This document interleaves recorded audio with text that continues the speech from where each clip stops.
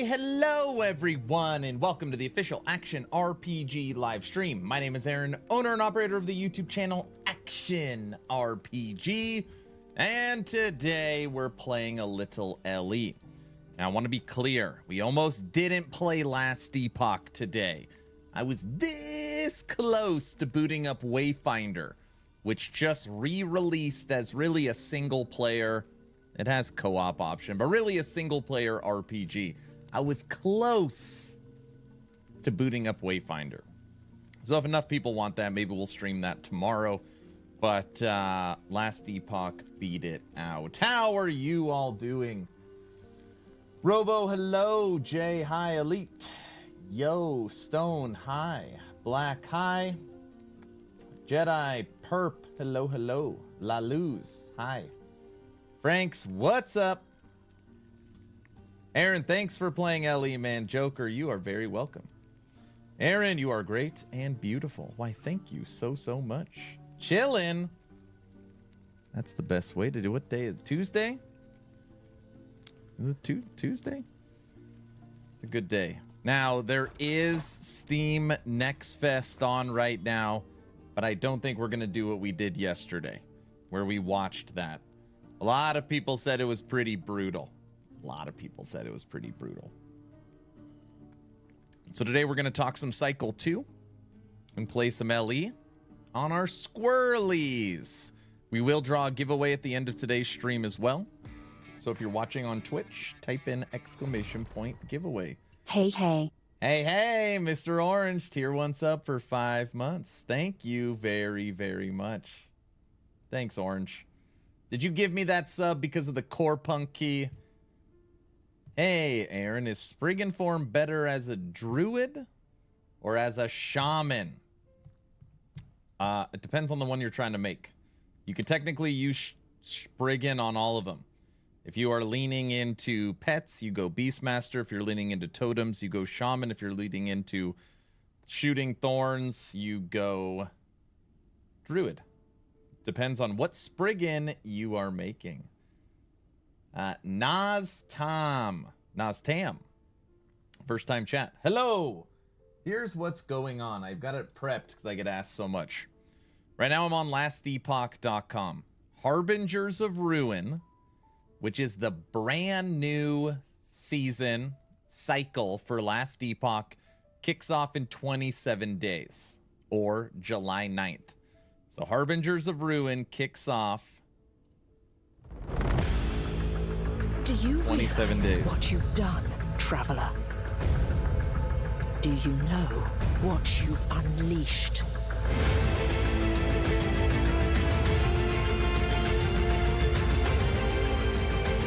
Ruin approaches. Harbingers of Ruin, July 9th. Woo-hoo-hoo-hoo. It's gonna be fun. Good morning. What's up, X? Hello. Currently in the worst part of the game on my new tune, normal monos. That means you got to do quest echoes. I don't like quest echoes. We've been working on our squirrels and some survivability. I'm happy to report we are now over 250 corruption. Last Epoch says if a build can do 200 to 300 corruption, you are extremely successful. You are the 1%. Woohoo! I hate grinding through these. I know, it's brutal. It's brutal. Exatheus, I was so close to grabbing Wayfinder and streaming that today. I was very close. What are your thoughts?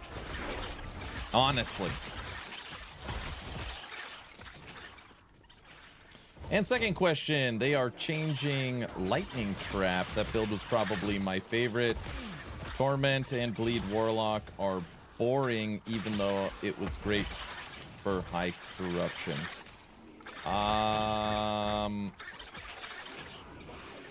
The builds that the builds that will likely get beaten up next season: Ballista, Frostclaw, Blast Knife.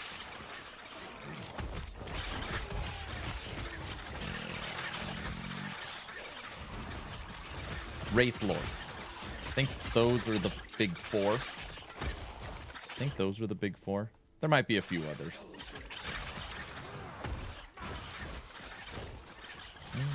Lurking. You lurk. Dead game. What's up, Brow? Brow, what are your thoughts? I almost booted up Wayfinder today. You think that's worth a couple days of streaming? I was talking to Vulcan about him last night because Vulcan's big on Wayfinder. Just started making a build for Ellie, but probably gonna wait until 1.1. I'm really going off meta, or at least I don't know. We'll see where it ends up to start cycle 2. Forge Guard or Beastmaster? I don't know yet. Forge Guard or Beastmaster. It looks more interesting than it did before. So weirdly, I have the same thoughts on Wayfinder. I have the same thoughts. It looks more interesting. Same thing, autocast Spellblade. He ignored my answer on Wayfinder. Go back and install it. What are you doing? Was that your answer? Do a Wild Magic Rune Master. You don't know what you're gonna get? They have also thrown out a tease on Disintegrate. So, I don't know. I want to mess with Disintegrate. I want to mess with Forged Weapons or Shield Throw, Forge Guard. There's definitely going to be some new toys to play with. My Autocast Spellblade 4LP two-handed sucks. How bad does it suck? Bad? What? What's up, Canadian guy? Hello. Yes. See, I don't own Wayfinder. I don't think I do. Do I own it? Maybe I do. Good morning. What's up, Sith Lord? No ward, no damage. Oh, man.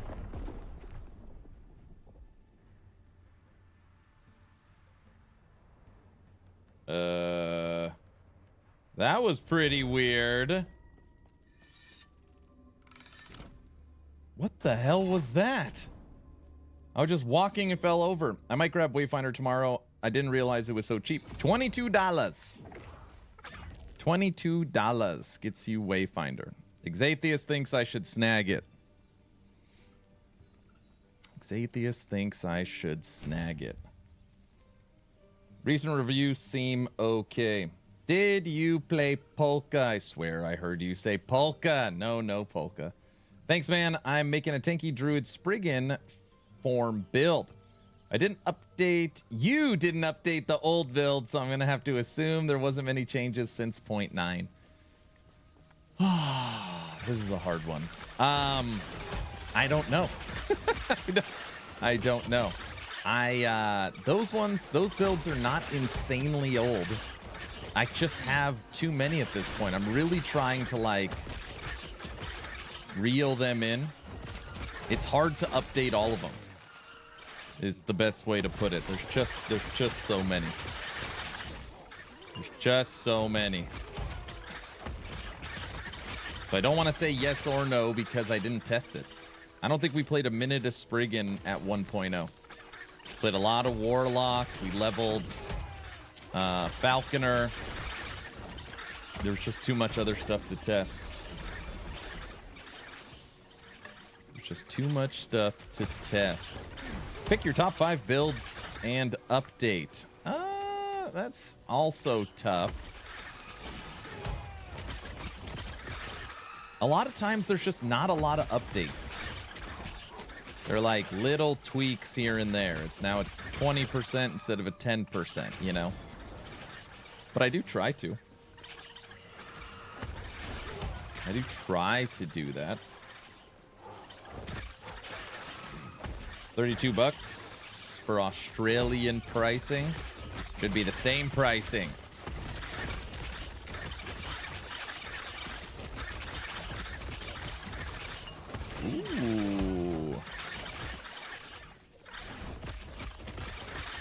got to remember that, like, we're not pushing campaign. I actually got to, like, half pay attention during these fights.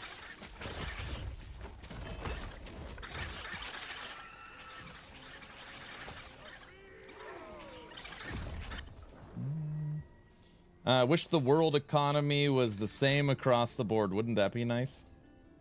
I hear you, man. No rush. I'll see what I can research and go from there. If you have a build question, hit up the Discord in the build discussion tab. There's a guy in there who is kind of a butthead, but he knows a lot about Last Epoch. Kind of.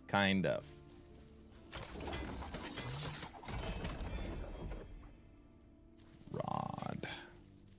All right, what do we find? A singular item. Tier 7 lightning damage for Minion. No. We don't want it. That guide will give you an extremely good framework that you can work off of for sure.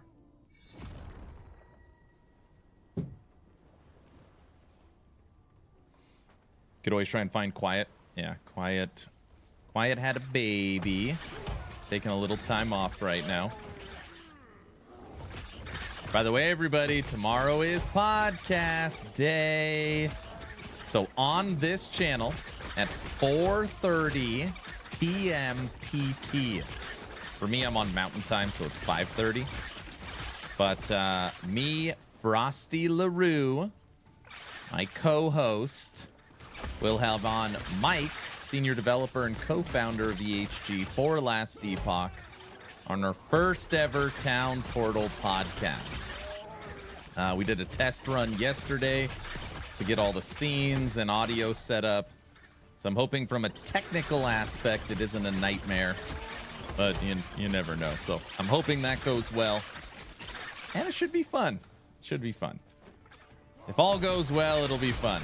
That is tomorrow. I have 1,700 hours into LE, and it's still not boring.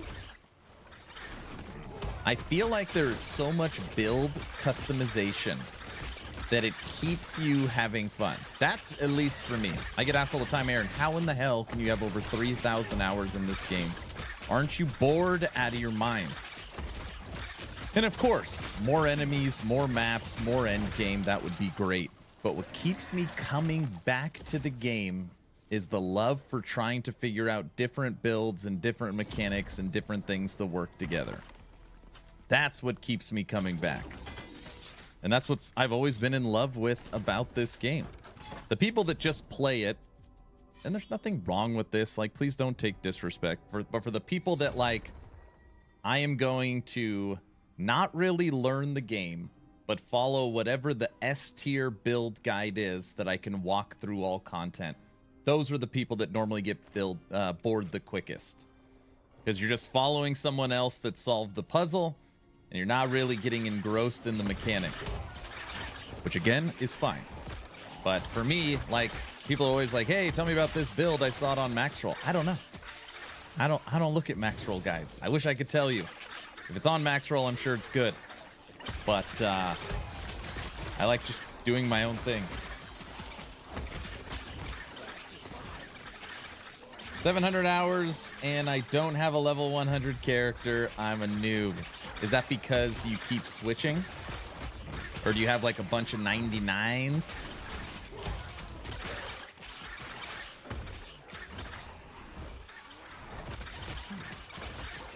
I don't even care about corruption unless I need to farm items. I mean, I've got a couple like little rules. The fact that all item drops unlock at 200 corruption, and EHG says that 200 corruption is an extremely successful build. I will not put out a build guide on YouTube unless it has successfully beaten 200 corruption. Lightning Wolves beat 220, and I know that that can go way higher. Squirrels has already beaten 250. Like, all these builds can push 300, you know. There's some people that's like, nope, it's 1,000 or nothing. Well, you could do that too. I'm like that as well. I have many characters at level 90 plus. Okay, hey, I have a question for everybody. This one I want everyone, it's like, think about it before you, it's a serious question I'm asking. Are you the type of person that when you make a build, let's say a shaman, right? You make a shaman totem master. You're a totem shaman. And you want to try out avalanche. You now want to be a shaman caster. Will you start a whole new character, or will you respec the one you have? Now, while you're thinking about this, I have 15 characters because there's 15 masteries. I have literally almost never started another. I just respec the one I already have. But there's some people that have like 10 paladins because each paladin is a different build. I respec what I have. I respec. I make a new one. Start a new one. It's too hard to respec. New, I have about 20 characters. I think, isn't 20 the max? I'm like that as well. I have many characters, level 90. I respec. I've got one for each mastery. So that's like me guilty. I have 15 masteries.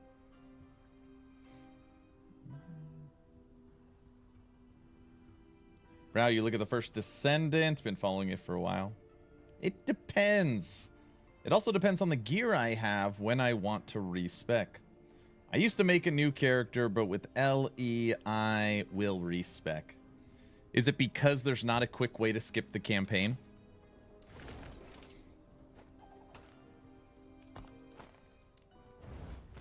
What I will do is, this is a perfect example. I was spec'd into, oh my gosh, Humble, thank you so much, sir. Tier 3 sub for 8 months. You humble me. Thank you so much, brother. I really appreciate it. And how are you?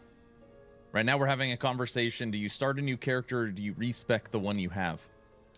I was just spec'd into Stormbolt Lightning Retaliation Wolves that uses attunement, uses lightning damage, minion lightning damage, built off Howl of the West Wind helmet. And I want to make a squirrel build. Now, obviously, I could level another Beastmaster, or I can just switch up all my gear. So normally what I'll do is I'll stay with my wolf build until I farm up the gear to switch to the next one. Or at least have a good blanket of gear before I switch to the next one. Because normally that's what it is. I don't have the gear to make it, so I might as well start a new character. It's also easier in Merchant's Guild when you can just go get whatever you want. I prefer respecking. I have 20 Blast Life, Low Life, Marksman. No reason to play anything else.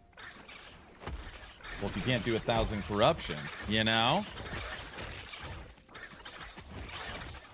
Bro, people are going to start taking you serious because you're so consistent with your messaging. I'm sorry, you're so consistent with your sarcasm. Even though metamaxual builds maximize damage, speed, etc. with some hidden mechanics, does really not making the exact math behind it make it less fun? I guess not. I don't know. For me, there's one thing never talked about with build guide makers. Is the build fun? Okay, I'm going to give you a simple example. Necromancer. Inside of Last Epoch, it is basically a proven fact that single minion is stronger because there's so many ways to buff a single minion through shades. So you make a Archmage, you make a Wraith Lord, you make a single Retaliation Golem, right? You make a single Abomination. One big bodyguard is stronger. For anybody out there, and again, this is just my opinion, not trying to make anyone upset, playing single Golem, I'd rather literally go play Core Punk. Like, to me, it is following one big fat Golem around and watch it hit enemies, and then I'm just trying to make sure I apply shades to it. I think it is the most boring. It is not my style of... it's not my fantasy I want to play. That's what I'm trying to say. Some people love it. And it's really, really strong. Not my bag. I would much rather play Minion Army, like Golemmancer, or Ultimate Fire build, or Flame Wraiths, something like that.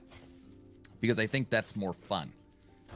So then you have to like, well, but that build is weaker. So what's better? Do I go with the, in my opinion, the boring one that could push farther, or do I take the fun one that I, you know.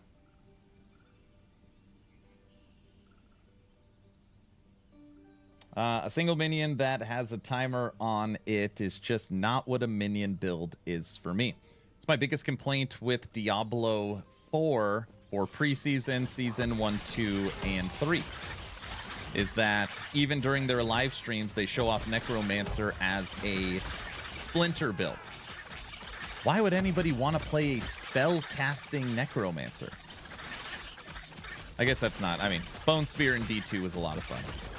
But, you know, but the main build for a Necromancer should be you're leading an army, right? Of course, you can make alternative builds, but the core of a Necromancer should not be a spellcaster. It just seems silly to me.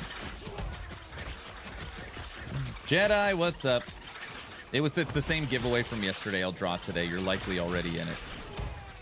Everybody, if you haven't joined today's giveaway on Twitch, type in !giveaway. Humble, you working today?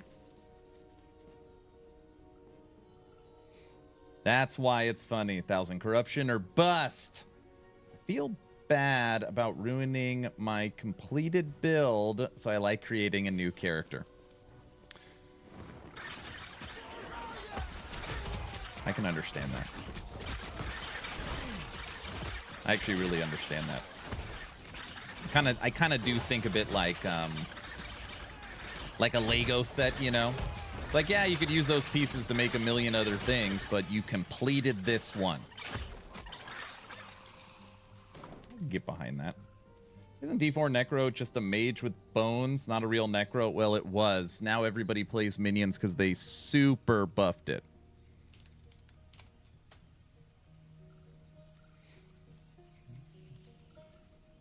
He's not fat, he's just big boned. Get it? He is a bone golem. Very clever. Yes, I'm having a decent amount of fun running the shop on lunch for a few minutes. Nice. Humble, you need to come by tomorrow. I don't know if you saw the announcement. New podcast tomorrow. Kicks off here. 4:30 p.m. PT. For me, it's Mountain Time. It's 5:30. It's 5:30. Frosty LaRue. It's my co-host. We're going to be on this channel, Aaron Action RPG. We will have Mike, senior developer, co-founder of VHG. We did test runs yesterday. It should be a lot of fun. Should be a lot of fun.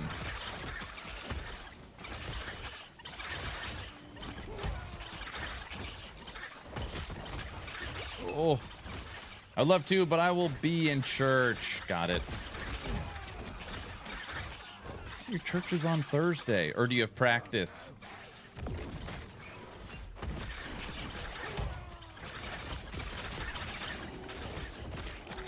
Aaron, did you get that boss question I sent you? What? What boss question? Wait, you sent it on Discord or in chat? Wednesday night service. Got it. Well, I can... That's more important for sure. That's right.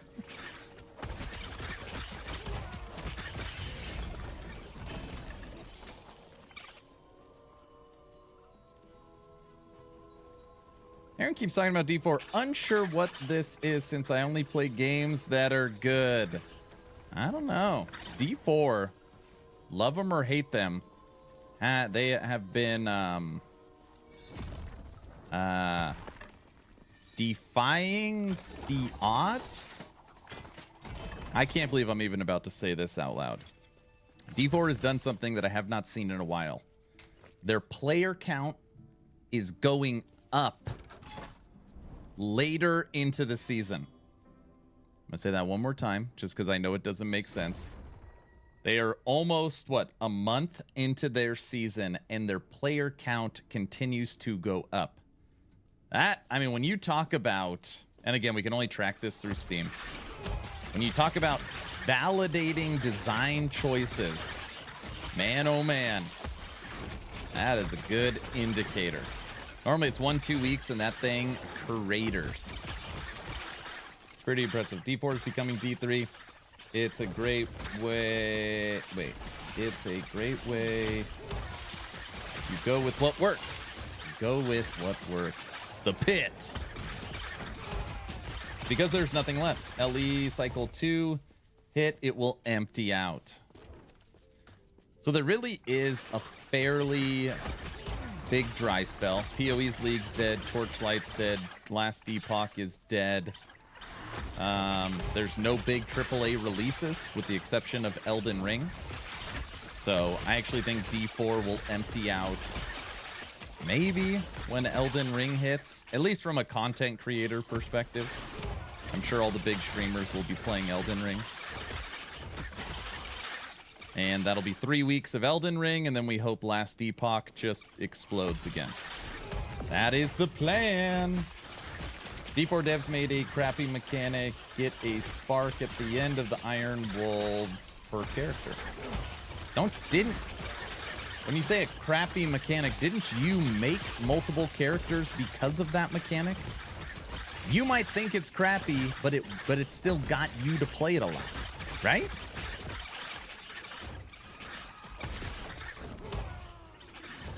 I have 3. Yes, I did. He's got 3 characters. Did you guys see this? Tech sent me this yesterday. I was cracking up.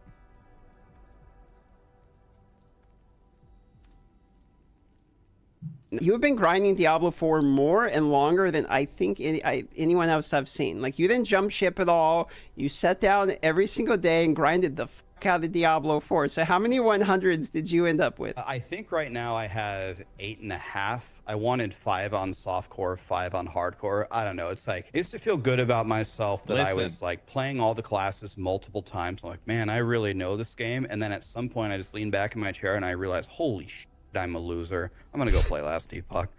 I'm gonna go. How many hundreds did you end up making? You have been grinding.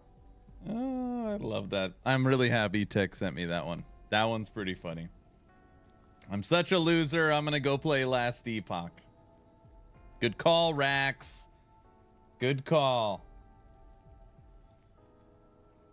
I think he has 9 right now.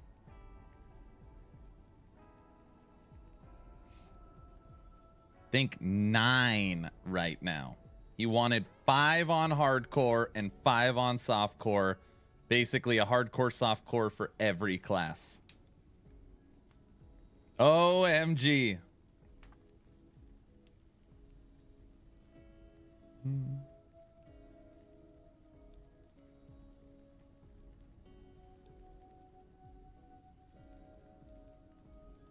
Oh, he died a few times as well since he mostly plays hardcore.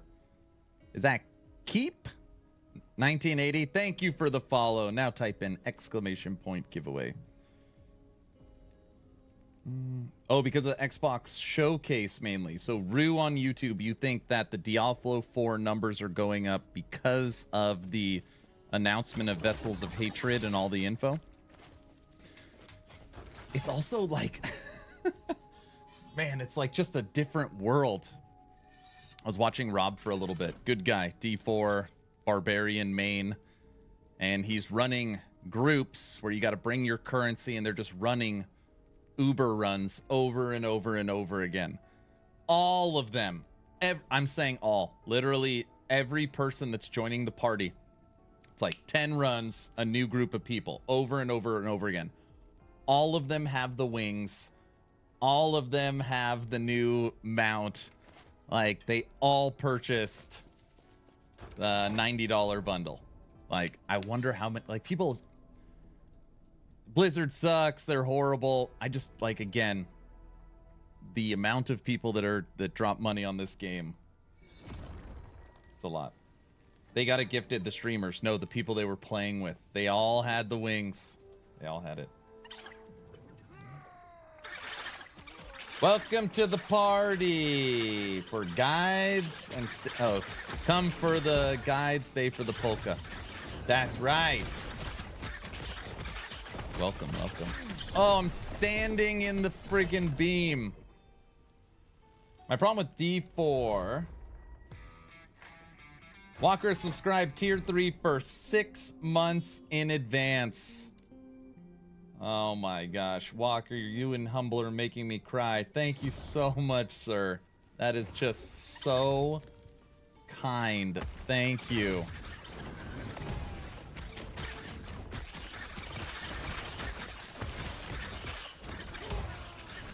Thank you, sir.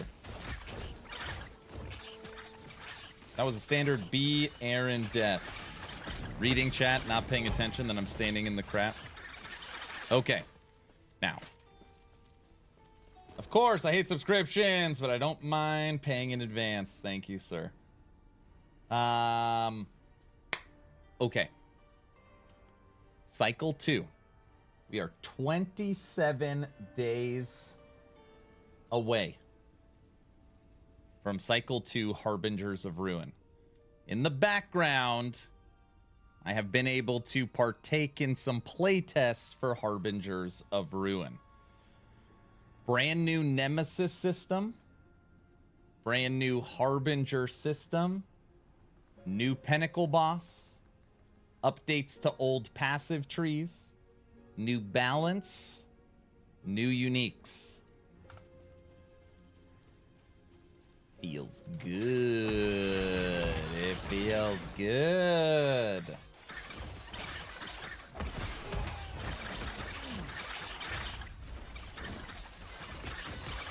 Dude, you know what's so wild, Walker, is that those subs, when they hit each month, will be in Subathon 2 when those hit still.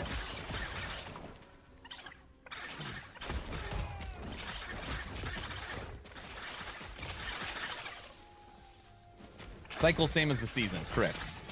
So, in last Epoch land, everything needs to have a different word. So, a season is the term for Diablo. A league is the term in PoE. And a cycle is the term in LE. Season, league, cycle. But it's just a season, yeah. Still no word, which I am surprised on if they're going to be staggering the content. I'm going to guess yes, but I legit don't know.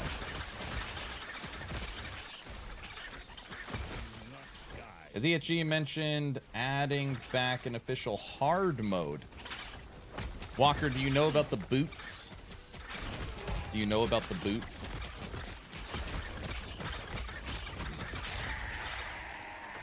I do. That is their official hard mode. That's the indirect way of them fixing it. Hello, world! What's up, Dav? I saw all the updates on your game. I retweeted it. Or re-X'd it? I don't know how the hell to say it. But I can just take them off for a while and put them back on. Not really the same as an official hard mode. I think that's actually the design decision. So you kind of get in over your head. You don't feel like you wasted a bunch of time on this character. And it just opens up more opportunities. So, all right, I've beaten everything. That was brutal. We've beaten everything. Let me see if I could beat it all with these on.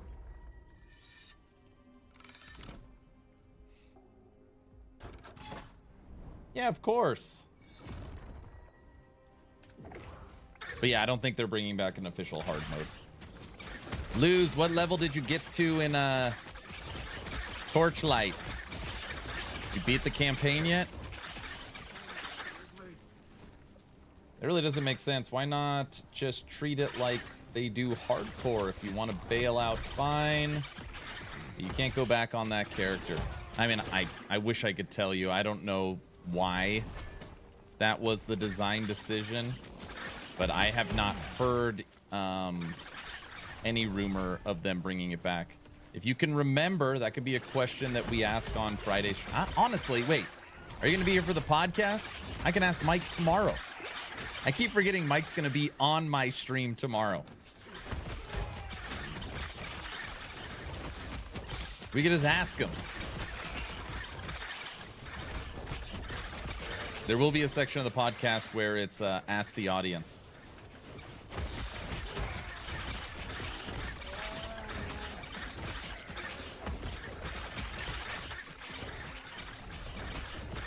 Get him, Squirrelies. Level 21, that's it. Not playing blackjack.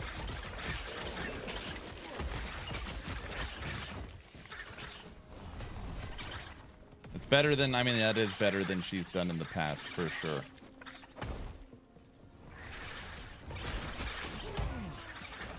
Are you taking question ideas now or save them for tomorrow? I'm not taking notes as I'm streaming.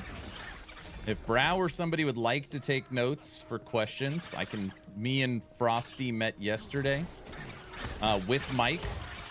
We didn't go over any questions with Mike because we don't want him prepared for anything. But we did all the technical tests, so the audio and video is all set up. But me and Frosty this morning were going through questions. So if anybody has any good questions, I mean, yeah, I'll take them. I'll take them now.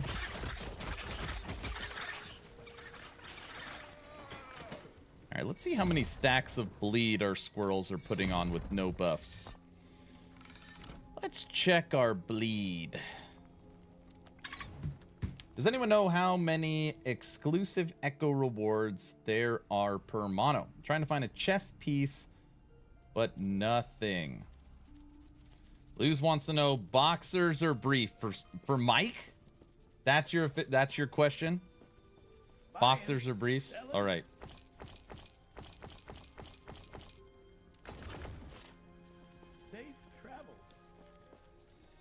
Keep, it's totally random. Sometimes you can get 10 of those nodes, sometimes you get Nini. All right, this is no buffs whatsoever. Training dummy bleed stacks is at 570 stacks. That's without Howl, Warcry, or Frenzy Totem. Oh, dang. RNG. 570 stacks just with the squirrels attacking. I'd love to know when we will be able to salvage uniques into some sort of crafting material. You can sell them in the Merchant's Guild.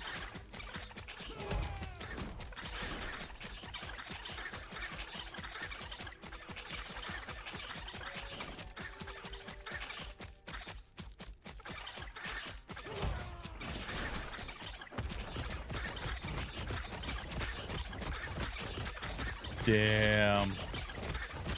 Maxing out bleed stacks. 999 plus. Okay. This build is capable of 1,000 stacks of bleed. Sweet. What other questions? Those are good questions. Those are good questions.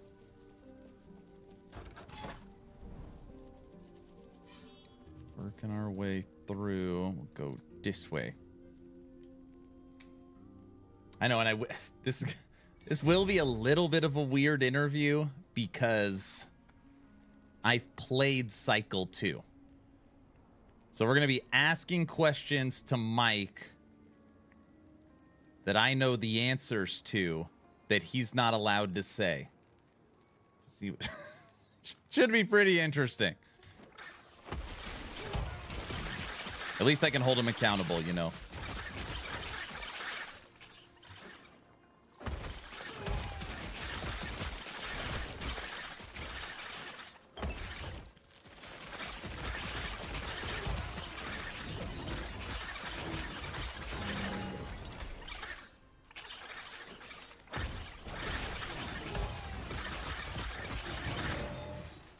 Franks, that is a pretty good question, though. I mean, that's been asked for a long time. Been asked for a long time. Get Mike to read the patch notes. All right, I'll try to get him to read out. They don't even exist. EHG puts their patch notes together 2 weeks before, a week before. It's because they're making normally changes like up into the wire. That's why you get them so late. Patch notes are finalized literally like 48 hours in advance.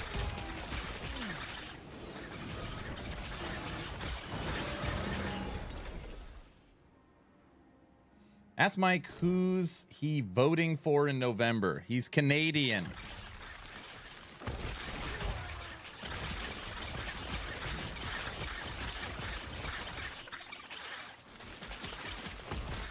Thanks, I really enjoy the crafting system, and adding another wrinkle would be awesome.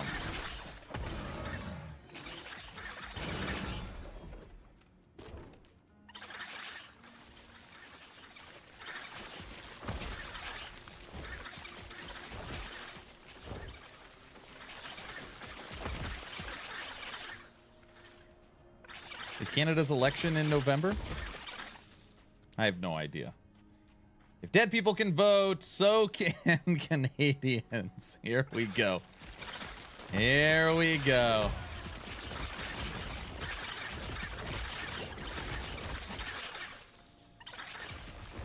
That's true.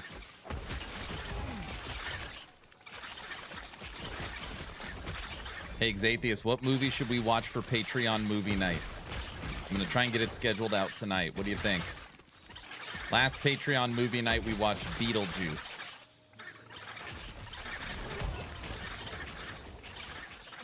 World of Warcraft?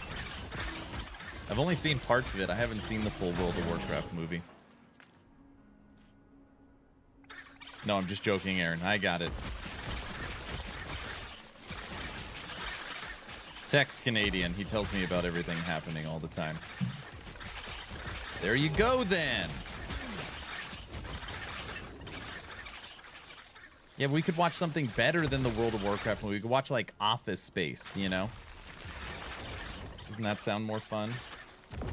Godzilla -1. So I haven't seen Godzilla -1 because my wife wants to watch it. If she didn't want to watch it, I would have knocked it out already.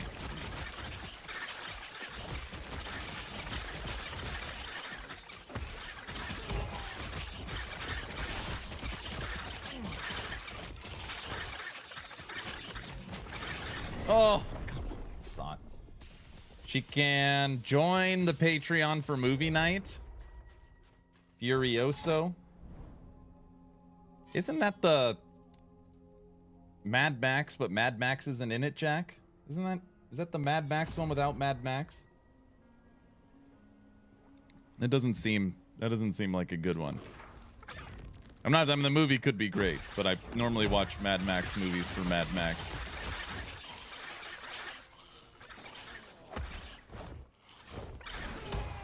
And that's not out yet. Right? Isn't that in the theater still?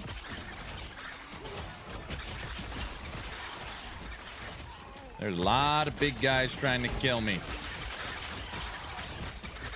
Dude, we do so much damage. Like always, it's just being able to stay alive and mop them up. Can't wait to play Wayfinder. We were talking this morning. I almost clicked it. I was close to buying it this morning. Well, it came out this afternoon. I was talking to Vulcan about it because he loves it. I really liked -1. Yeah, I want to see it. I want to see it. Hensworth is still doing interviews with his co-star at the moment for Furioso. Did it do well at the box office? I don't follow that kind of stuff.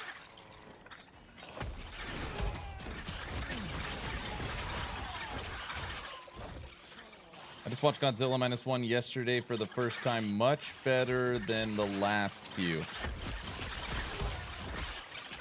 All I hear is it should be the future of cinema, which is like quite a statement. Like $10 million budget, ultimate entertainment value, well written. Even the visuals for the budget are like insane for what they spent compared to like a $300 million Marvel movie. That's all I've heard. Super cheap movie that is absolutely awesome. And I love Godzilla, so I'm excited to watch it.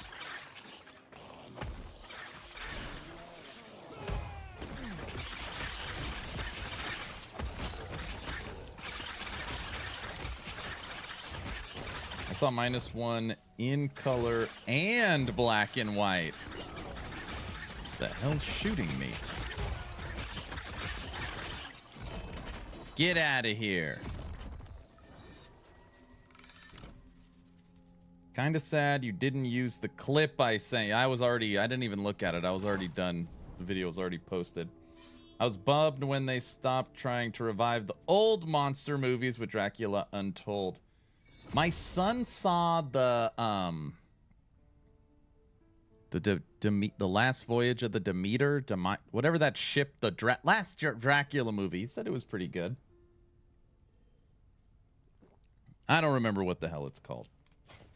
The one with Dracula on the boat.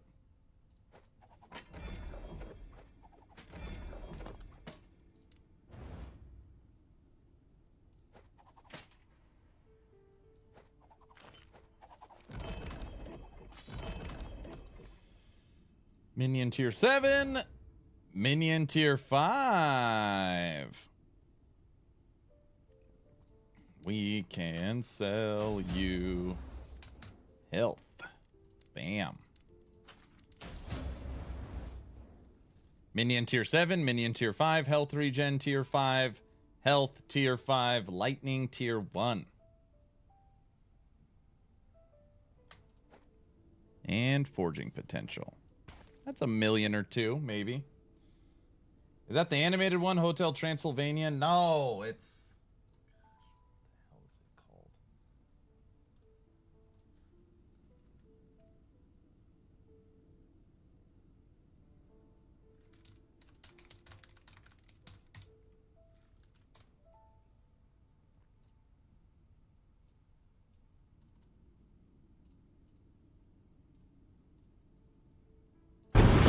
Powerful evil. We call him Dracula. This. It took me like a second to find it. Anyways, Dracula's on a boat eating people.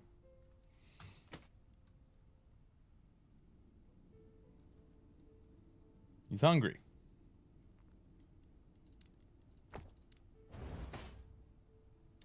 T7, damage reflected on attackers. I need to start keeping this crap.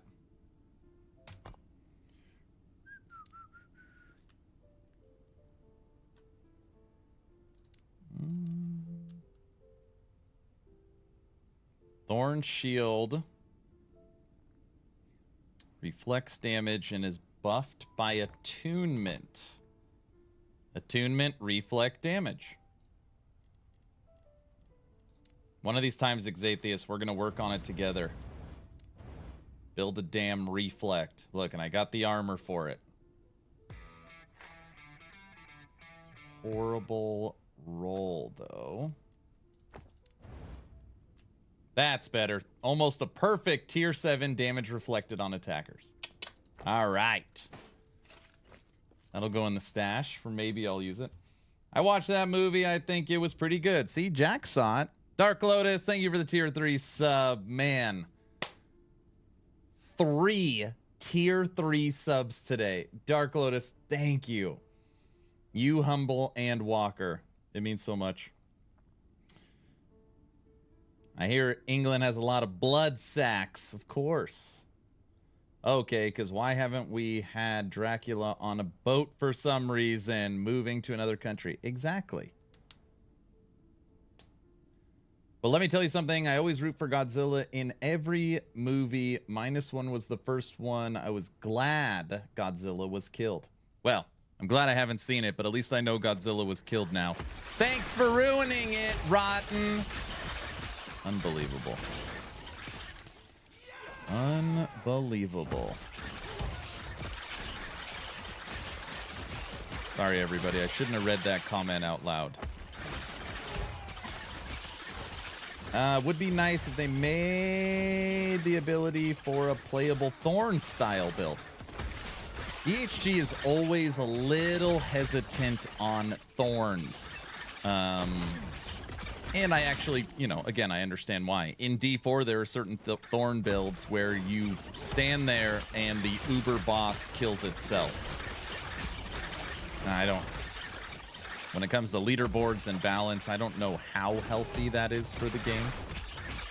But more reflect damage is certainly in the works that they've talked about. Thorns is very easy to abuse, exactly. It's the journey, I see.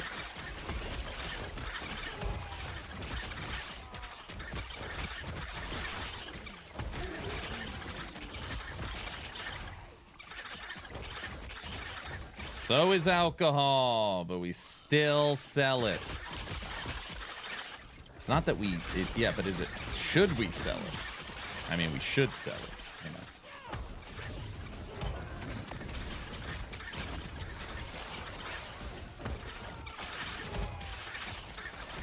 There is a lot of different bad guys trying to kill me simultaneously. Where the hell is he? Oh! Off screen, just crushed. We're trying. We're trying. Party's over. I hear crazy squirrels. Linda is here. Linda killed Diablo today. It was weird seeing Diablo in a Diablo game. It was weird.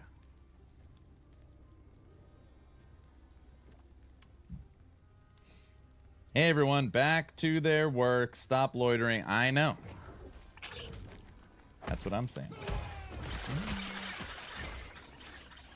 This build reminds me of Squirrel Girl build from Marvel Heroes. This used to be called my Nutcracker build. This is my Nutcracker build. We were at the training dummy, and currently we can get 999 plus stacks of bleed. This is currently a 1,000 stacks plus bleed build. They are little monster squirrels. Like everything else, once you start getting close to that 300 corruption range, without using ward, as you can tell, you just gotta, especially being a melee character, you gotta figure out how to staying alive. Heck yes, Wheel of Torment just dropped. Does it have legendary potential on it? You want to get cast speed on it. I like Wheel of Torment. Was it D1, D2, or D3? Linda he's a streamer currently in chat. Played D1, D2, and is now on to D3. Playing through the campaigns in a nice pace to get a true understanding of the lore for each Diablo game.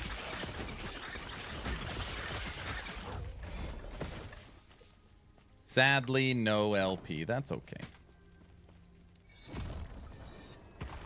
Linda, listen! I wonder how many times she's heard that. But now I'm in love with D3. She found her soulmate. She's in love with Diablo 3. She finally found the right one.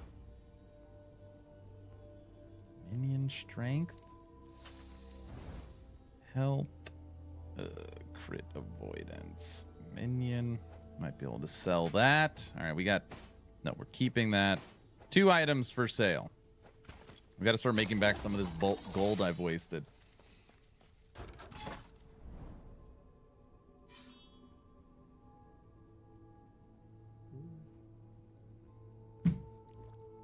Who is Linda?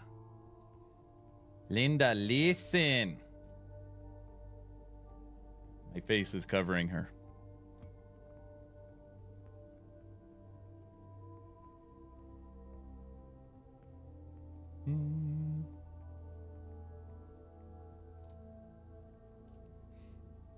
Some weirdo.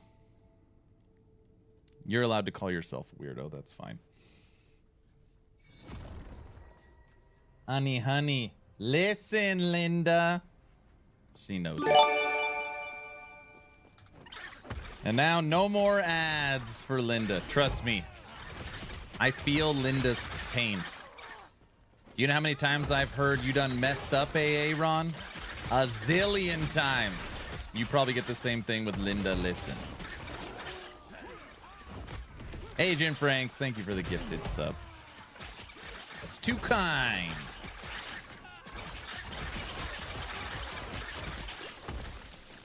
Don't clip that. That's her favorite line. Franks, thank you. I know, it's so kind, huh? So kind. Also, everybody, Linda is excited for Last Epoch Cycle 2. You read it correctly, did I? I've heard Bill Nye the Science Guy for over 30 years. That's good. Tips for when you are a bit squishy for empowered monoliths. Go low life. And have your squirrels out. No, there's some tweaks coming. They're making some updates to endurance. I think they're going to try and get endurance a little more in line.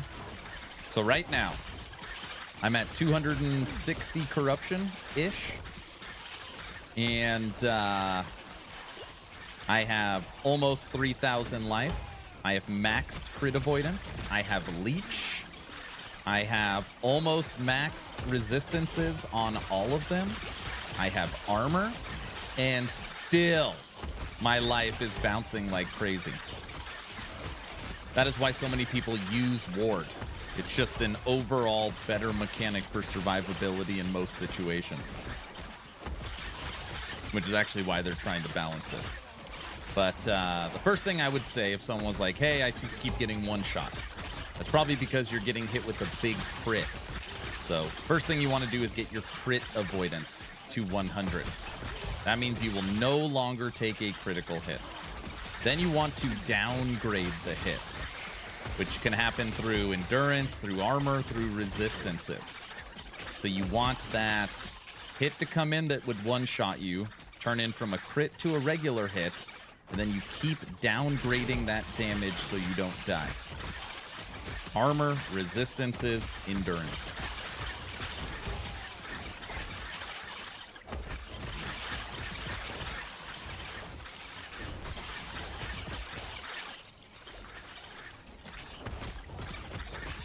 Wait, it's cycle, right? Sorry, cycle. Darn, so many seasons leagues. Yeah, so Last Epoch is cycles. PoE is leagues. And Diablo is seasons. And Torchlight is seasons.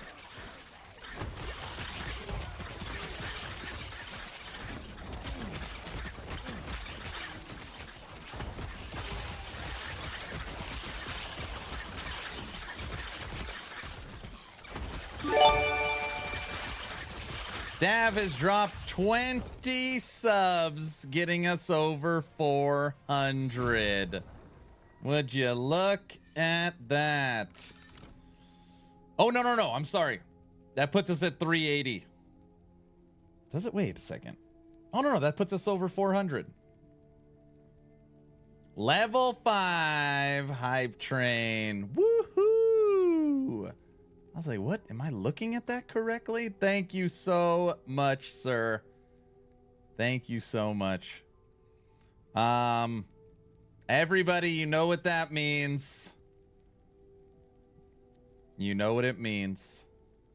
Here at Action RPG, any level 2 hype train, the polka will flow until the hype train is over.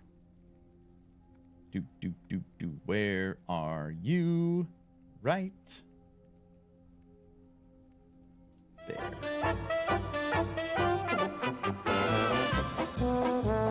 I'm not putting my hat on, everyone. You can't make me.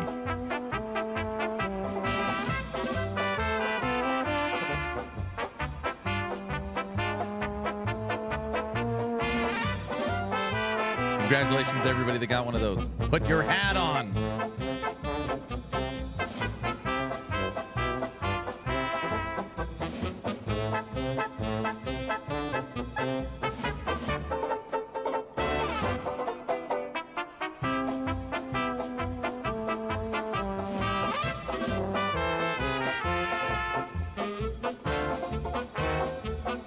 My gangster polka hat. Linda's got a bunch of these.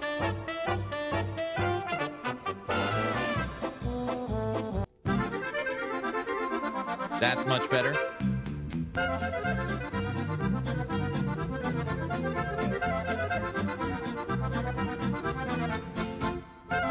Dance, monkey, dance.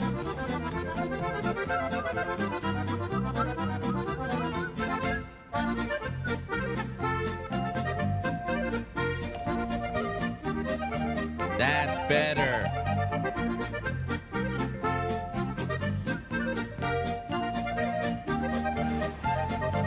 Two more minutes of beautiful polka.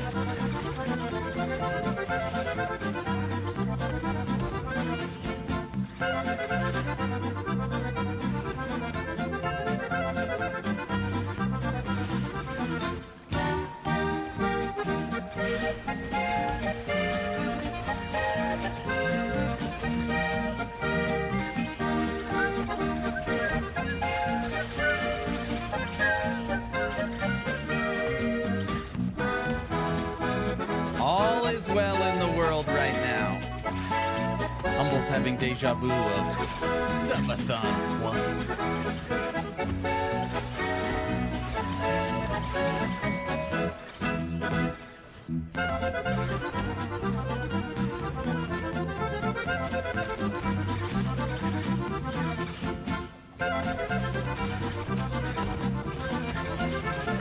Seconds, beautiful.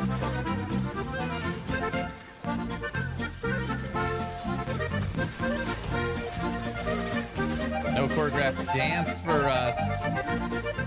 He will when his song hits. I don't want my song to hit. I'm not ready for that.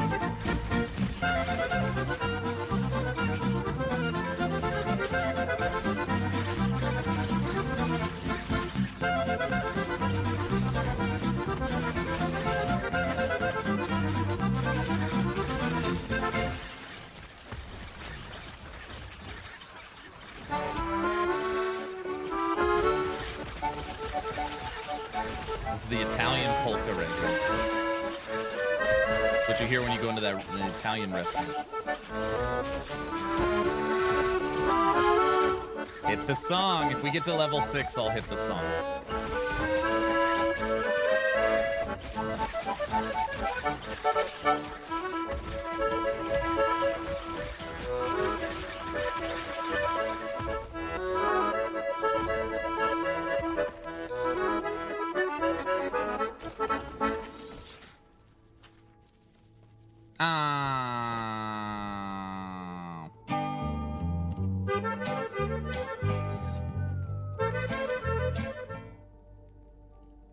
Why, thank you all. Dav is the hero. 20 subs. It's very kind. Aww. Level 4 hype train. Dude, my cell phone is blowing up.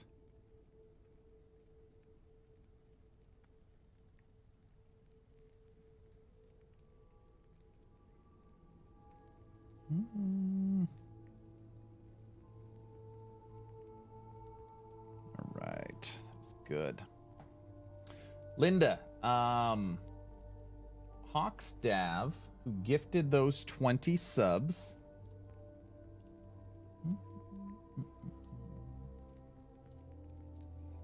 Is the owner dev of an action RPG. 7 Cities. It's a game I streamed in the past. I made a first impressions video for it. It might be up your alley as a stream game when you don't have anything to play.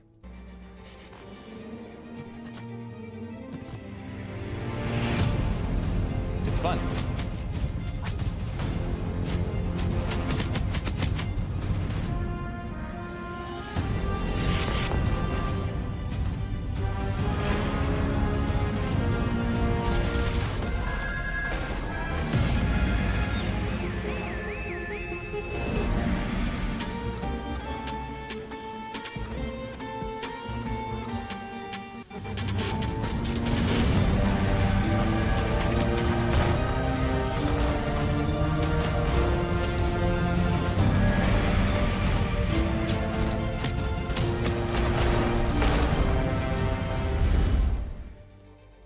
Seven Cities.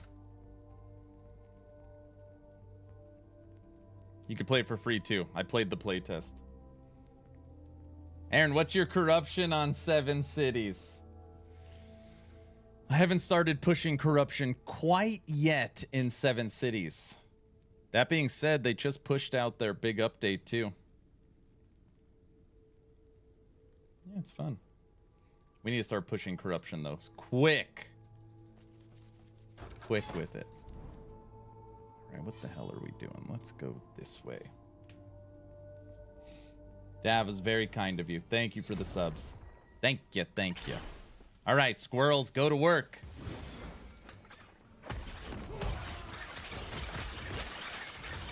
Yeah, I'm on fire tonight. We still have to put a build together for the new PC. I thought that was on hold. What ended up happening? Walk me through your new PC. Is it a whole new one or just video card at this point?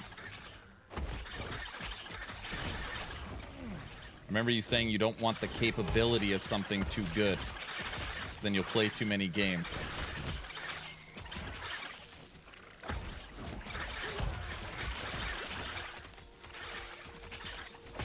Squirrels are from a legendary item.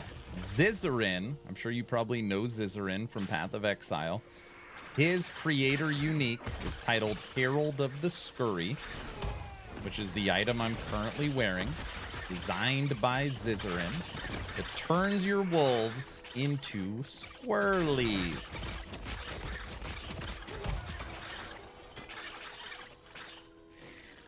Isn't the best PC the one all the gamers want? Well, of course. I changed my mind. Okay, so where are we at? So Humble, are we at full PC build? Ground up, everything? I'm not just saying this to say it. Humble, if you give me a budget, strictly hardware-wise, I will do the research and at least... Look, oh my gosh. We just found a Herald of the Scurry. Just like... It's one of the rarest helmets in the game. We literally just found one. What are the freaking odds of that? Herald of the Scurry. There, we could say another thing to sell. Ground up 5,000. Oh, you get $5,000. Okay. Size of the case. I think that's literally all I need. Give me the budget and tell me the size of the case. Mid tower, full tower, micro. And does that $5,000 include a monitor, a chair, a desk? Or are we talking only the computer? The Eiffel Tower. Is it the Eiffel Tower?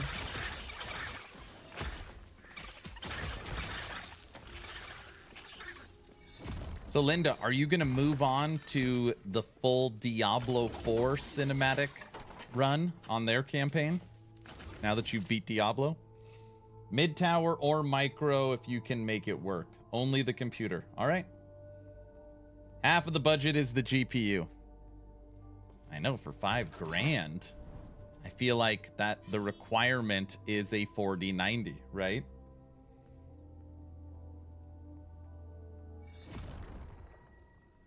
I see. Linda's in Sweden? Is that Sweden?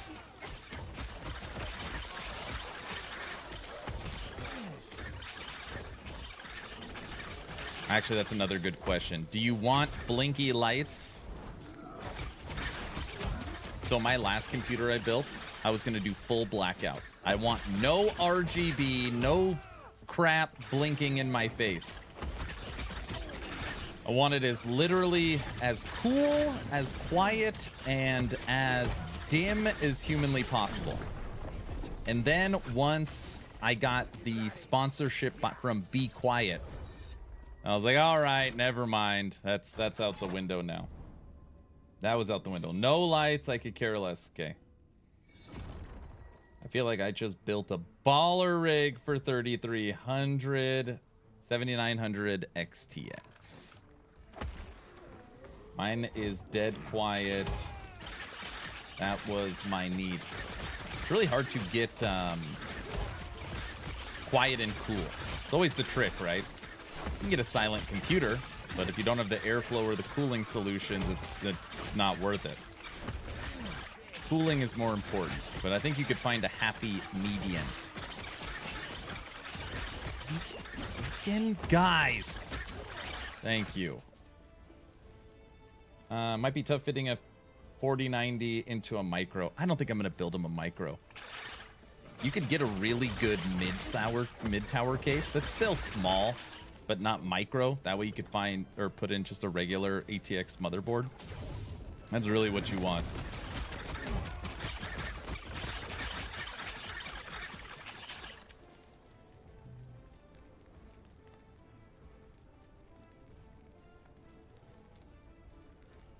$400mm AIO, all overkill. Yeah, I mean, my guess is that $5,000 will be too much. Honestly. But we'll see. It's actually really good timing because AMD just dropped their 9000 line of CPUs.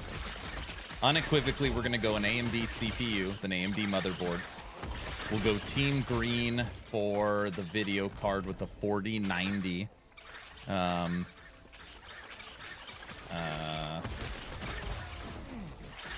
Throw in, I don't know. I'm not going to spend what I don't. 64 gigs of RAM is insane. 32 gigs of RAM. We'll throw in a 2 terabyte M.2 NVMe.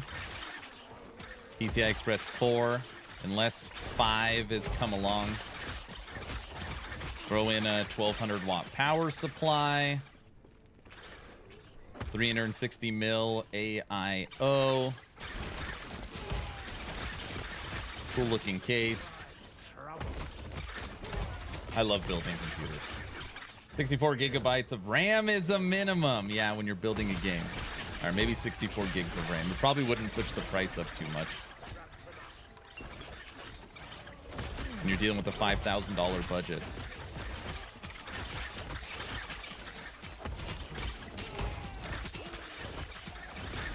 Get that in 2 to 3 NVMe ports. You can do a RAID configuration. You don't need it. A RAID configuration on an M.2?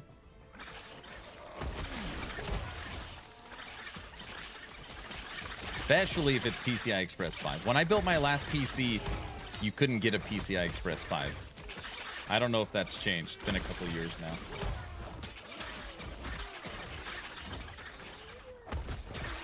How much power does a 4090 need?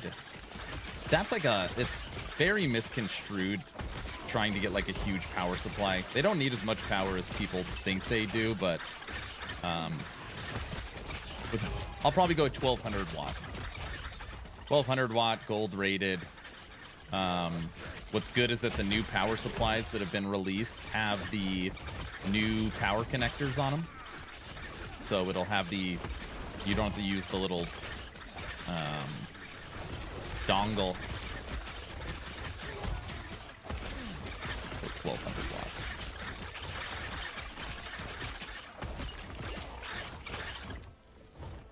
I want it for possible use for streaming too. Yeah, if you want it for streaming and any form of content creation, that's normally why I still go Team Green. I have wanted to make a full Team Red PC for a long time. But it is an unfortunate realization that the NVENC encoder from NVIDIA is far superior. I know AMD is caught up a little bit, but it's still not there. So, for as a streamer and content creator, I'm Team Green still.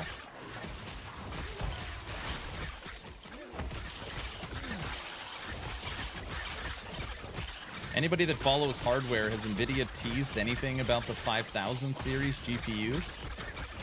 It's been a couple of years, right? They got...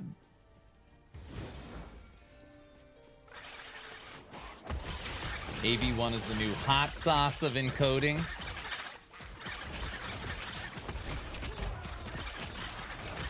Hot sauce. Never really streamed, though. What do you want to stream? Just curious. Like, what are your thoughts on streaming? Just for fun? A new hobby?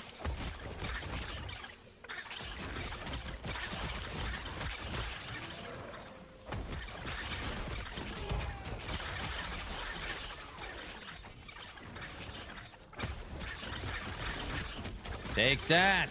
Get him, squirrelies. Poison and cold are the only resistances not currently maxed.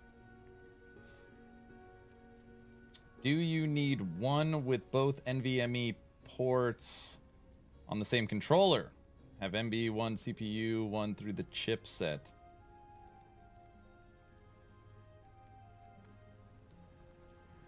You could go 96 gigabytes of RAM for no good reason. No, I would not get him more than 64 gigs. 60... I mean, you are talking the highest end of at least gaming. The highest end. You're talking a recommended 16. 32 is still considered overkill, in my opinion.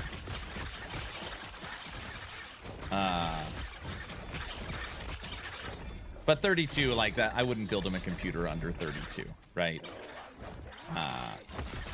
But yeah, I guess if it's $5,000, I would for sure go 64. This guy, 94 gigs. NVIDIA says requires power supply of 850 for a 4090. Yeah, we'll go 1200. 1250.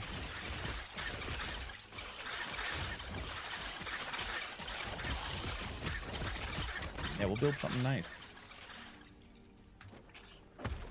And Humble, do you know how to put it together?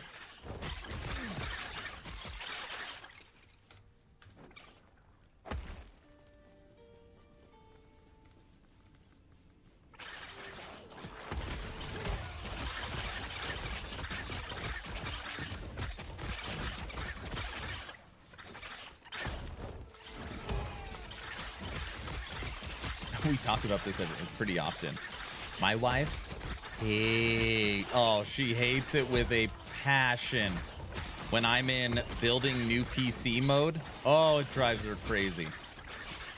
How can you possibly watch 25 videos on different cases? You're not even paying attention. I spend a lot of time researching cases. Normally Gamers Nexus. How can you watch that guy? I can't believe it. No, but I mean, I could have a project doing it. I think building a computer is fun. The worst parts of building a computer. One, if you don't have the right tools. You need a little screwdriver that's magnetized. But don't screw up your board. 1. 2, putting in the damn cabling for the front ports. It's these single pin connectors. It's the second thing. Third thing, the cable management on the back side of the computer. Other than that, it's easy.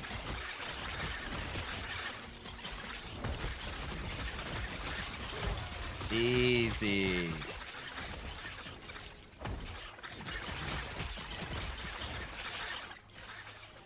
That was a long run. Literally me the last month. Gamers Nexus has the best case reviews. I don't follow PC hardware daily. I stay up to date on it for the most part, but it's not a daily follow for me. That being said, I've followed a little bit of like the Asus drama.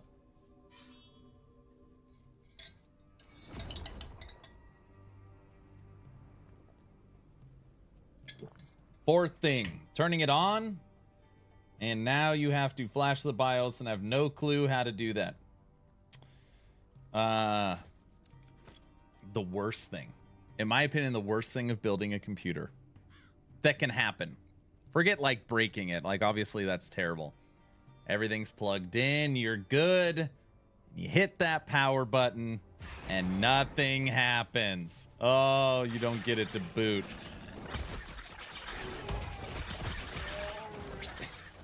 Damn it. I will just build a second one. I will just build a second one for the stream.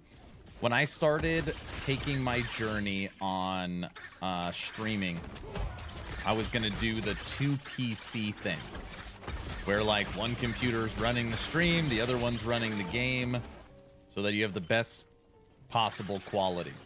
You don't need to do that. Maybe that, I just think that was kind of a thing of the past. You get a 4090, you can run 4 monitors all streaming simultaneously and you'll be fine. Happened to me on my first build, had to take it to the guy who fixed it for me. What I do now is I plug in everything before I actually install it into my case, just to make sure it boots.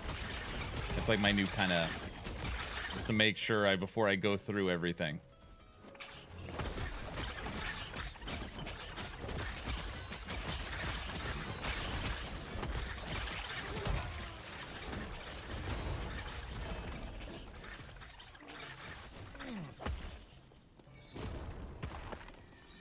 That's a good tip. What you have to be careful though when you're doing that is normally the AIO. You can't have the CPU running because it'll cook so damn fast if you don't have it cooled. What up, homie? And chat, long time no see. What's up, Billy? Billy, you just missed it. You missed the polka. You just missed it. A little bit ago.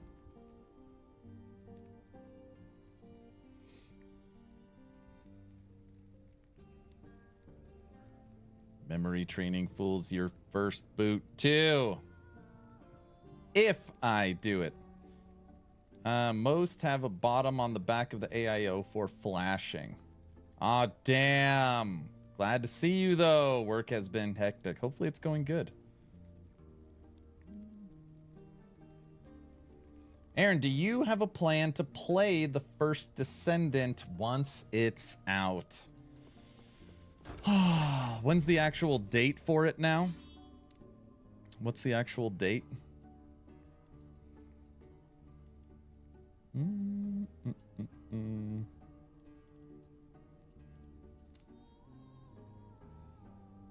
Philip.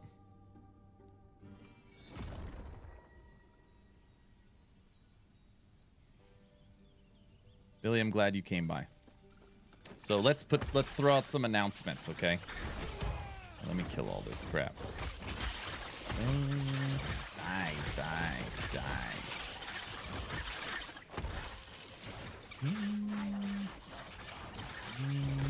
Get them, squirrels.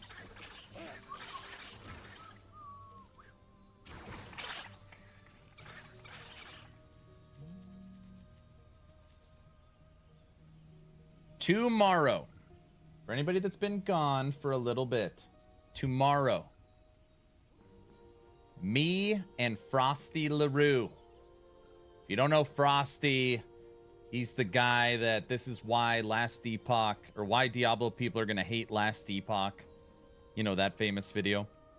Me and Frosty partnering together, co-hosting a brand new podcast titled Town Portal.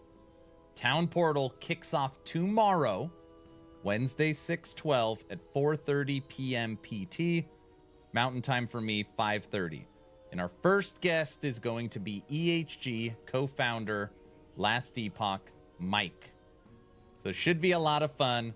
We're trying, I mean, who knows how it's going to go. We're trying to structure it where it's informative, but also entertaining. A little bit of between two ferns, but between two portals. Anyways, our first ever podcast kicks off tomorrow. Round 1, fight. So it should be pretty fun. We set a goal for the channel.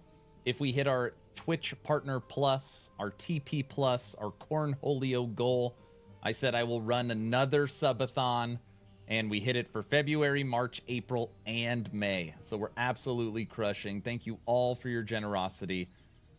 It blows me away, keeps me full-time. Just thank you all so much. Cycle 3, not Cycle 2. Cycle 3 of Last Epoch, which should be October, November of this year. We'll be celebrating 5 years on YouTube. We'll be celebrating Cycle 3 release, and I'm going to kick off another uncapped subathon, which will be Subathon 2. So that'll be end of this year, and my wife's like, you're shaving your head, you're going to grow a mustache, you're going to do all kinds of crazy stuff. So I don't know. She's going to make me do all this stuff. But Subathon 2 will be happening at the end of the year. 2 guys and a portal. It'll be perfect. You have been putting out so many good YouTube videos. I miss hanging out. Thank you so much. Waxing the legs. Should I add waxing the legs as well? I know, right? Last little announcement. Where did you go? Cycle 2 of Last Epoch, Harbingers of Ruin, kicks off in 27 days. So I'm starting to get a lot of questions about Last Epoch again, because we are now a month away from this big update. I have been very fortunate that I've already played the update. They are adding a new Nemesis system. They are adding Harbinger bosses. They're adding Last Epoch's version of Shaper with the new Pinnacle boss.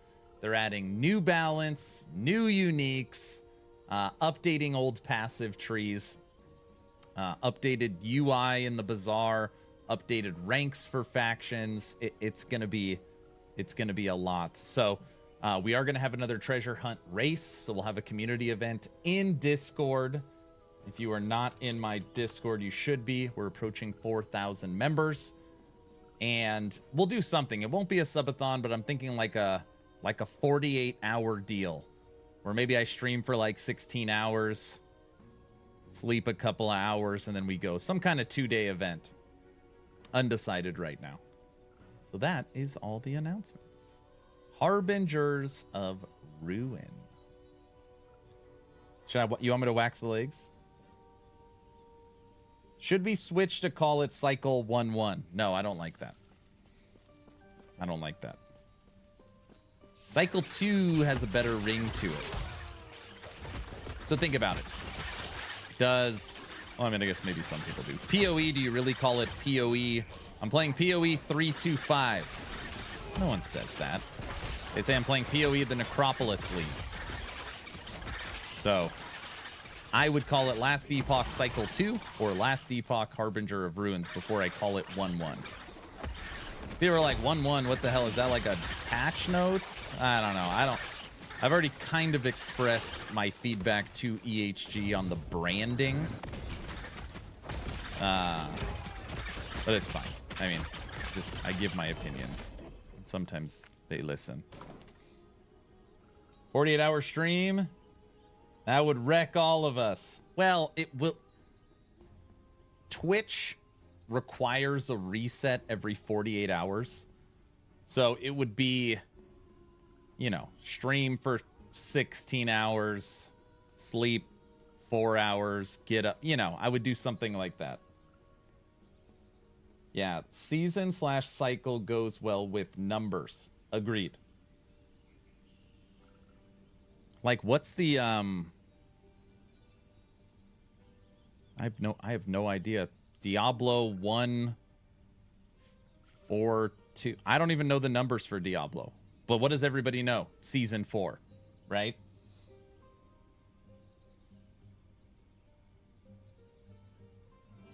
Do you need to make a new character for the cycle? So, everything I mentioned. Nemesis, Harbinger, Pinnacle, new items, new balance, new UI, all this crap coming.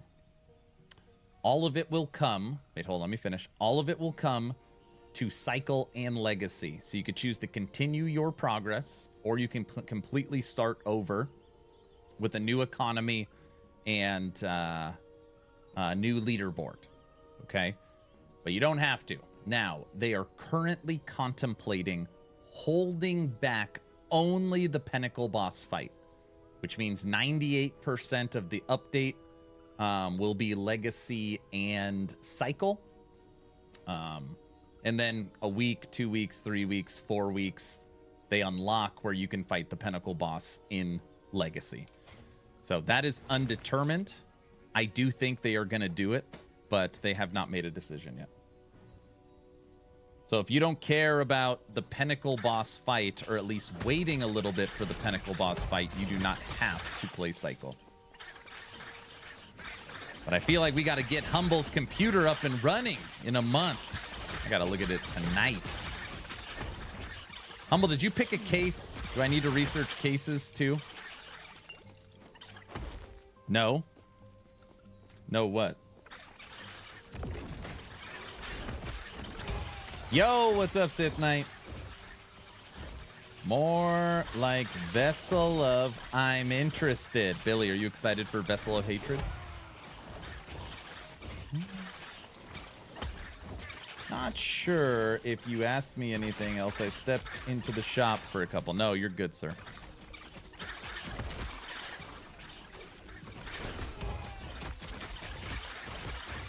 A to Z. Okay, got it.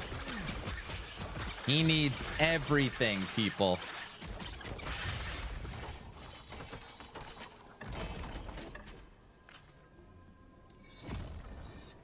I just want to know how long the wait is.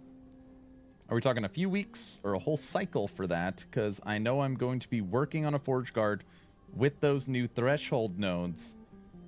I'm lukewarm about D4, the Jaguar Monk mostly. You're lukewarm about the new class. Blizzard came out publicly and said that they know they are not fulfilling the sword and board fantasy of Diablo. No Paladin, no Crusader. I think that's what we get next.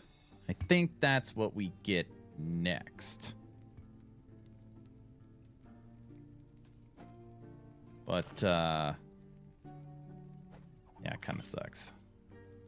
What is that? 2 to 4. No. Minion chance to poison on hit. No. I would have liked to see that better.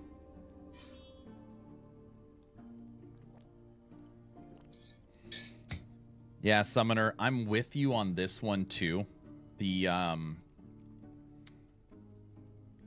let's say they hold it back. I don't know. They hold it back 2 weeks. It would require extreme focus and a lot of hours to play a brand new class. I'm sorry. Starting fresh on a mastery with no gear, no nothing, to beating a boss that is a higher level of difficulty than tier 4 Julra. So unless you're planning on super grinding, you don't even, like, who cares? You just wait 2 weeks. Now, if it's a month, that's kind of a different story now. Diablo MMO for the win. Question to Mike. What are the plans on cycle-only content and mechanics? And which cycle is it starting? He's answered this question a lot already. That's a good question. That's a good one. Hey, sorry, what build is this? The Heresy Raw? Hello. YouTube question. This is my Nutcracker build.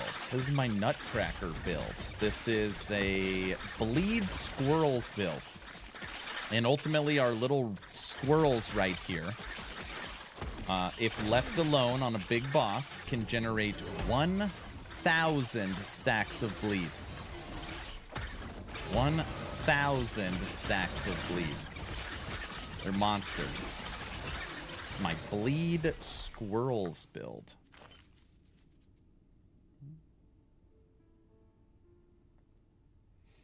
I honestly can't remember the answer. As of right now, cycle 1, 2, 3, and 4. So everything that is on the roadmap is all core content. There's currently nothing that has been announced that is non-core content. That being said, holding off on the release, basically a staggered release for season and cycle is currently what they're looking at.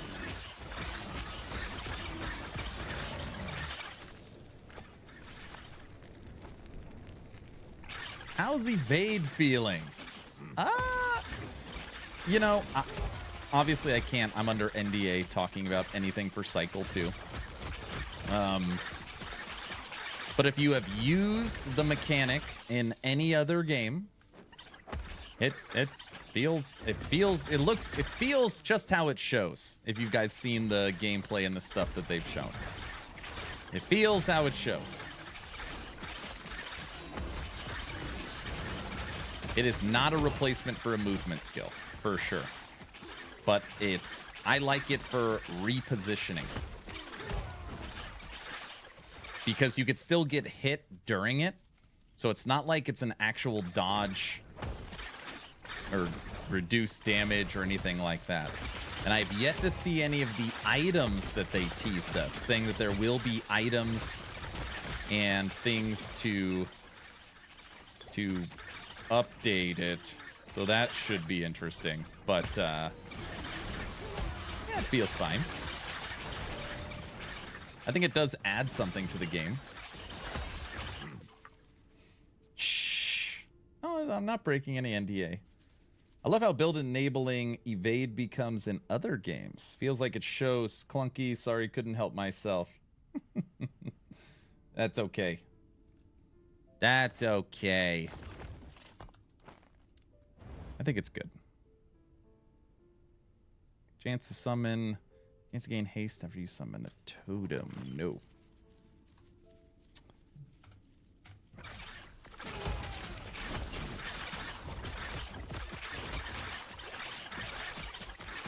I think what I'm most sad about for this new cycle is it's the first cycle or large update. Sorry, better make sense to say the first large. The first large update that there's no new skills. I feel like every update since I've been playing last Epoch, there's always something new to mess with. And this is the first time that there's not a new skill. I think that's like the one current sad point for the update.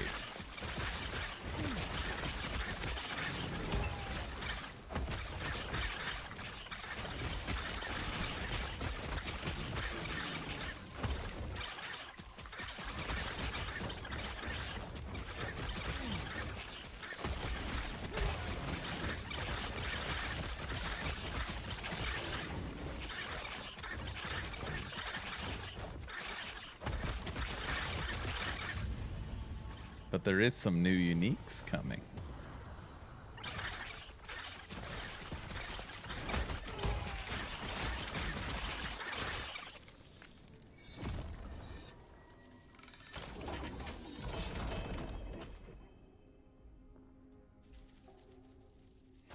I was in LE for the... Wait, I was in LE for the first time in 3 weeks. I've forgotten a lot of...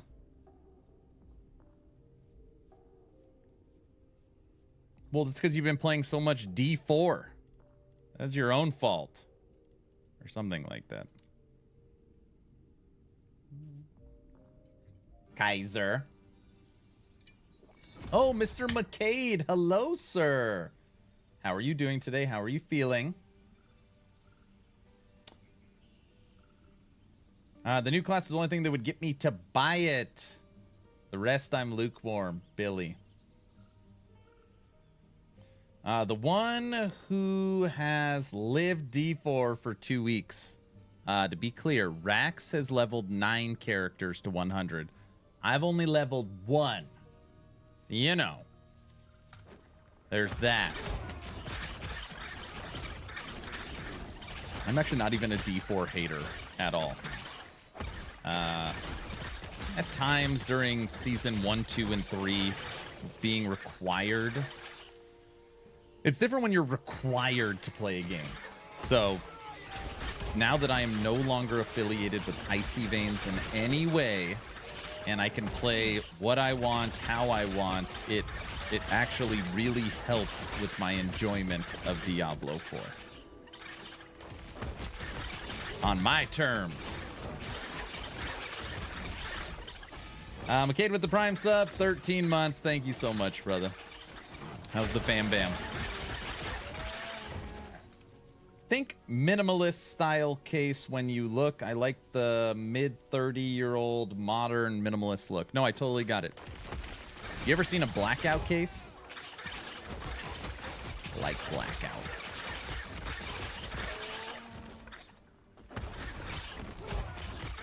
I'm alive. LOL, leg isn't feeling good, but hey, at least I'm cancer free. Congratulations, man.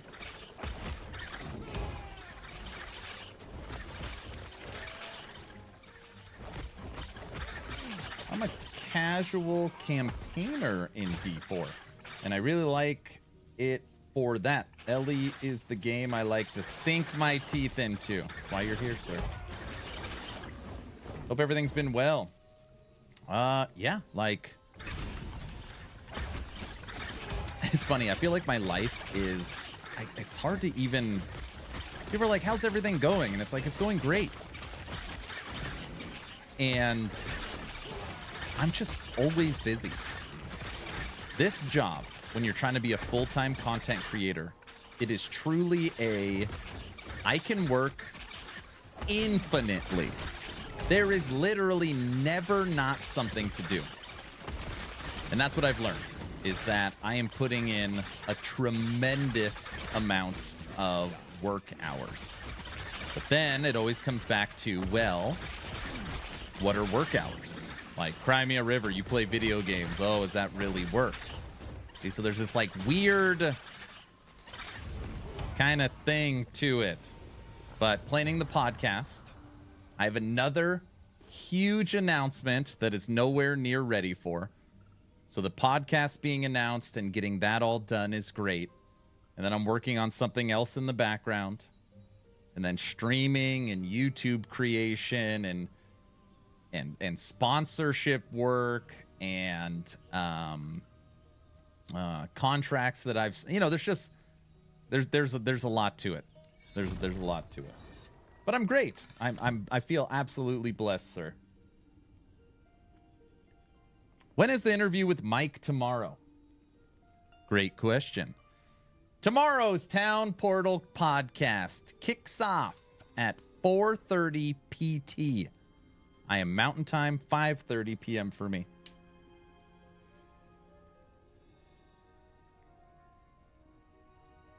When you have to play, then I bet it becomes something else. Yes. Absolutely. There's also like these like build guide sites. There's like you would think it's the funnest job in the world. There's a lot to it. I haven't been able to do anything really because of everything in life, and all the health stuff I've been dealing with, but it's awesome to see you still going strong and flourishing, bro. Thank you so much. I'm trying, man. And that is great to hear you're cancer-free. That is... Man, that is huge. I love hearing that. That is great.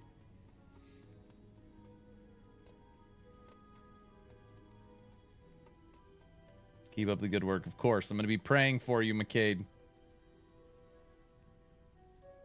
That's tomorrow's podcast. 4:30.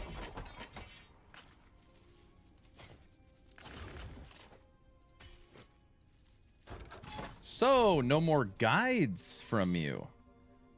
No, nothing will change from a guide standpoint.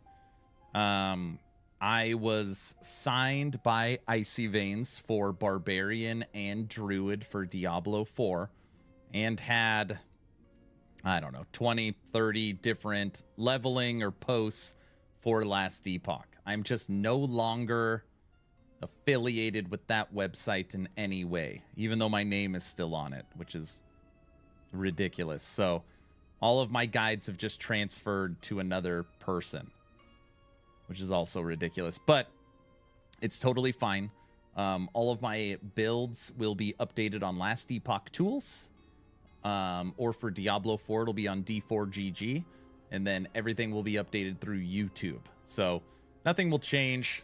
It's just changing locations.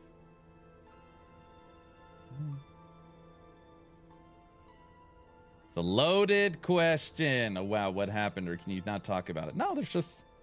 I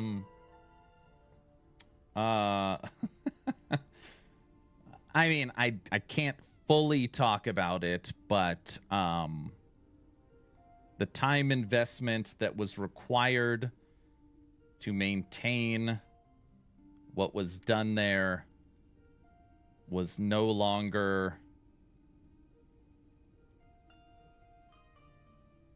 worth. I don't know. that chapter's closed.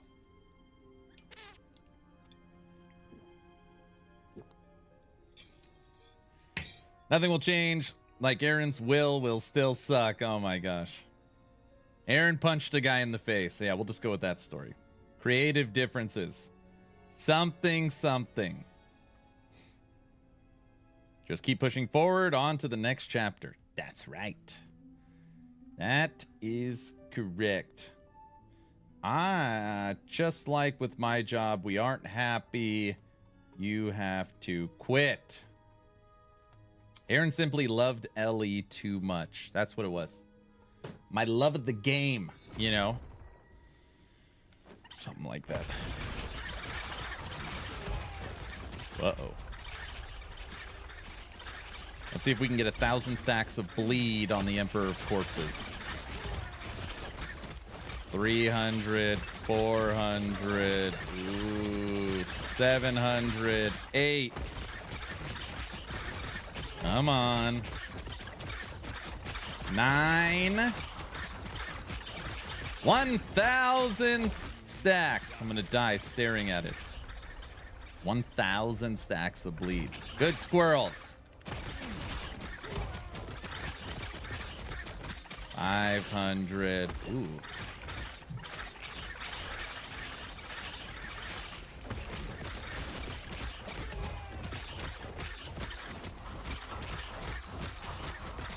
Look at that. 999 plus. Crap.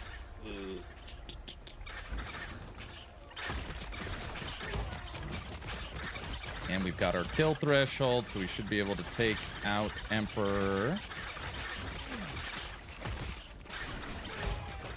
In 3, 2, 1, dead.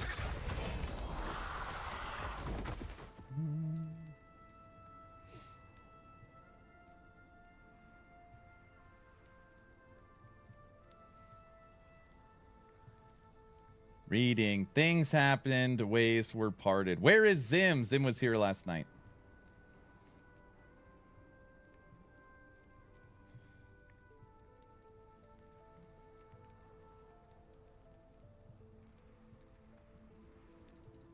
What was I didn't read what it was said. Write it again. keep the same. All resistances. The hype train the other day was amazing. We ran a level 11, almost 12 hype train.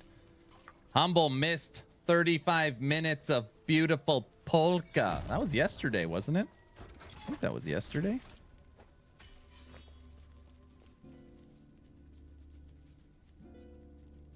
Ooh, we can run another Emperor of Corpses. Back-to-back Emperors? He said polka. No, I didn't.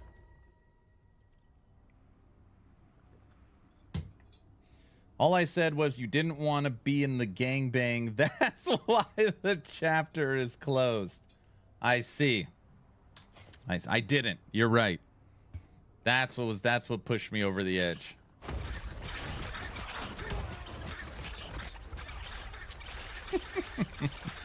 I was there. Zim is here normally at nighttime. Zim has a lot of great things going on in his life too. Let's just say, I don't think he'd care if I shared. I hope he's not mad at me. Let's just say Zim, put a ring on it.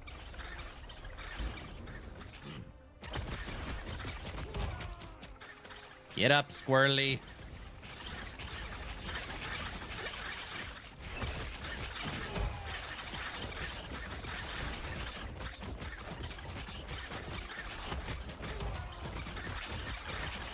Bleed stacks back up to 900.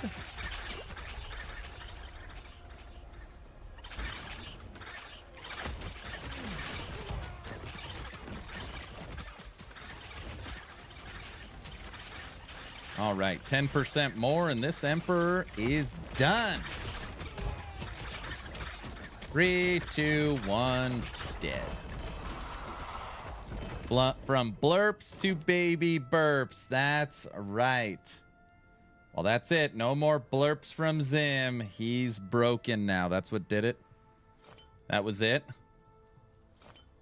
Ooh, 69 critical strike avoidance. 1 away from perfect. If we take that, we can put on any gloves we want. Void would still be maxed. Physical would still be maxed. Fire would still be maxed. Damn, poison would be at 0.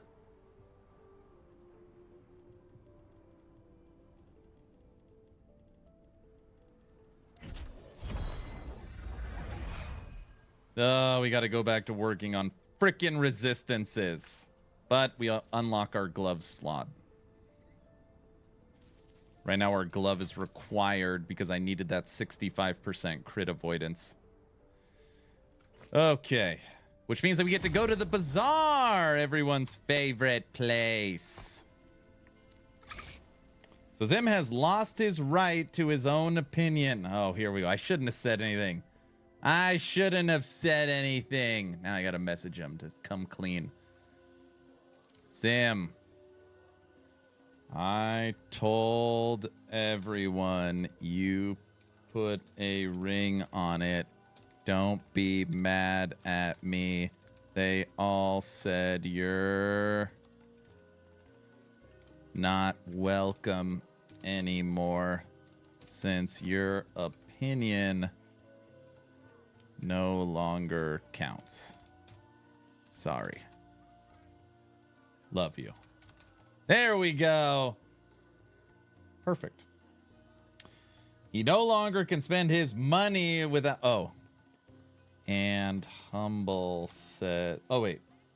And Humble says you can no longer spend money without permission. So blurps are dead.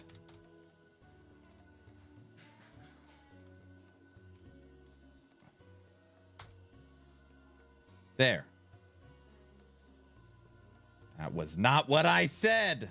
Too late. Whose private message are you typing out? Now, Humble says hi. It's Invader Zim who sent me a picture of putting a ring on it. All right, that's enough. How do you feel about the D4 expansion? Just first impression of what you've seen so far. I never finished D4. Yeah, you know, I 100% guessed the price. I said it multiple times. I think it'll cost $40. The base costs $40. So I'm not surprised. I think that's a reasonable price. What we are getting for the expansion, for the DLC, also has more in it than I expected. So the price I thought it would be is it. And I thought we were going to get less in the DLC that we are getting. So just from a ancillary outside looking in at the same information as anybody else, I think it's fine. Where I don't think it'll be fine is if, which I don't think they will do, if Blizzard publicly comes out and says, to play new seasonal content, you need this DLC, then I will have a major problem. So if it's the live service model requires the DLC, now we've got a problem. I don't think they will do it, but that would suck. That would be nuts. Because they can say, unless you have the DLC, it requires, they could say it requires the DLC to play the new season, but the new season stuff will roll to core or to legacy. So you don't have to buy the DLC, but you have to wait you have to wait 3 months for it to come to core. That would suck. You're talking about Activision, they can come up with anything to earn more money because humans are not smart. They have done that in the past, so I know. We need proof. Get your screens of chat, guys. What?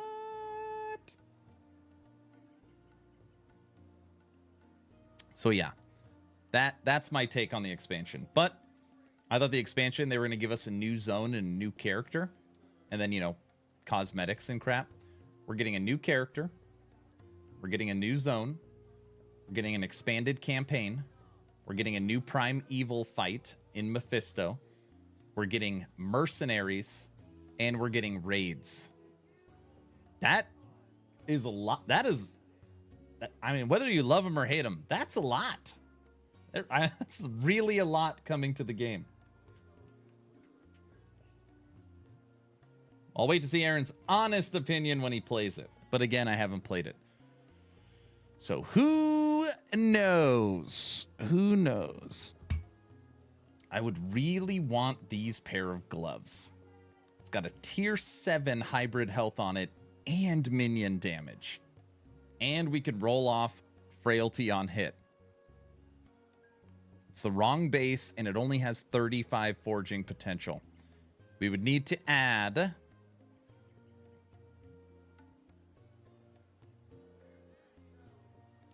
12 affixes and a seal in 35. It's possible. It's 2 million. Does Spiritborn have a pet? Seems like it would be a Beastmaster sort of theme, but could be completely wrong. No. I'm sorry. I don't know. I don't think it's a Beastmaster because Druid has the companions. The companions are the wolves, the Spriggan, and the crows. What I see is a hunter class. So it'll have a singular companion. A panther, a jaguar, a lion, a cheetah, a liger. I don't know. Some kind of, one minion. And then it's like a hunter style. That's my guess. A singular minion class.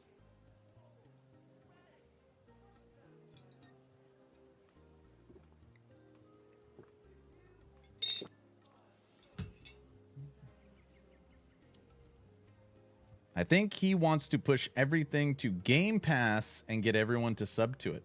Subscription model's a lot of money. You've got streamer luck. You'll get that in 35, right? Ligers are tight. I haven't gotten to see it at all yet. I was going to watch it tonight. I've seen a few things and it blew my mind. New Perfect Dark game and other stuff. We did a full trailer watch. And it took a long time. It took us a long time to get through a few hours. But yeah, the Xbox Showcase felt better than the OTK Game Expo and Game Fest. And yesterday we watched day one of Next Fest. Xbox Showcase is better than all of them, in my opinion.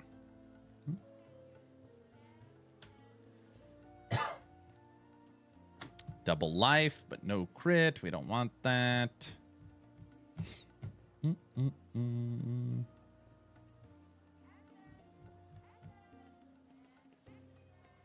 It will be nice when we get Cycle 2 and the market comes back.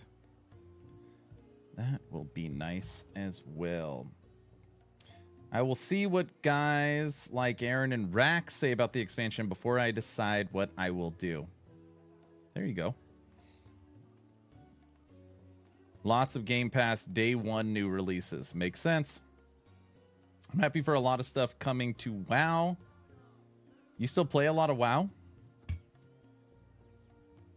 All right, let's get rid of hybrid health. And let's switch this to strength. Tier 7. Nothing.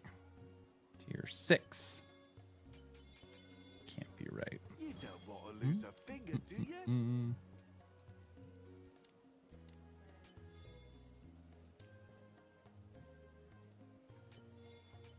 There we go.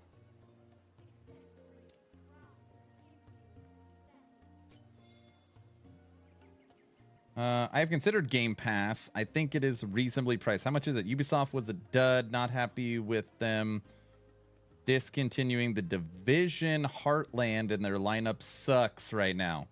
Didn't their stock like free fall? I don't remember why.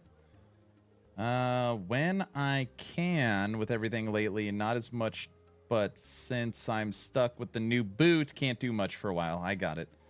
See, you're immobilized, so now you gotta play games.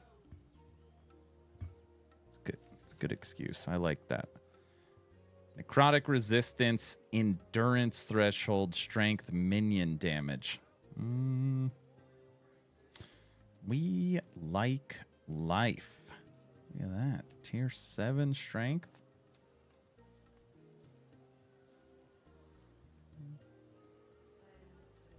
It's the perfect excuse. I agree. I concur with that.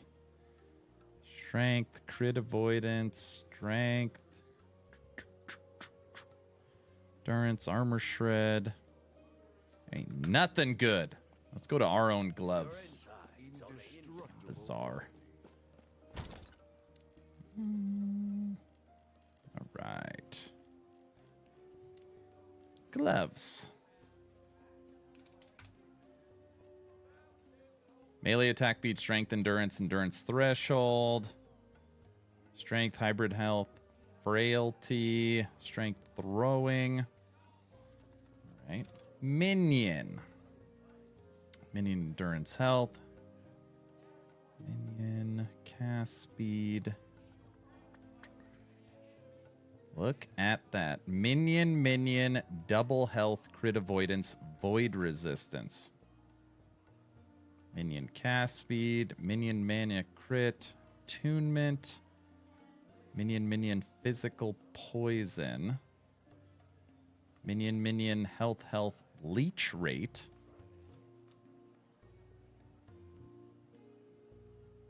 I think that is the winner. Our void resistance is just in fuego. Too much void resistance. Endurance isn't doing crap.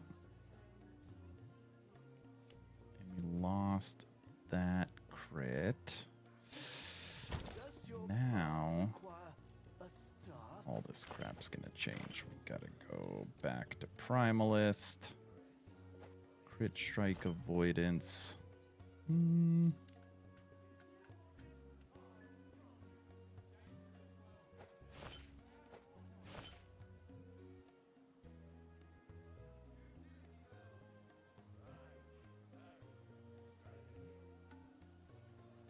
It's always like solving a puzzle.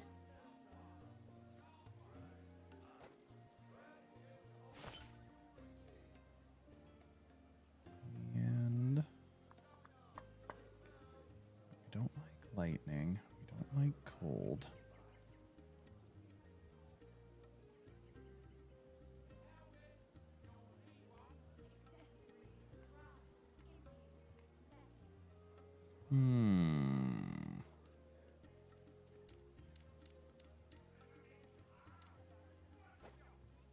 Look at this. We're gonna have to do a full like stash reef set. Got too much crap right now. Armor.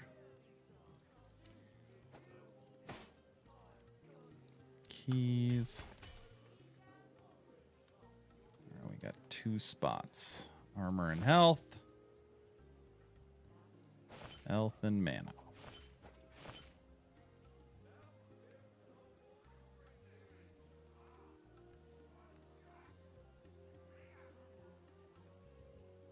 Screw it, that's better. Okay. Crit avoidance. Maxed. And our life is now over 3,000. So we have maxed crit avoidance, a boost to our damage, and a boost to our life. And we took a hit in resistances, which totally sucks. Totally sucks. Cold and poison being the worst, too.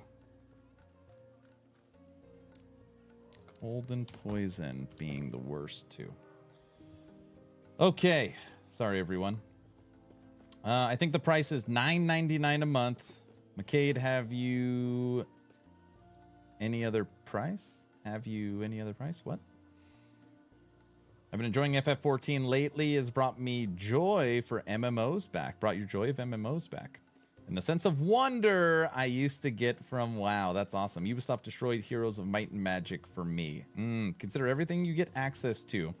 And even day one releases, I think the $10 is not bad. I mean, that's cheaper than Netflix now. And only subs I like are Hulu and Peacock. I'm broke at the moment. I see. By the way, how rare are the Thrones of Ambition idol? I've been focusing on idol monos, and I haven't seen one drop in my last 20 hours of play. I haven't found one recently. But I have found a lot this cycle. I don't know how rare they are.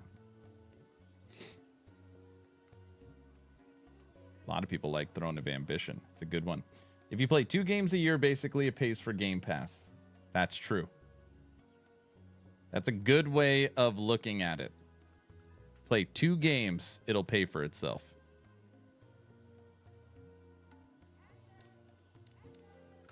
All right. Let's see. So, as far as blessings go,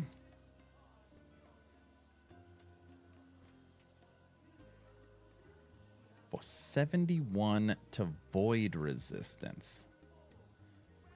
We don't need that. I'd like to have WWE 2K24. The price tag is 100. I think I have that. I think I have that, actually. Oh, geez. We're literally at the damn fight. This will add... 20. This will add 94 corruption. I'm jelly if you have it. I think I have it. What is your review of last Epoch? Whew, man, oh man. That is quite a question. Quite a question. Now, just know it is hard for me to answer unbiasedly. Okay? So I struggle with answering this question sometimes. What is my review of Last Epoch? There's a couple of things you need to understand about me before I can answer this question. All right? 1. Thousands of hours in Diablo 2. I played Titan Quest. I played Chaos Spain. I played Inquisitor. I played Grim Dawn. I played Torchlight 2. I played Torchlight 3. I played Torchlight Infinite. I played Diablo 3. I played Diablo 4. I played Undecember. I played PoE. I played PoE 2 in Germany. I've played 3,000 plus hours of Last Epoch. I played Hero Siege. I played Victor Vran. I played Van Helsing. I don't tell you that to brag or try and boast about myself. I tell you that so I know that to let you know that I feel like I have a great understanding of the genre. Okay? This is my favorite one currently out of all of them. That is how much I enjoy Last Epoch. A couple of reasons. Their crafting, in my opinion, is the best. Their stash organization is the best. That's free. Their itemization and build defining characteristics, which is passives, gear, and skills, is pretty much the best. It doesn't require a degree to learn the game. And I have seen the game grow over the 5 years that I have played and covered it. They also are a kind of no-nonsense studio, which means no battle passes, no pay to win, no spend money on cosmetics and get a little bonus, which gets you to spend more money. None of that crap. They set out to make the true successor to Diablo 2 as a, I like to say it, classical action RPG. Diablo-like, no WASD, point and click. And for $35, even if you did not play a second, your money is going towards a great game and great studio. I like it a lot. I've also I've made over 600 YouTube videos on Last Epoch. 600. It's like 686 or something.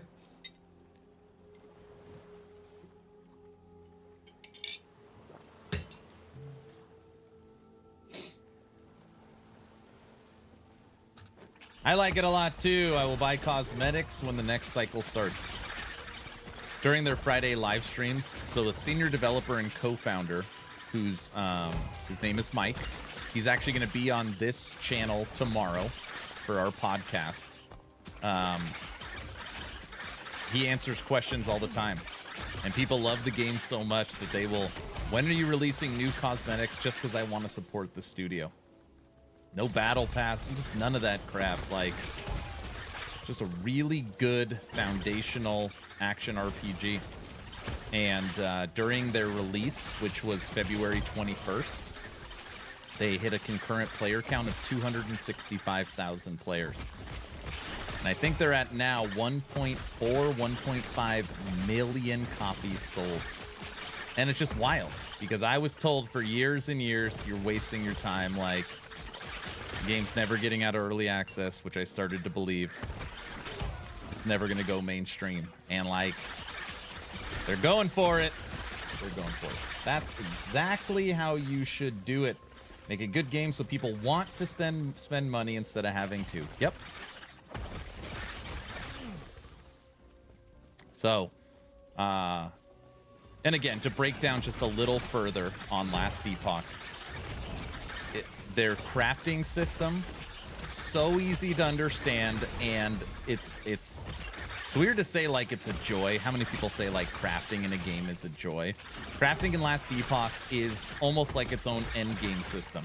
It's so much fun to craft in this game, and in my opinion, it's very easy to understand.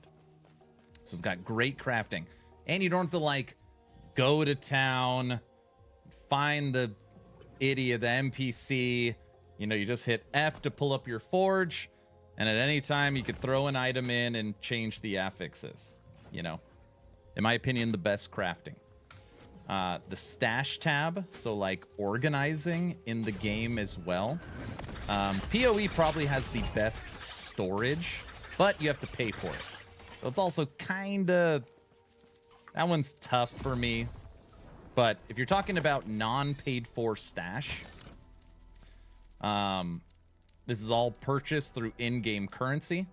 You could search for items, you could search for affixes, you can put in your own color, your own name, your own symbols, and inventory management of gear is awesome. So, the best, if not a top for inventory management, the best crafting, and then in this game, every single skill, there's 117 of them, 118, something like that.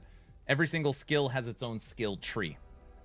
So, you know, if this was bear in Diablo 4, this is the skill tree.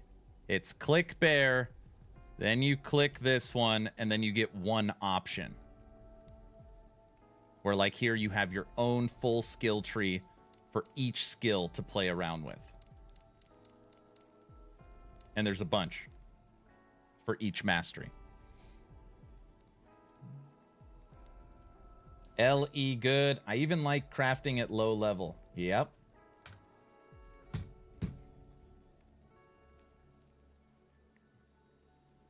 Say the title, Aaron. Merchandising. Oh, I'm sorry. Episode 1 of my Town Portal podcast, co-hosted by Frosty LaRue, kicks off tomorrow at 4:30 p.m. PT.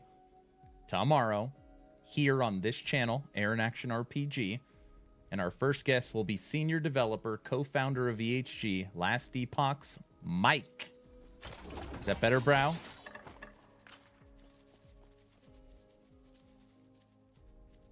Off topic. Did you ever play Sama?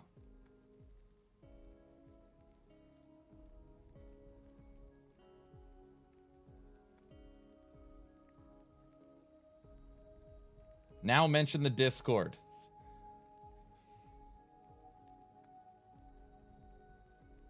Hold on. Sama?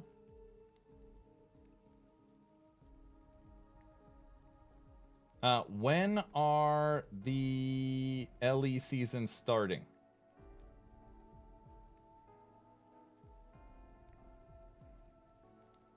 Probably a no. Sadly, it is nighttime here in Europe. Maybe I'll watch it live anyways. You should. Lady Medusa has put in standing time. Unbelievable. The Discord link for my channel, Action RPG, is also put in the stream. We're almost at 4,000 members. And it's one of the best places to kick it. Hey, lady. Sama is a single-player horror game like Amnesia Classic, but so good. I have not played it. I don't remember the last time I played a horror game. Does Resident Evil count? I don't know if that counts. Oh my gosh, these pair of gloves we found are so good. Thanks for the standing time. People are monsters. Standing time.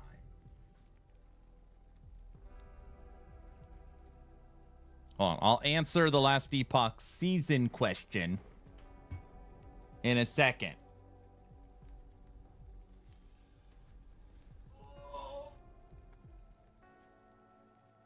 All right. No, I need to stand. This is good. I am currently with Stranger Things now. Like, watching Stranger Things?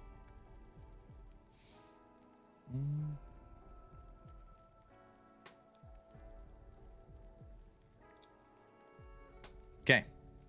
Last Epoch, Cycle 2. So the full game release came February 21st, right? Which was Cycle 1, Season 1, League 1, whatever term you want to use. Cycle 2, titled Harbingers of Ruin, which maybe I've played already, drops in 27 days, or July 9th. This is adding the Nemesis system, the Harbinger bossing system, and the Pinnacle boss. Last Epoch's version of Shaper or Diablo Bale, you guys know. So far, all that's been released is a teaser trailer. Do you realize what you've done, Traveler? Do you know what you've unleashed?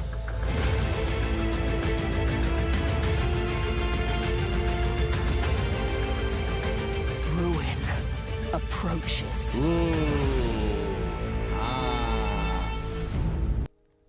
So that's dropping in 27 days.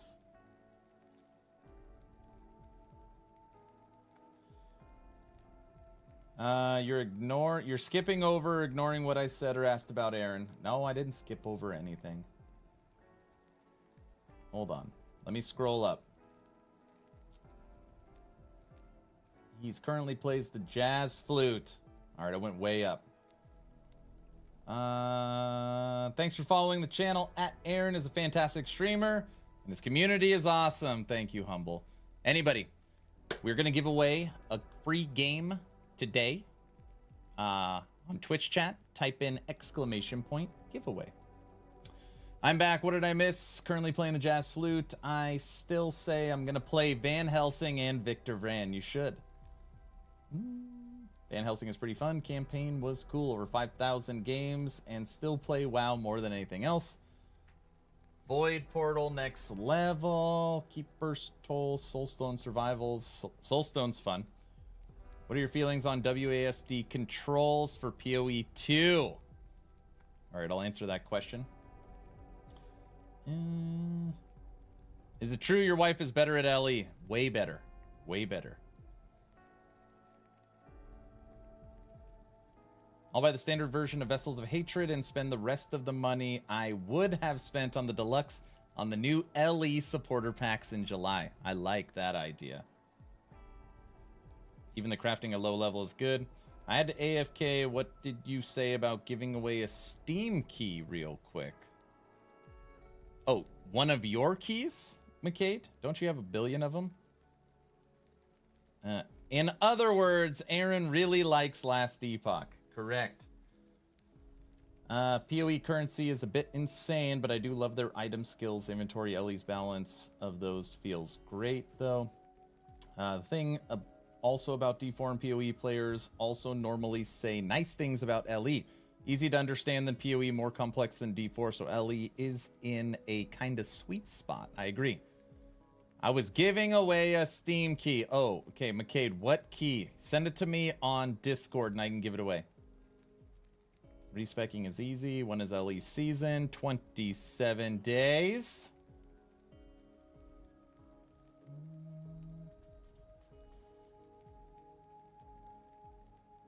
I think I remember Sama. What is the brand of your desk? This is a Secret Labs Magnum XL standing.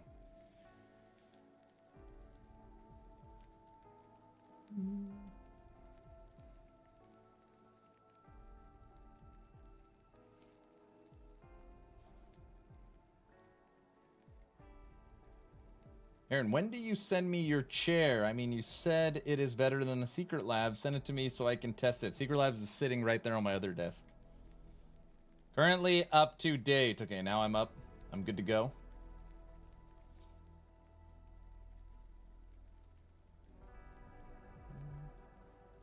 It's just a little teaser. They're trying, you know, LE also understands that they're not, you know, king of the mountain.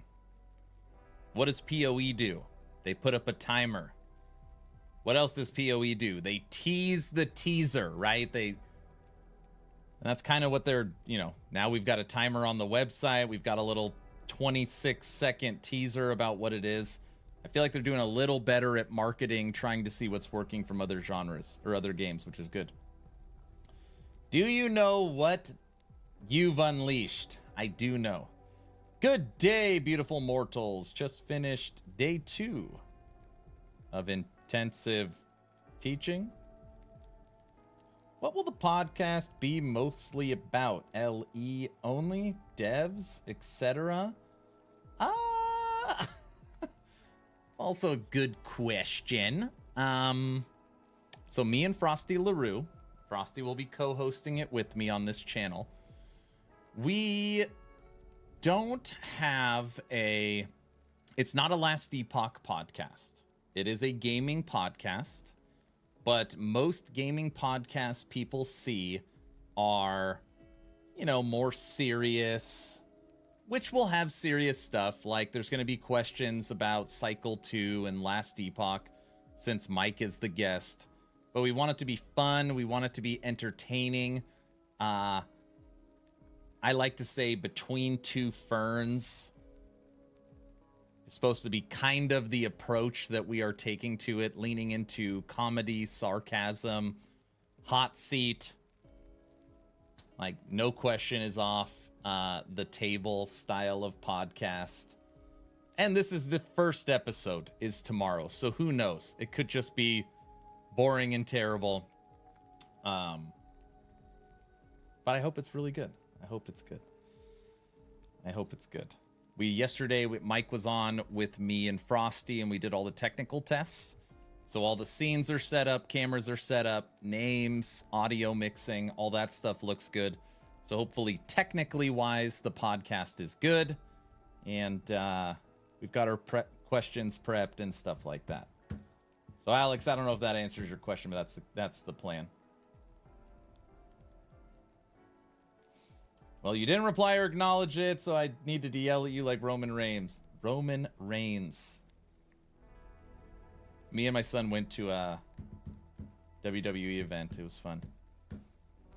Forgot DR and V Rising. You're right. Also, I play a lot of DR and V Rising. When Aaron can't beat a boss, he calls the misses. That's the most important. Magnum XL compensating. It's just what I'm used to, Walker. I'm sorry. Well, I'm new here. What do you usually play? What's up, soldier? Don't answer RPG. I only play shooters. This is my first time playing an action RPG. Discord link didn't work. Really? Wait. Try that link.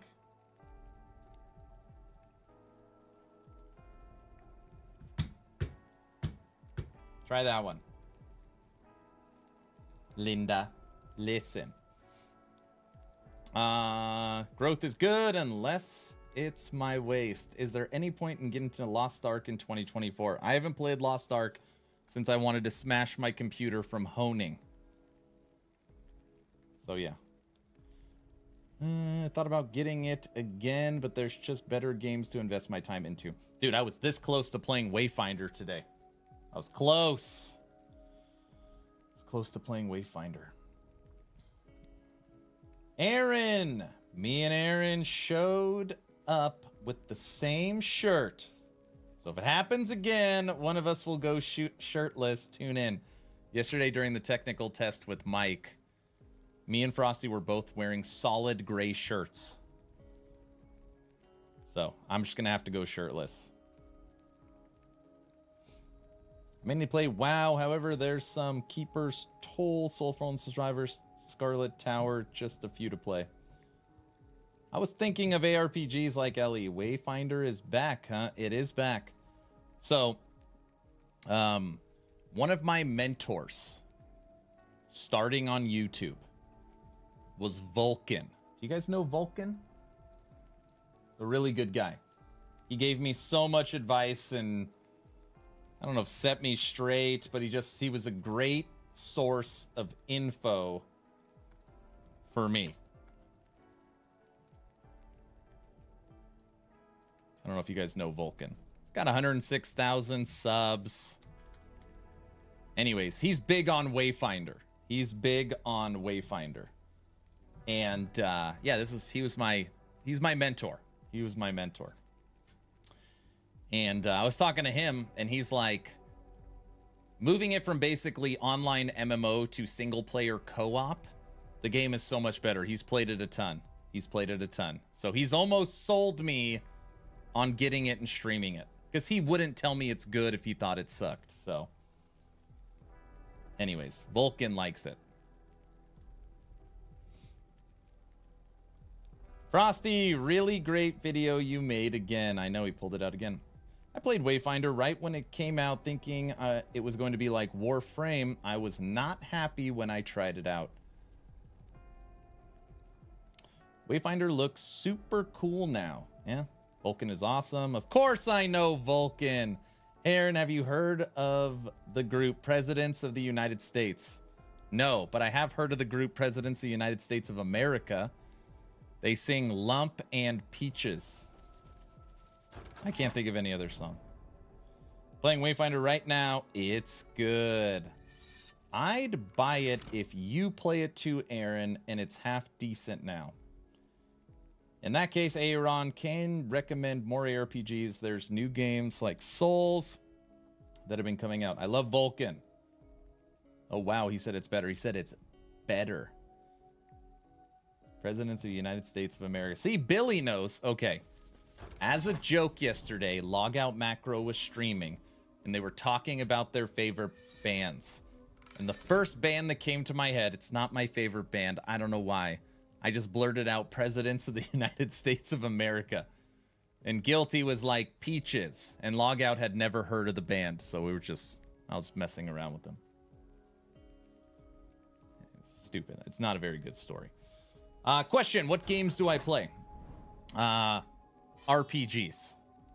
My current rotation is I play every season of Dwarven Realms, every season of Diablo 4, every season of Last Epoch, every season of Torchlight Infinite. We're going to be adding in Path of Exile 2. We're going to be adding in Torchlight, Titan Quest 2. And then who knows what else comes along the way. Great story, pal. I know.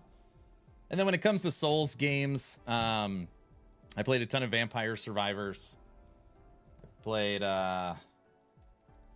Death Must Die. I played the Dwarf one. I played Soulstone. I played a bunch of them. When's PoE coming again? I said Dwarven Realms. I said it, Kaiser. You weren't listening. It's coming at the end of this year, Alex.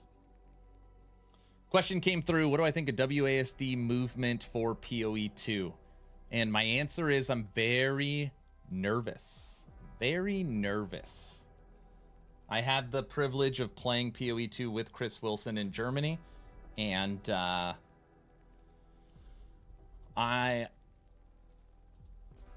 we had this huge debate on this stream the other day. Whether you like it or not, PoE 2 is currently pushing you, not required, to use a controller. So just be ready that is the... Even on this LA event, they sent them home with all PoE 2 controllers. Like, the game has some good controller support.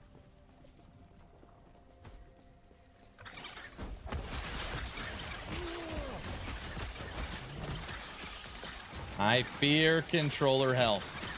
I tried to do WASD movement when D4 added it. I don't even know if anybody else tried it, but Diablo 4 added WASD. That is in the game. And it was just I don't know. It's just weird. For me, normally if a game is really focused on WASD, it's a controller game. It just plays better on a controller. I think the only time I played WASD where I liked it better on a keyboard than a controller was V-Rising. I don't know why. V-Rising is still a... Actually, that's not true. Slormancer I like better, too. What's this version of squirrels again? This is bleed. These are bleed squirrels. Not lightning, not cold, but bleed. So I can put 1,000 stacks of bleed. That's what I hit on the Emperor of Corpses. 999 plus. These are little bleed squirrels.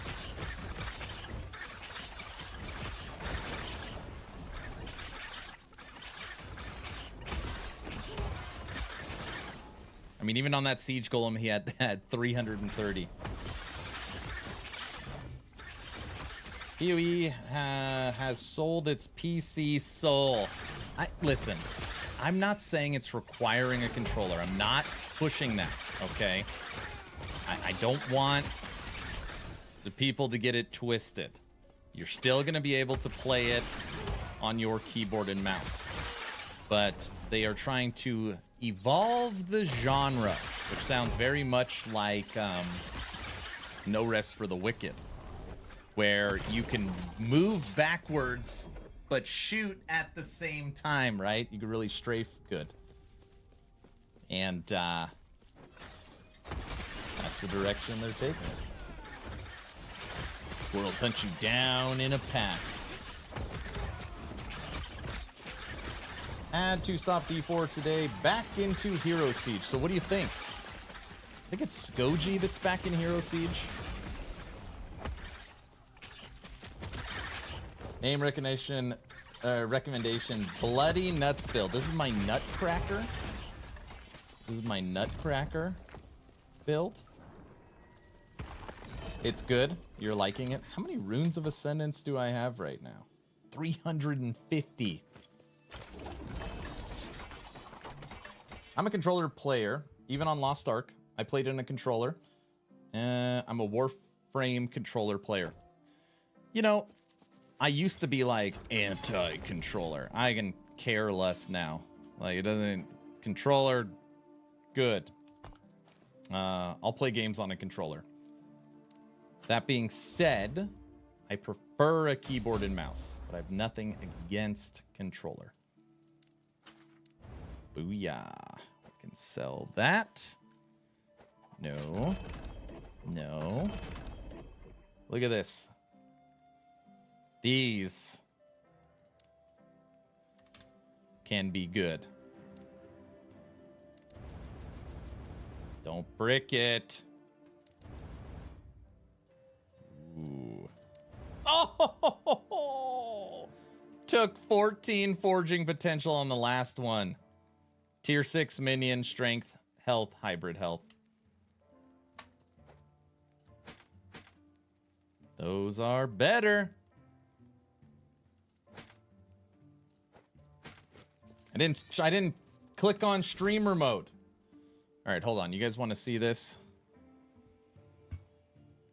Ooh, McCade gave a couple nice keys. Ghostwire Tokyo and Fallout 76. All right, our first giveaway we will draw in a little bit. This is Ghostwire Tokyo. Compliments of McCade in chat. Type in exclamation point giveaway. What is Ghostwire going for?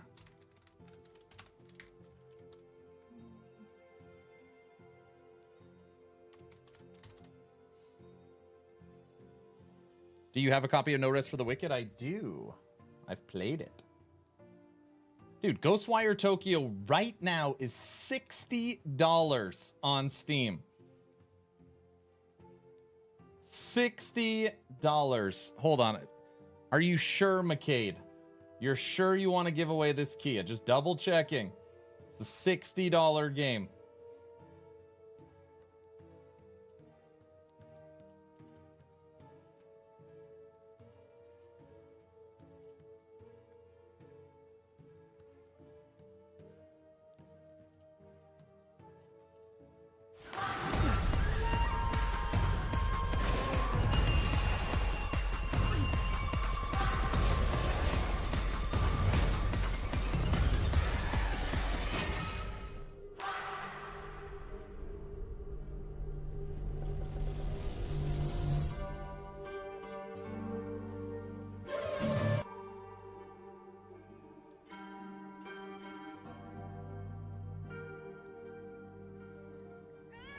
Are you scared?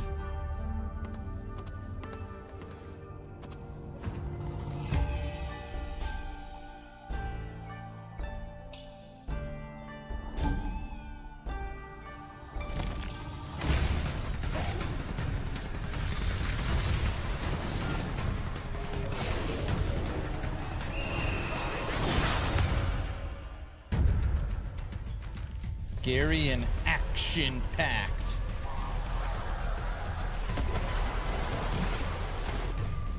Does look kind of scary.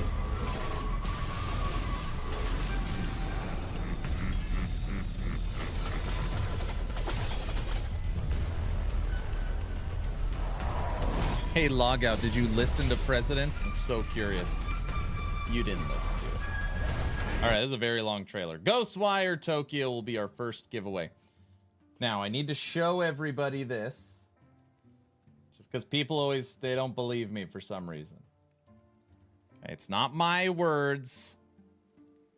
Grinding Gear Games. Path of Exile 2 has full cross-play and cross-progression. Cross-progression basically allows you to play your game on progression. Wait, I'm sorry, I didn't realize there was an ad running. I'll play this in a second after the ad's over. Yes, thanks. I know, I figured you'd like them. I figured you'd like them.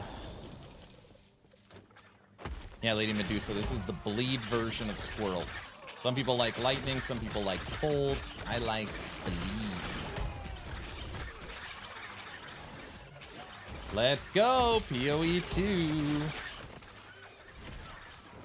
Yeah, I think people have a very warped version of PoE 2 in their head. That's how I feel.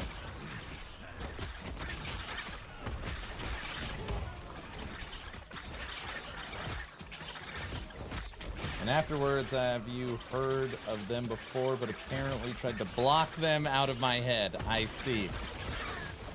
Ad's over in 10 seconds.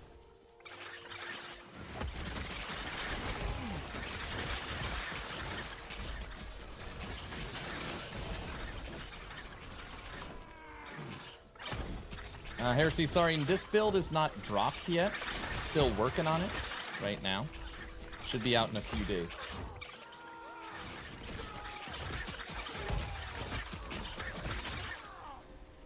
All right, Squirrels, protect me. Path of Exile 2. Path of Exile 2 has full cross-play and cross-progression. Cross-progression basically allows you to play your game on your PC, and then if you want to move to the couch and continue play, then you can. You can just switch on your PlayStation and continue playing. It makes sense for us to release this on PC and consoles at the same time. The models we're supporting are PlayStation 5 and Xbox Series models. People around their office have had a huge amount of fun on the console version of PoE 2, especially with the couch co-op. We'll be having a beta on console simultaneously with PC at the end of the year. I'm really excited to see what you guys think. Yeah, I'm really looking forward to converting everyone to use a controller when they're playing Path of Exile 2. On console simultaneously, excited to see what you guys think. Yeah, I'm really looking forward to converting everyone to use a controller when they're playing Path of Exile 2.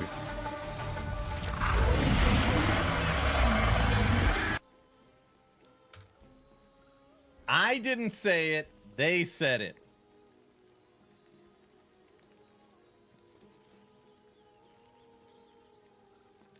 Fire that man. You won't convince me. Over my cold, dead hands. And the PoE content creators that just went to the playtest for PoE 2 in LA, they were sent home with like a custom PoE 2 Xbox controller.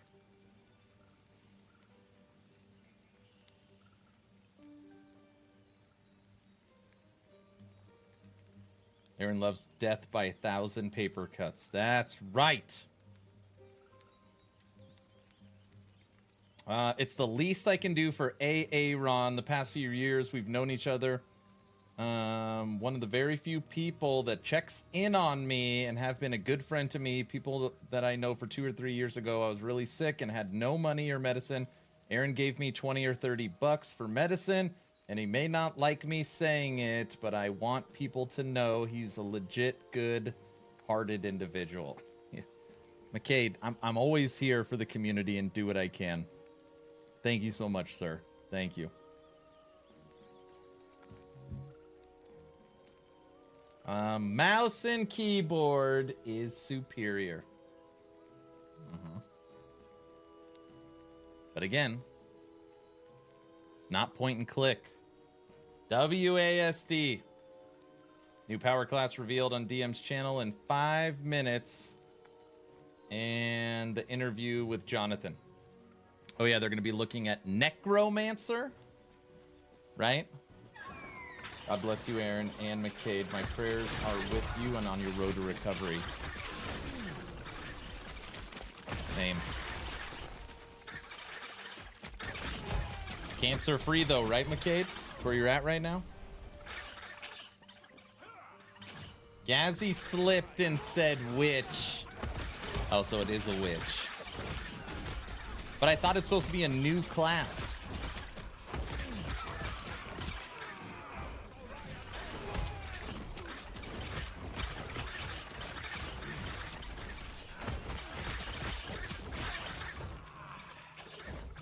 Witch?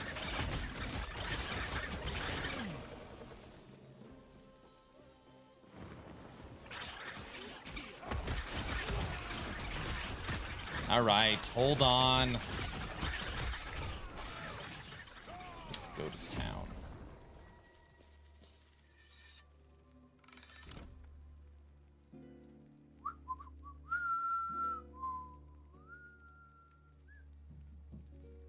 So many different things opened.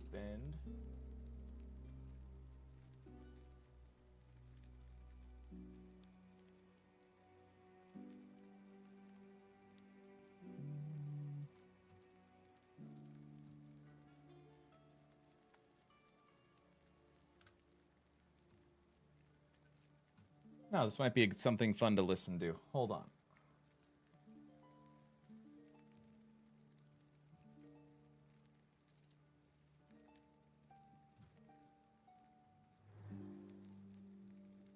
We could throw this up in the corner. I mean, we're talking PoE too.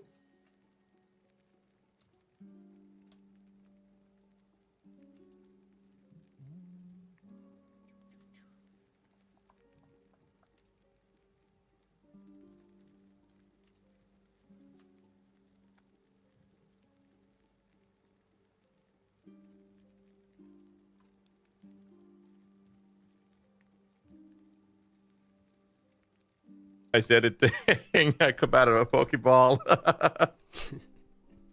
By the way, if you have children in the room, you're likely going to hear lots of swearing in a few minutes. So, that's your warning. 2 minutes. Come on. Is Gazzy nervous? He looks nervous.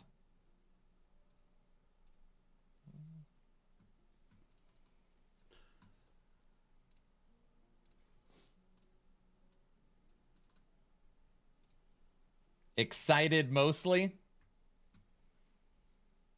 So you want to start with the skill gem limitation, yeah? You want to do the intro when we call them up, since I guess you have to move some of the cameras and whatnot? Yeah, that's fine, because it's going to take a second to start. As we say here, children learn to swear anyways. No, he's pumped. Yeah. I see. Yeah, I guess we'll... All right. Gazzy and DM take it over. Do we just start the recording and start the video in 1 minute, or do you want to do like a small intro to that, or we just save the intro? We watch the video and then we'll be like, let's call him. It doesn't have to be like a whole production. We can do a pre-show. We'll just watch the video and then we'll bring him in, and I'll just people just have to wait 2 minutes while I put him on screen. Like, no big deal. And then I'll do the intro, introducing what we're going to talk about and yada yada, and then I'll ask the first question, and then I'll be like, okay, Gazitron, like you have 30 of these, and you can start rapid firing, I suppose. Yeah, you want to do the dance back and forth, or like we said? Dude, I don't understand your minion questions. So like, unless you want me to just read them word for word, like I'm not going to be able to explain what I'm asking because I don't play minions. Okay. Like that's why it's like I don't like all of these are minion shit, and I feel like you're literally a minion expert that writes guides, and I've never played minions, so why would we have me ask the questions? Like that's how I feel about it. Animo. Okay. It's the minion. We should be able to pull it up now, right? Yeah, we should be able to. All right. Let's put it on screen. Oh God. All right, boys. I'm gonna put it on screen. Gonna mute myself and enjoy the gameplay walkthrough of the witch class.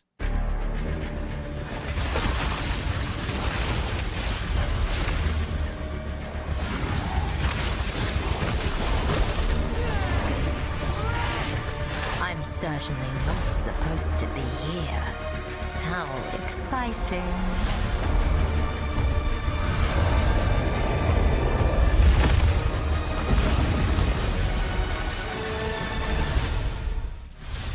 Hi, I'm Jonathan Rogers, Game Director on Path of Exile 2, and I'm here today to talk about the Witch.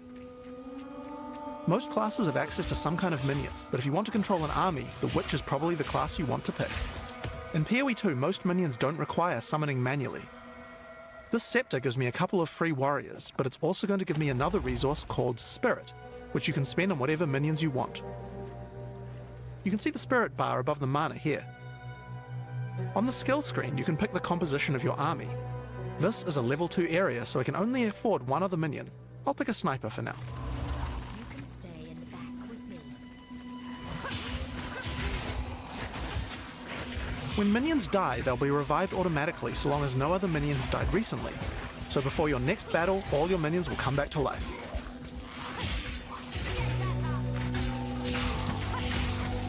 You can also order your minions around with a dedicated button. Tell them to move to a specific location, attack a specific enemy, or even open a chest or door for you.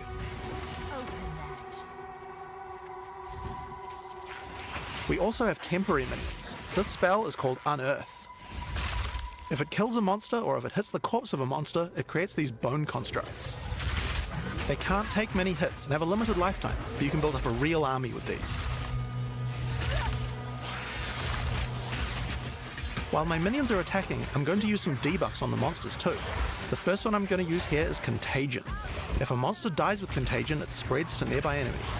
Each time it spreads, the damage increases, so it's a good idea to try and keep the infection going. If any corpses are infected when you summon a minion from them, the minion will be infected as well. Each time they hit an enemy, they'll continue infecting them. It's nice to have an army of infected scorpions on your side.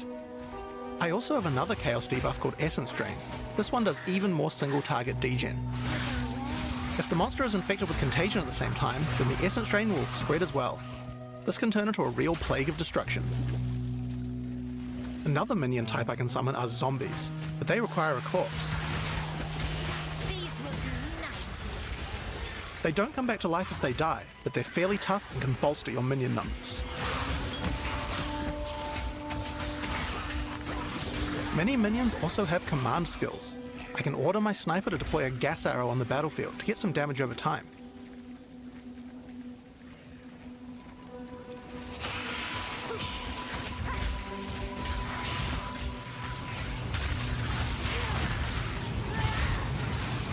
Now I'm going to summon a skeletal arsonist. They can throw little fire grenades, but they also have a command skill that can detonate your own minions that are low on life.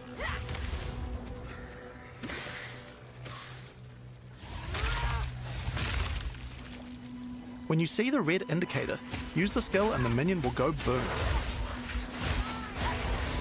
It's particularly nice on these bone constructs because they expire quickly anyway. So, let's take all these tools we've found and fight the boss of this area, the Carrion Crone.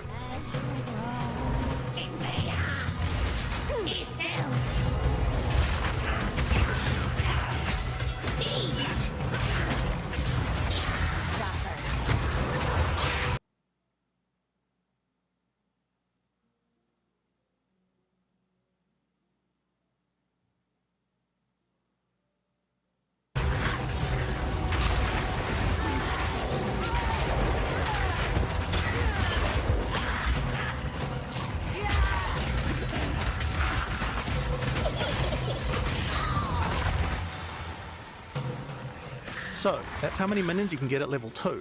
But let's see what minion gameplay looks like at a higher level. This is a level 30 area. I want to try a different group of minions. I still have my trusty warriors, but there's a lot of different types to choose from, like brutes for stunning or ice mages for freezing, and most of them come with their own special abilities or command skills. Ooh, hold on, I want to see this. For now, I'd like a couple of storm mages to shock enemies, a cleric to heal and revive my minions, and a bunch of reavers as well. Reavers do high damage, and you can also enrage them before battle. This slowly kills them, but my cleric should be able to keep them alive. While my minions are attacking, I can use channeled skills like Bone Storm, which creates a devastating volley of sharp spikes.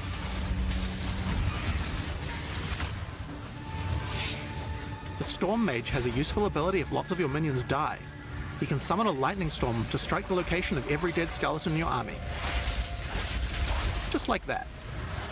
We also have a type of skill called Offerings. These let you impale one of your skeletons on a big spike of bone in order to buff all of your other minions. The one I've just used here is called Pain Offering. It makes all of my other minions faster and deal more damage. After the battle, we have some extra corpses. We don't want those to go to waste. Profane Ritual consumes a corpse to create a power charge, which can power up some of my other spells. If I use them to summon zombies, I can create super zombies, which are more powerful. You also don't need a corpse to summon them.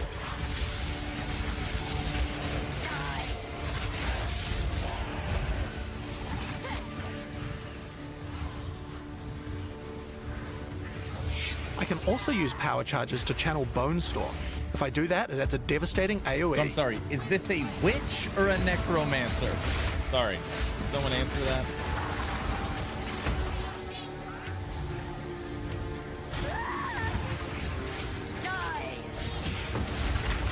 It's a witch.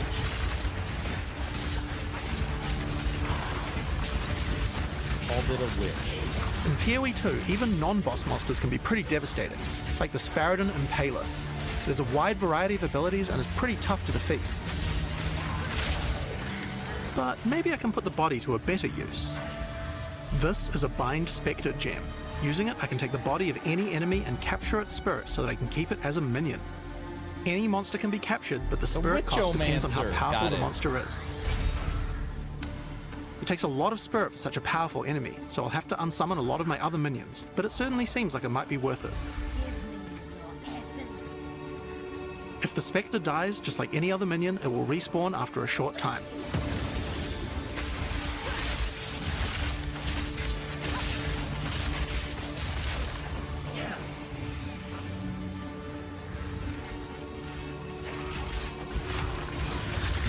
So, I think it's time to fight the boss of this area, Tor Gull the Defiler. You are relentless, and that makes you predictable. The end of Marraketh tyranny is nearly at hand.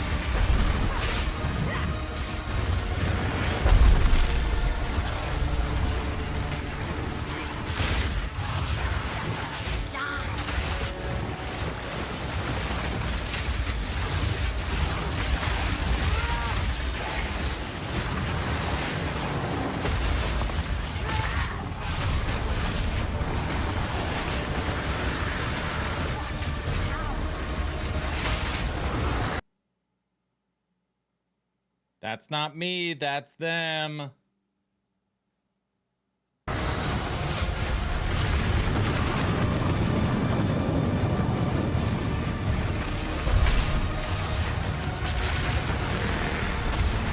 I am enamored in what I am watching.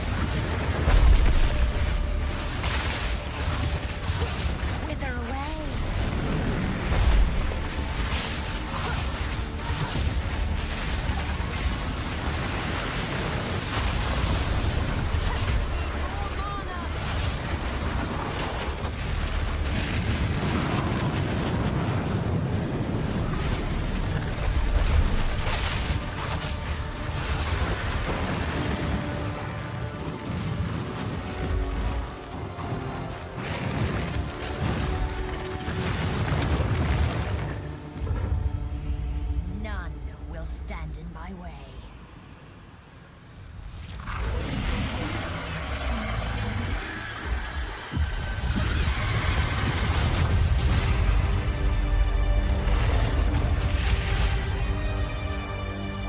Early access, late 2024. Okay. There it is, boys. All right. What'd you think, Gus? It's quite a... I love that they showed how many minions you get like from level 2, because I've been trying to be quiet about this. Like, you have so many minions, you like really feel like an actual summoner, like super early. Absolutely love it. I like that. Kind of curious what the actual cap is going to be. I think I'm going to start PoE 2. Like if there is an actual cap and when co-op's in there, you're going to as a necro witch. All right, so the plan now is Jonathan is going to be coming on the channel to chat a little bit about the witch and ask some basic questions and whatnot about it. So that is what's happening next. So it'll take a minute or two. We got to get him in the call and then put him on screen, and then we'll start chatting a bit about the witch here. So give us just a moment to get that ready. Do you know if he's ready now, or do they need a little bit? Tell this. Oh, he wrote to us to just give him a call. Okay. When we were ready. All right, I guess you want to do that now then? Yeah, I'll jump over and call her. Okay. All right, one moment here.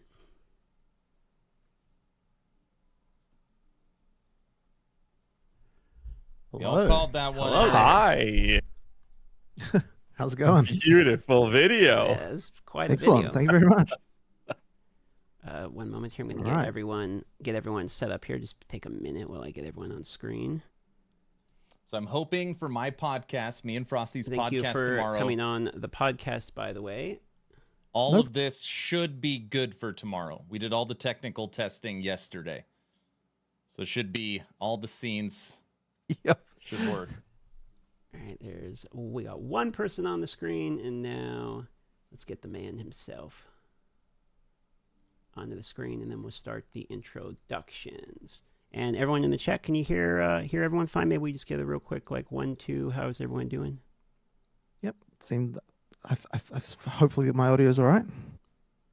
Seems all right on this end. Everyone in the chat, yeah, looking good. So we will make sure it will not work Looks tomorrow. Like correct. Good, as far as I can tell from everybody. Okay, and now we've got doing this stuff. Both parties normally should be sucks. on the screen.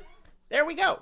Okay, so I think we are officially ready to start. So, ladies and gentlemen, welcome to the PoE 2 podcast Tavern Talk with myself and co-host Geyser TV, interviewing Jonathan today, and the kitty cat, I guess, is the special guest number 2, talking about the witch class. How are you doing today, Jonathan?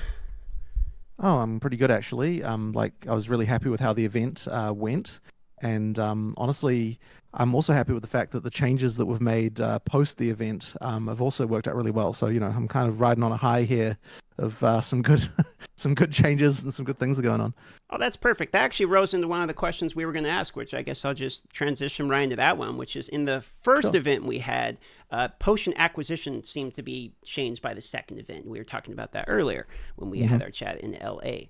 And so I was going to ask you as a follow-up, now that you've had some time to sort of look at the feedback, what was the major change that you saw, or some of the major changes you think you're going to be doing from the last playtest we had? Anything major really pop out to you?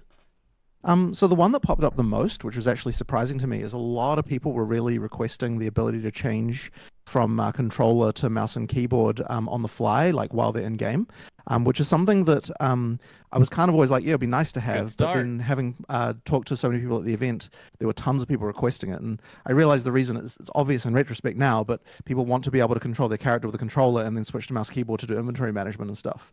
And so because of that, I'm just keen to commit to that feature and just get it sorted. So it'll take a little bit of time, but we can. That is seriously insane. Needing a controller and a keyboard and mouse, that should never be required. Sorry. Another thing I saw that was changed from the playtest we did was the Spirit Reserve menu was a bit different. So you had these arrow keys. We actually are redoing the Spirit Reservation UI a little bit. We actually had a new version we even designed before the event, but we didn't have time to get it into the event, so we've actually got another one coming that's like a bit nicer than the one that's in the video that you just saw. We didn't have time to put it in there. The one in the event that you played was of course on controller, so that was like different again. Options yeah, out there for everyone. we could definitely do better there. So we're improving that. Effectively, what we're doing is we're making like a sort of special dedicated menu for spirit reservations and minions. So that you can change that more easily without having to go into the whole skill screen. So that should mean that it's a little bit easier. What we sort of found doing testing of the one that we have now is that it's very easy to miss. And I think the reason why it was okay in the demo that you guys played is that because I was on stage showing you guys how minions work beforehand, it was sort of all right. But I think that the current one that's in game could still be better and tutorialized better. So yeah, we'll be improving that for sure. Fair enough. I was actually impressed with how well the game actually worked on controller. I know inventory management and ARPGs can always be a little bit difficult, but I was actually fairly surprised how smooth everything fairly was on the controller. Though there was thing that we noticed, we were talking about before the podcast, that trying to figure out how were we dumb? Because I just want to personally know we couldn't figure out how to get the weapon skill points on the passive skill tree that work. Yes, that is not obvious. And the way you actually do it on controller is that you hold the button down and then it puts up a radial menu. But that absolutely is the worst usable thing in the. I can't use a controller. I can't do it. I can't play PoE 2 on a controller. Has to be told that, which is obviously a really bad sign. I'm not ready. So yeah, we need to do something about that. Honestly, it's one of the hardest features to tutorialize because it's quite conceptually complicated even in the first place. So yeah, we're going to be working on that. The weapon skill points right now, yeah, they kind of haven't been so everyone who knows how to use them uses them and they're really good, but we haven't made an effort yet to really teach people about them, and so yeah, we'll probably be tackling that before the next time we do an event like that. Fair enough. I'm going to jump into a minion question. I try to keep a little bit of a leash on me when it comes to minion-related questions. Sure. You go, guys. Yeah, I know you're hype. Yeah, go for it. Otherwise, I'll just occupy this for the next 2 weeks.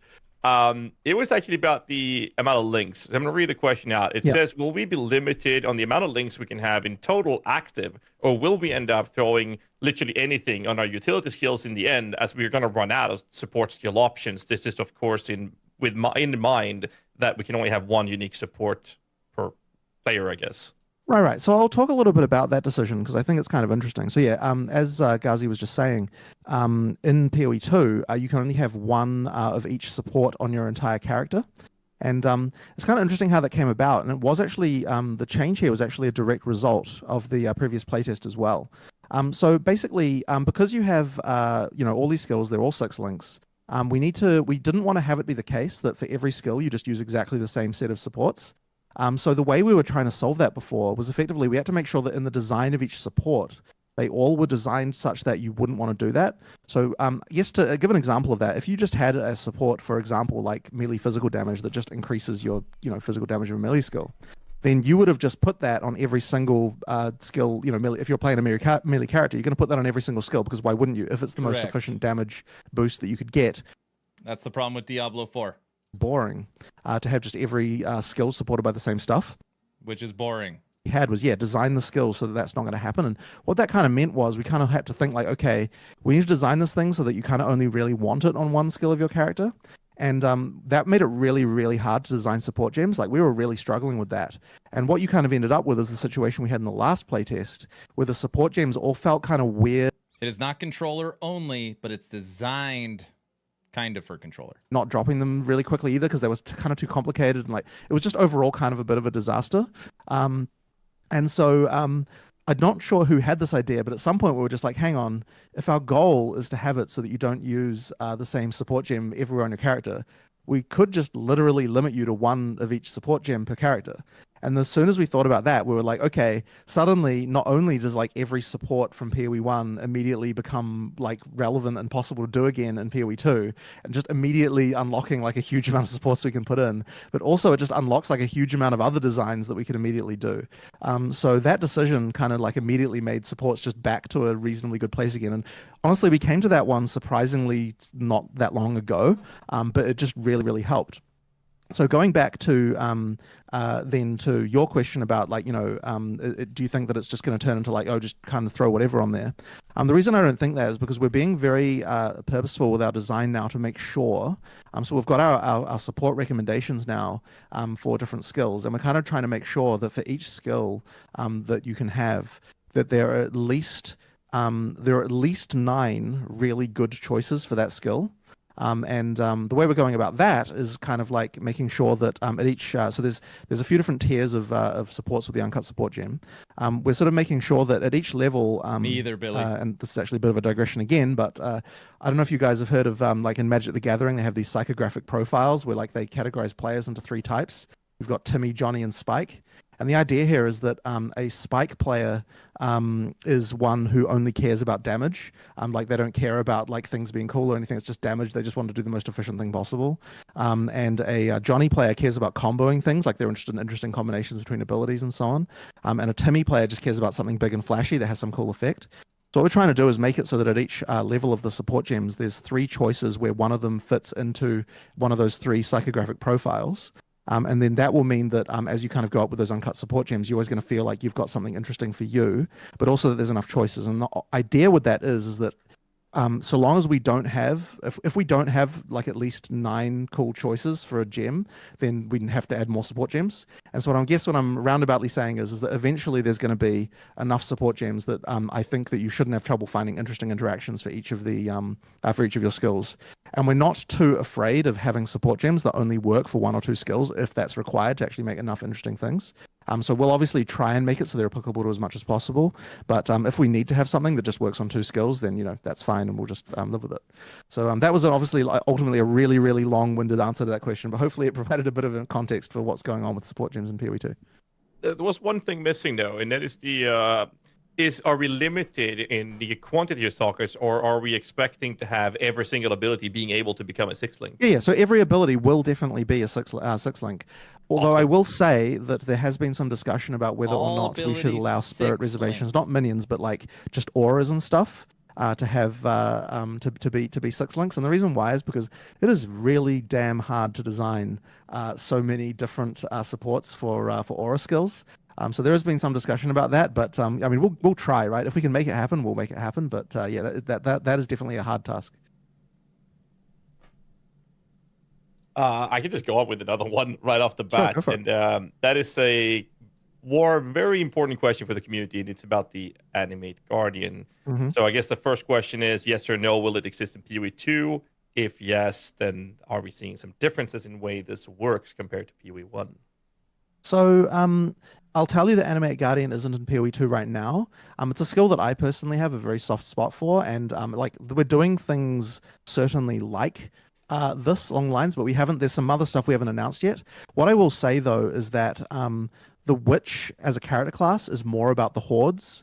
And when you have a thing where you're like, the more like 1 minion that's really powerful type thing is more in other classes archetypes. So if you want to play the kind of like, I want a big tanky minion that's Ooh, I really like that. that's probably not the Witch that's going to be that. The Witch is more about the big army. You grabbed it, Brow. Let me know what you think. Fair enough. So, Another line. You want to go, DM? I just had a quick question related to because you were talking about skills from other classes, etc. So one of the things I noticed is I was playing Monk, right? And I was using Quarterstaff, and then I got a Dagger, and I saw Dagger in the beginning of the passive tree. So I was like, Dagger probably works with Monk. So I went to use it, and most of my skills were not usable with the Dagger. But then later on, somebody noticed that, you can actually still cut gems from other classes if I wanted to use, a Witch skill or whatever. I could still use that on the Monk. But that made me wonder, if you're building so many skills based upon your Quarterstaff, etc., and then you go to use some sort of other abilities, a lot of the Witch ones, I'm assuming, are not going to work on a Quarterstaff. So is this going to be all the way until the release of the game? It's going to be this way where your skills are pretty honed down individually on weapons, or is there going to be a little bit of play in that? Yeah, so I'll talk a little bit about that. So for one thing, spells can always be used from any weapon class. That's just the rule. It's the same as that in PoE 1 technically. The difference is that in PoE 1 we had a lot more skills that worked across different weapon classes. And that's something we've specifically decided not to do here. And the reason for that is because we've found that it really limited, in order to make a skill that works with like 3 or 4 weapon types, you end up like limiting what the skill can be. Because like, generally speaking, like the most unique thing about a skill is kind of like something to do with the weapon that you're using it with. Now, one thing that I will say is that the way that that's presented in PoE 2 right now, I'm not fully happy with. What we had was, in the demo that you saw, was that each, the listing for uncut skills is all done class by class. And what that means is that people don't really get an understanding of like, okay, let's say you're playing a warrior and then you find an axe, and you don't have any axe skills right now. You would just have no way of knowing that the thing you're supposed to do is go to Marauder to find that. So what we're actually going to do is we're going to change the uncut skill menu to list things by weapon type rather than by class. And that should mean that it's like more obvious that, okay, like, sure, I find an axe and that's cool, but like there was a section in that screen that said where all the axe skills are, and that's how I'm going to find those. And then for spells, we'll probably categorize them into things like elemental spells versus occult spells, something like that. And that should sort of end up with a situation where that's much more easy to understand. So something as interesting is that the people who were in that demo doing things cross-class did actually find quite a lot of things that were very synergistic that you can do. And the people who had the easiest time, honestly, were the people who were doing kind of weird cross-class stuff, even in that demo. I actually really like the recommended approach. So the friend I brought, he was like the last time he played games was years ago, and he had an easy time learning Path of Exile, and I was just sitting there, jaw on the ground, being like, "You just said Path of Exile was easy to understand," and one of those. Not me, them.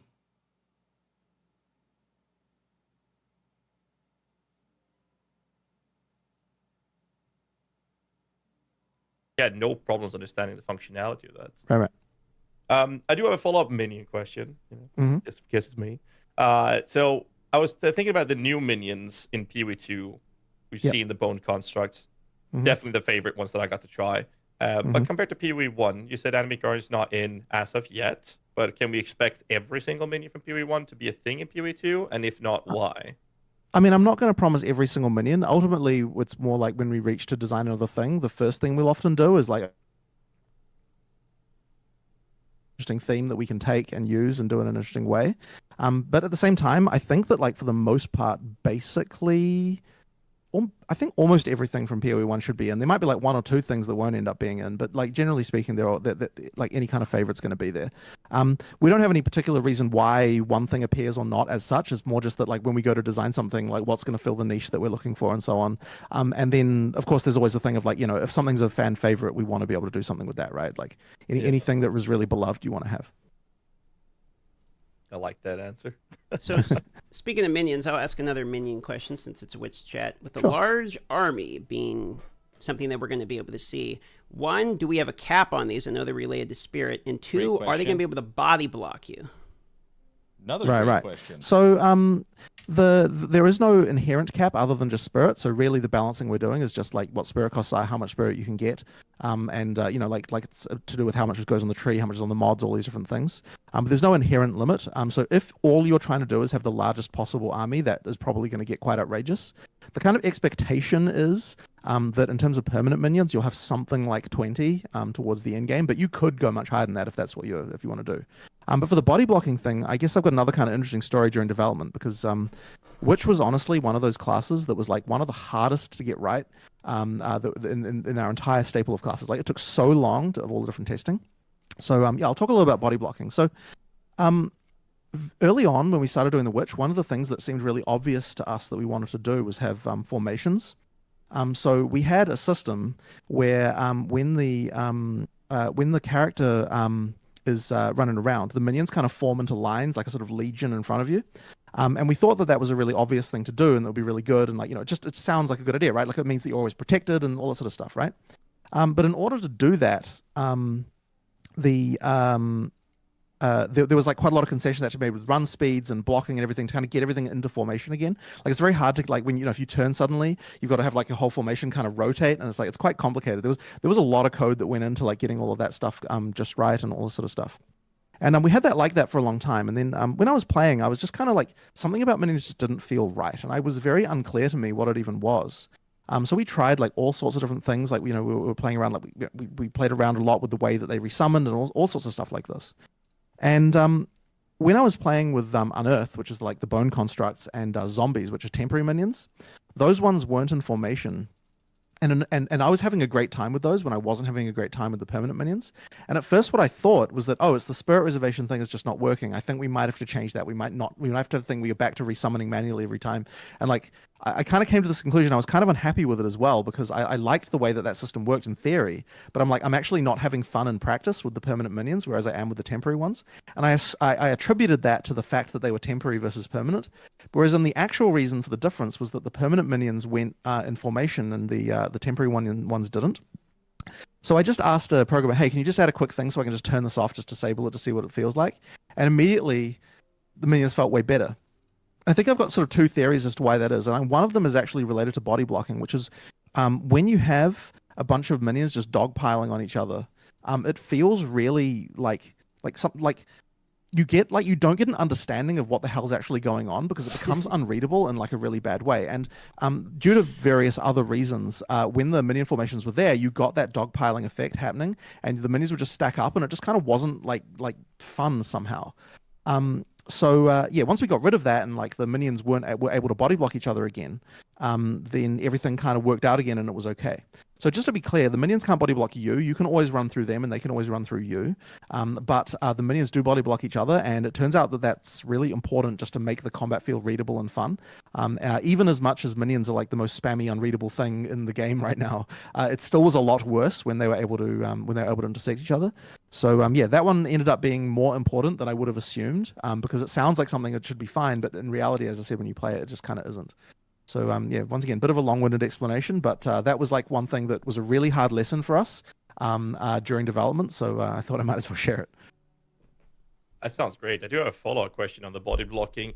We're talking about a plus minus 20 minions end game play, but you can go higher. One of the very most popular builds that we're running in PoE 1 is a Zoomancer build, which goes up to 40, 50, and pop vault summon skeletons. You're sitting at 70 plus minions.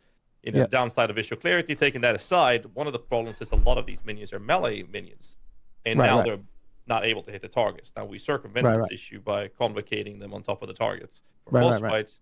So I guess the questions would then be, what is the thoughts or concerns regarding having such a large amount of minions in melee range trying to hit the targets when they are body blocking each other? Has that gone into? So I think what you should do in that case is just build differently, so you've got more ranged minions. I will note, and something that kind of wasn't maybe clear in the video, so I'll just go into that, is that with specters, any monster can be a minion type, right? Like the game is your oyster as far as minion types, right? So if you want to have an army of cheap ranged minions, you can absolutely do that. In the video there, we didn't have it. It looked a bit different, the UI, than what we're going to have, because if as I said, you can have like a ton of ranged minions just from that. So what I'm saying is I don't think players will feel limited to like, oh, the melee minions, I need to have lots and lots of melee minions. I think that you want to have exactly the right amount of melee minions to like protect the front line and have that work, and then fill out the rest with ranged minions who are going to be able to apply the DPS without having to worry about body blocking. So I'd say that for this question, it's just build your minion army correctly, and you should be good. PoE 2. I was gonna go barbarian. I'm going minions.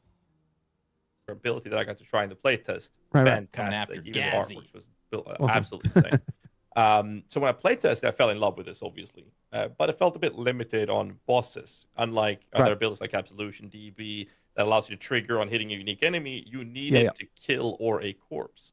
But as far as I got into play, there was no way for me to generate corpses on demand on boss fights. So I guess the question would be, will we see something like a Desecrate skill in the future, or maybe have adjustment to this to have it triggered like Absolution or DB? I'm actually not a fan of Desecrate at all. And one of the very earliest things we were talking about with regard to minions is Desecrate going to be a thing or not? The problem is that it effectively removes corpses as a viable cost. And corpses as a cost, as a resource for the character, I think has a lot of interesting things. So what we are doing is so in the case of zombies, for example, you can create zombies without corpses, but you need power charges. So during boss fights, there are ways to get power charges without having corpses around, and those will allow you to summon zombies. In the case of Unearth is basically just not a good ability for bosses. It's great for clearing, but not for bosses. Minions are actually another really challenging thing about minion balance, and once again, part of the long storied crazy time that we had balancing minions is the boss damage. Effectively, minions are like amazing single target damage, like some of the best ever, because you've just got so many of them all wailing on one guy. So it's very hard to get the balance correct as far as like the amount of like making it so that clearing can happen, but also that bossing can happen. And effectively, the temporary minions are a kind of way to achieve that, because when clearing, you have more temporary minions. Your amount of AoE damage effectively goes up due to number of minions. But when you get into boss fights, the amount of single target damage effectively goes down a little bit compared to what it would be if you had all those same minions in a boss fight. And also in a boss fight, it means that because you don't have the amount of temporary minions, there tends to be more visual clarity, which is even more important during bossing when you need to see all the abilities and so on. So effectively, you will probably have less minions in a boss fight. As I said, that the 20 permanent is kind of about what I expect in an endgame. But effectively, you're always going to have generally less during boss fights due to the lack of the temporary ones. But I think that is actually a good thing for the feel. And the key thing was trying to make it so that the balance of minions felt about right. I actually think, by the way, that in the version you played, minions were still a little bit too OP against bosses. I think that they had like a little bit too of an easy of a time.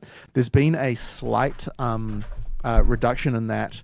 The only thing we had to do was to add a very slight cooldown to the attack of warriors, and that was enough to kind of get it back in line again, so you don't quite have quite the same thing. Like when I say cooldown, it's just like a tiny little extension to their attack time, and that kind of immediately solved that again. But yeah, like it was slightly too high, I think, in the demo you played. But yeah, it's all about that thing of trying to balance the boss fighting versus clearing. Like it is hard with minions, and another one of those big challenges. Oh, for sure. I have a follow. Go for it. I have a follow-up question about power charges. I don't know if this is just something I didn't realize, or maybe it wasn't immediately obvious, but when you have power charges and you use an ability that consumes power charges when you use it, then what's going to happen is it's going to delete them and attack with it. But if you wanted to keep those power charges maybe for something else later, is there any way in the game actually to make it where I'm going to cast this ability without empowering it with the empower charges? Because I ran into this with the Monk, for instance, with Falling Thunder. Right. So there actually isn't, and if that's a thing that you want, so one of the things that we could consider changing is right now most power charge abilities, not all of them, but most of them take all power charges rather than just one. And I think there's probably a lot of cases where you probably wouldn't want that. So I guess we have two solutions to that. One of them would just be changing the skills of people. That's a constant complaint. Like I know that's a thing that people might prefer to not have with what's called Falling Thunder.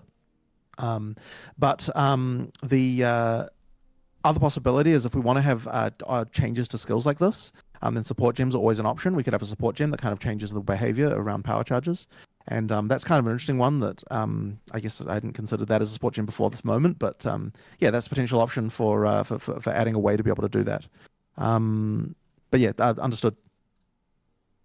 All right. I had a follow-up question on the Spectres. Now, obviously, Spectres is close to a lot of us hearts.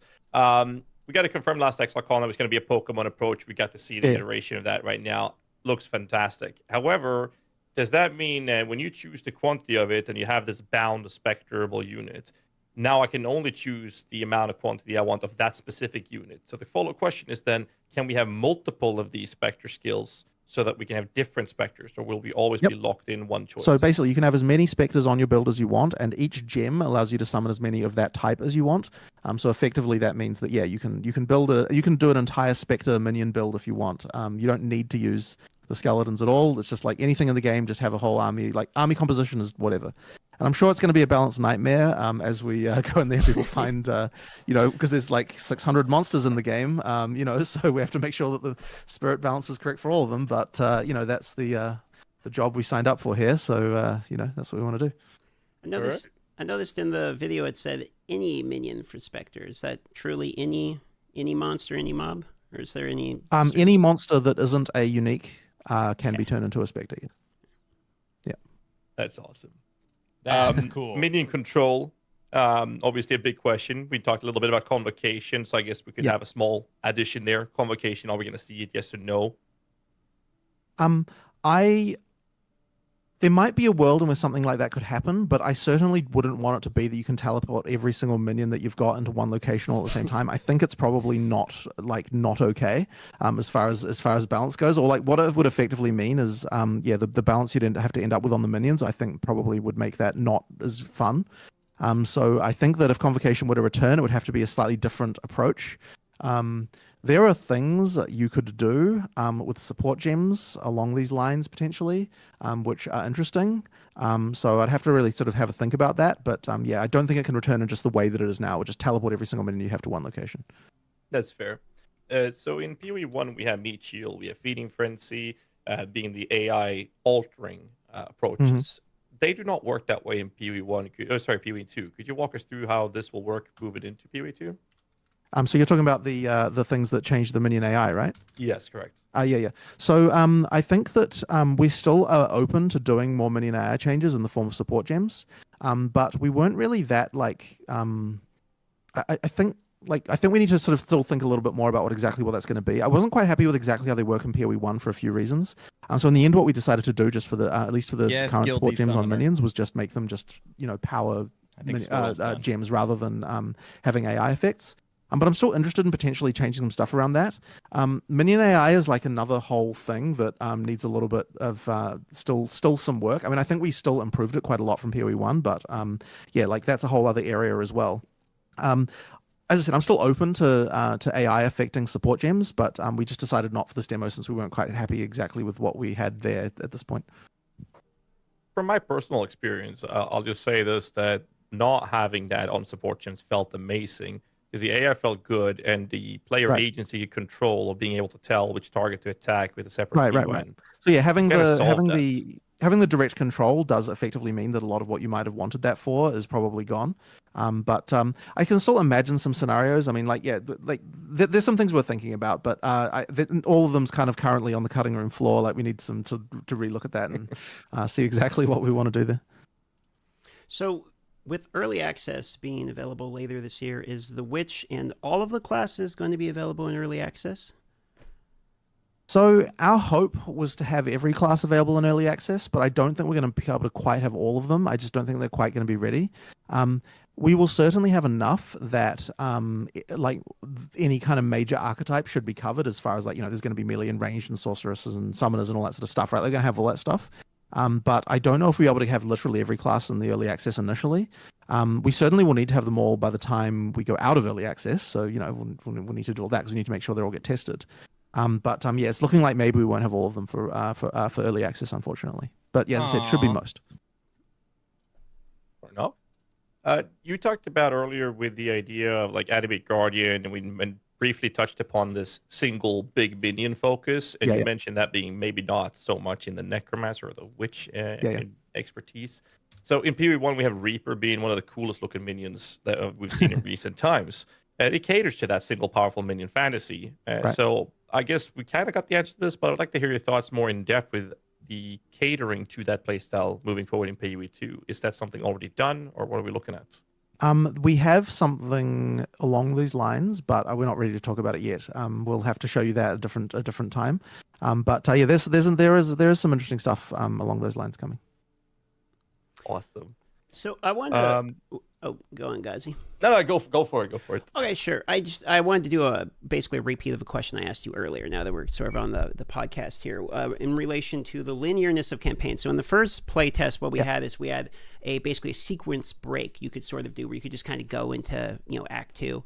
But when we playtested the second playtest, you forced it by adding keys. Basically, you have to acquire, but so you actually experience all of the bosses. So my question for you is, are you guys preferring the linearness of a campaign in which you can predict basically where the players are going to go in order to be able to have higher quality, or do you prefer personally more of an exploration and variety of the campaign? I thought the answer you gave on this one earlier was really interesting. Right. So the particular case where you're talking about is in the graveyard, where you had to in the previous demo we didn't have that we didn't have that locked off, and the issue that we had was, especially early game, is that the difference in levels between what you could have if you did that versus when you didn't do it was just too high. So we're kind of running into balance problems with that. So effectively, in that particular case, we decided to make it so that you had to do those other bosses. That being said, there's still a lot of optional bosses in the game. Like, there's tons of different things. We actually even added more from the last demo to this one. And it's possible there's even ones that you didn't happen to notice. Like, since so many areas have optional bosses, and then there's also lots of optional side content as well, the stuff you might encounter is quite variable. But as you get further and further into the game, there's actually more and more optionality going on. Like as the levels get as you get further into the game, the difference between levels is not quite so extreme. So in Act 2, there's a part where you split off into different areas, and in Act 4, you split off. And the way we're actually handling that in the later areas is that when you complete one of those areas, it levels up one of the other paths. So in Act 2, there's like 3 different branches that you can go down. When you finish one, the other one levels up an extra level, and then when you finish 2 of them, the last one levels up a couple of levels. And so that kind of allows us to do that branching without having so many problems. And then Act 4, it's like that as well, where every time you complete an island, all the other islands level up by 1 level. So that effectively allows us to have that like branching thing going on. But another sort of thing that is going on that's really not been obvious, we've talked about it a little bit, but not too much, is that the actual league itself has a random seed. And when you open the world map is actually random. So the layout of the overall world is also a random element, and so each time someone plays League, you're going to have a different experience. So once again, in Act 4, we actually move the quest objectives around each League. Most of the acts are generally the same overall, sort of like for the most part, very similar. But the layout of the map is different, and which means that they're going to, you're going to find things in different directions. You can't just kind of learn the map in the same way, even within the proceduralness of it. You can't like learn the map in the same way. Like each League, it's going to be a new experience. So that's sort of another thing that we had going on in order to prevent the situation where, like you get in PoE 1, where like there are just certain signs, like even though it is random, there's certain signs that you sort of just learn to like know exactly where stuff is, and by having it more random, each League you'll have to rediscover a few things. And there's even stuff like whole like tiles that just won't show up in one versus the other. Like an example of that is at the start of the game in the second area. There's like a river that it's like the river that you get chucked into and then you wake up on the beach of, right? So in some random seeds, you have to cross back over that river to sort of get to the other side, and others you don't. So you kind of have this thing where like this bridge crossing in the second area is a thing that you'll get in some versus the others, and it's just kind of a bit interesting. I love that because I remember there was I think it was Carvarusk dug deep on this in PoE 1. Piety, when you get down to level 2, depending on the tile on that your character's left foot is standing on will dictate which way to go. And I it was crazy. Yeah. Like, but before that, there's two carts on one side, one cart on one side. Right. So yeah, it can get pretty extreme. I did have a quick question when it comes to these links. Going back to that really before I forget. In the first playtest, we had colors, chromatics. Yes, you did. This playtest, we had none. And for my new player friend, he loved it. And I was just sitting there, they're all white. Yeah. Can you explain? Yeah, I mean, basically, we didn't feel like the colors were really adding anything. At the end of the day, there are still attribute requirements on support gems. And given that there are attribute requirements, what really is the point of the colors? Like, it just kind of didn't make sense anymore. So we removed colors and we didn't look back, and there was just a change that just made things better, and as I said, wasn't really doing anything for us. It's a sort of a slight shame to lose just entirely just for people. That'll be good for the people that have never played OG PoE. No longer colors on your links. That's pretty interesting. Ended up just getting rid of it. And as I said, it's funny because you're the first person to even actually comment to me about this, which means that like all these people who are at the event just like didn't even really think about it. And I guess that shows you that it really wasn't that important in the end, as much as like we kind of thought that maybe it was. I was preparing to help my friend out explaining the chromatics, the colors. And then I saw they were white. I was like, oh, thank God, this is the way it is in the playtest at least. I was like, that's good. But then I got to ask you if that's actually going to be... Yeah.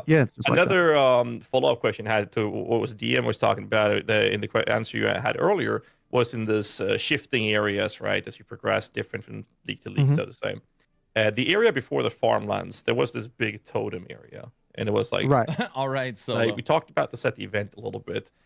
And when you talked about it, you explained what that was supposed to be, which was not in the playtest for us. Yeah. It sounded amazing. So I was hoping you could reiterate what we were talking about here on the show today, because that sounded great. So this is just one of those sort of random encounters that we're spreading more and more of through the game as we're kind of going through this phase of it. I think the thing you found was the one where you've got a bunch of saprolings that are kind of like chanting and summoning this like larger sort of treant thing. And what that effectively is a... It's not a boss. Like, we've got a boss of that area, which is Crowbell. But we kind of want to have other opportunities to just find some interesting thing. And in this case, it was like a rare that would be a monster that would show up later in the game, but we're using it as a rare, as like a special monster just for this area. So there's another one of those in the forest, which is the witch that you find in this like witch's hut. I don't know if you found it in your playthrough or not, but if you did, what that technically is a monster that was in actually, in fact, people have seen that monster because it was in the mercenary demo. In the mercenary demo, there's these like howling, like screaming witches, and effectively we were able to take that monster and turn it into into like effectively like a little mini boss encounter, but it's technically not a unique. It's just a rare. And the funny thing about this, in my opinion, is that a lot of games' bosses are kind of this, like the actual bosses of this. But in our game, it's like this is just like an extra boss we're throwing. Like, so every area kind of has this another boss, you know what I mean? That's just like this afterthought that like is still fun because it's just like a monster from later on in the game.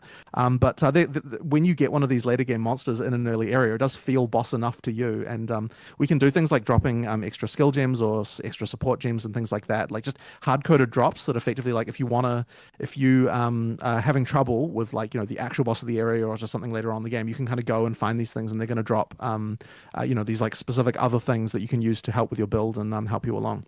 So that's what these are about. That particular one wasn't in the game when you guys found it. I think it was just a thing that did nothing. But that room is designed for that stuff. And yeah, we're trying to have like, you know, at least a few in every area, at least a few interesting things that you can find like that, where it's just like an extra little encounter, an extra like weird little thing. Like, I don't know if you saw the secret room that was in one of the tombs under the graveyard. There's like a lever on the wall you can press, and if that'll open up a little thing, and there's like gold in there, and like, you know, there's just like little things like that we're kind of like putting around and doing more of this in this phase. So you know, it's kind of fun just to have these extra little points of interest. And what I'll say is that anytime you see a checkpoint where it's not like a through line, like if it's a checkpoint at a dead end, there's probably a reason why that checkpoint is there, because it indicates there's something to find in that room, like, you know, like something about it. So that's how I got stuck in that area and found that, because we ran into this checkpoint. It was like, there's gotta be something here. I was going crazy. We cleared the entire zone. Like, where is it? Yeah, it's possible. It's possible that some of them in the demo just weren't, like, we hadn't hooked up the final thing there. But yeah, basically anywhere there's a checkpoint there where it's not like a through line, it is going to be some kind of thing. So yeah. Speaking of extra like bosses and things you can find, I noticed that some of these bosses give like, you know, pretty good buffs, like 10% code resistance, etc. So by in-game, are you basically expected, and it's balanced around, like you should have gone back, acquired these different permanent buffs on your character? Is that something you're expecting players to have accomplished by then? I think you'll want to do it. I think at the moment there's approximately 2 of them per act, roughly. So then by the end of the game, you'd expect about, you know, sort of 10 to 12 of these types of bonuses. My expectation is that you'll probably end up doing at least slightly more than half of them just naturally as you go through the game. But yeah, you'll probably want to go back and get them. I mean, you know, there's things like 10% cold resist and stuff like that. That's, you know, that first one is that. So they are enticing to do. We really wanted to make sure that the uniques as you go through the game have like every time you play through, there is the consideration of, should I be running this to get the stuff that it drops? And another thing that I think is maybe we haven't talked too much about, but is the case, is that the first time you kill a unique on a character in PoE 2, the drops are a lot better. And so what that means is that as you're going through the campaign, even multiple times, like, you know, in different leagues, there's a lot of incentive to go and do that to increase the power of your character. Like, it effectively means that the more bosses you kill, the more powerful you're going to get. So that bonus there kind of keeps the gives you a nice reason to explore and find things. Awesome. When Spirit now being the resource for both auras and your permanent minions, how is this going to impact the weapon swap mechanic moving forward for the Witch? And I'd like to mention that about, I think it was 9 months ago at Gamescom, we got the teaser for the Druid shapeshifting, and that one had a third option being considered a weapon swap. Could you elaborate a bit on this? Yeah, so basically the spirit thing, so the spirit will change when you weapon swap. However, and we've got a feature we're planning to add, it hasn't been done yet, where you can effectively lock a weapon so that it is in both weapon sets, which means that if you've got like a scepter where you've got like a nice rolled scepter with lots of spirit on it, and you don't want your minions to die when you change to the other set, you effectively lock that weapon in place, and now you've got it for both weapon sets. And that way you can like have 2 different wands depending on what it is you want to do. If you want to do like shield versus wand or something like that, that should be something you can do as well. So basically that's the sort of solution to that problem. The druid is an interesting case because the druid, of course, when he's a bear, you're not holding any weapons. Which means that you have to have another way of getting spirit while you're a bear. And I believe the plan was to have some passive tree support effectively for this, so that like you get like spirit while you're in your animal form. There might have been a few different other things that we had around this, but effectively yes. There needs to be a way to get spirit while you're a bear because you can't hold a scepter in your claws. So that's an issue. If there's a will, there's a way, though. Right. So speaking of druids, druid companions are something we saw in one of the previous teasers. Does this mean we can expect kind of summoner fantasy playstyles outside of just like the atypical, necromancer? Yeah, so there are minion type things kind of all over a lot of different classes. It's just they've all got their own sort of thing going on with them. It's just that the witch is the one where it's like, okay, you want to have a giant zoo, that's the big horde. But all characters, generally speaking, there's going to be some sort of minion that will be interesting and possible for you to use around them. They're just different themes. Awesome. Speaking of a little bit of touching upon minions, but a statement you guys made quite some time ago was that PoE 1 MTXs would be able to be used in PoE 2. So is this going to be for all of it? Are we talking about minions like skeletons, MTXs, and even like the flying body armor MTX? Or is there any limitation? Certainly all armors and everything are going to work. The thing that's interesting is coming down to skills. So the thing here, so to the greatest extent possible, I want to make it so this stuff works. The question is like, okay, let's say you've got a Righteous Fire MTX in PoE 1. And the way Righteous Fire works in PoE 2, I'm not going to tell you what it is, but basically it's different than the way it worked in PoE 1. So on some level, the question is it the same skill or is it a different skill? Now, I would hope that, as I said, to the greatest extent possible, we can make that work. But in some cases, the skill might be so changed that it just kind of becomes not like really correct for the MTX to work anymore. So then we come to skeletons, which is the one you asked about, and like that's an interesting one. I want that to work, but like the way the skill worked in PoE 1 is different than PoE 2. So then once again, it's the question is it the same skill or isn't it? And I honestly don't have an answer to you about that one. It's going to have to come down to when I actually go to look at that particular MTX and see like, okay, is this going to work? Is it not going to work? What's it going to take to make this happen? That'll be the question. So effectively, I think skills are going to be more iffy in some cases just due to the functionality changes. But certainly the flying body armor will work. Like it's a recent MTX. Like there's no reason why that wouldn't work. Like we designed like anything we've been making in the last like 5 years, we've really been having PoE 2 in mind as we're making them, right? Like we're rigging them to the PoE 2 rig for anything recent that we're doing. So make sure that that'll be there on release. So yeah, as I said, to the greatest extent possible, make it work. Just in some cases, it might be hard for various reasons. So yeah, I guess you'll see. Thank you. You want to go for this one, DM? 1 second here. I'm trying to pull up the next one. We're kind of burning through our questions here. So PoE and MTX. No, go for it. So I did see one question related to MTX in the chat. When early access comes, can we expect some new supporter packs that will have these in association with them? Yeah, there'll be supporter packs around early access for sure. There you go. And then I'll ask a follow-up question here. So co-op. We're going to go back to co-op here. One of the questions I was asking you about earlier was about co-op in Jimro and the balance around co-op. Can you explain how you guys actually do manage to balance co-op? And then I have one other follow-up after that. Yeah. So basically, co-op is balanced the same way as parties are. So effectively, it's like being in a two-person party. And what that means is that you've got extra life on monsters. We actually have different amounts, like in PoE 1. Actually, we do have different amounts of life for different monsters by rarity.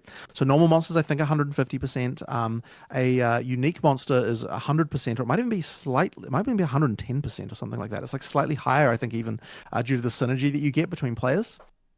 So that effectively comes down to the fact that when you're fighting a boss, everyone's just going to be concentrating on that one boss. You get very good synergy. It makes sense. Some people are surprised to learn that we don't do damage increases, and the reason for that is because you still have the same amount of life. Like, if a monster hits you, you need to die in the same number of hits. So effectively, that means we don't increase damage, just life. But the other thing, of course, that we increase is items, and we do actually have a different way of doing that than what we had in PoE 1. So in PoE 1, we have a bonus to quantity and rarity, and there was no real intelligence behind that because it was just like, I don't even remember the number now. I think it might have been like 30% quant or something like that, and some amount of rarity. Now in PoE 2, we kind of take a look at this again, and we realized, like, when you're playing with another player, you don't necessarily need more like weapons, because most of the time you're going to be playing different classes. The number of weapons that drop doesn't really having extra weapons is not going to do anything for you. It's just cluttering the ground. But you do need, like, twice as much jewelry, because jewelry works for everyone. You do need twice as much currency. You do need twice as much of various things. And then, like, for the case of armors, usually there's like a little bit of overlap, but not totally. So, for that one, we've got like a 33% increase, for example. So basically, we looked at each type of item that can drop, and we said, like, how much more do you need of that when you're in a party? And then we effectively made it so the drops respect that. And what it ends up being is that you only actually get, in terms of number of items on the ground, I think it's like some number like 13% more items on the ground. But the items you get extra are all the ones you actually need extra as you're a party. So it feels like you're still getting enough. So that strategy just kind of means that that you get a much better experience with regard to the sort of item drops on the ground in party play. The other thing, of course, with party balance is all the synergy between character classes. So that area is complicated in PoE 2 particularly because there's a lot more like state that matters between your characters. So for example, like, one character can be freezing, the other player can be utilizing the freeze, one player's armor breaking, the other person utilizing it, that kind of stuff. Also things like the bell, you place down an object, both players can interact with that object. So there's a lot more going on with that.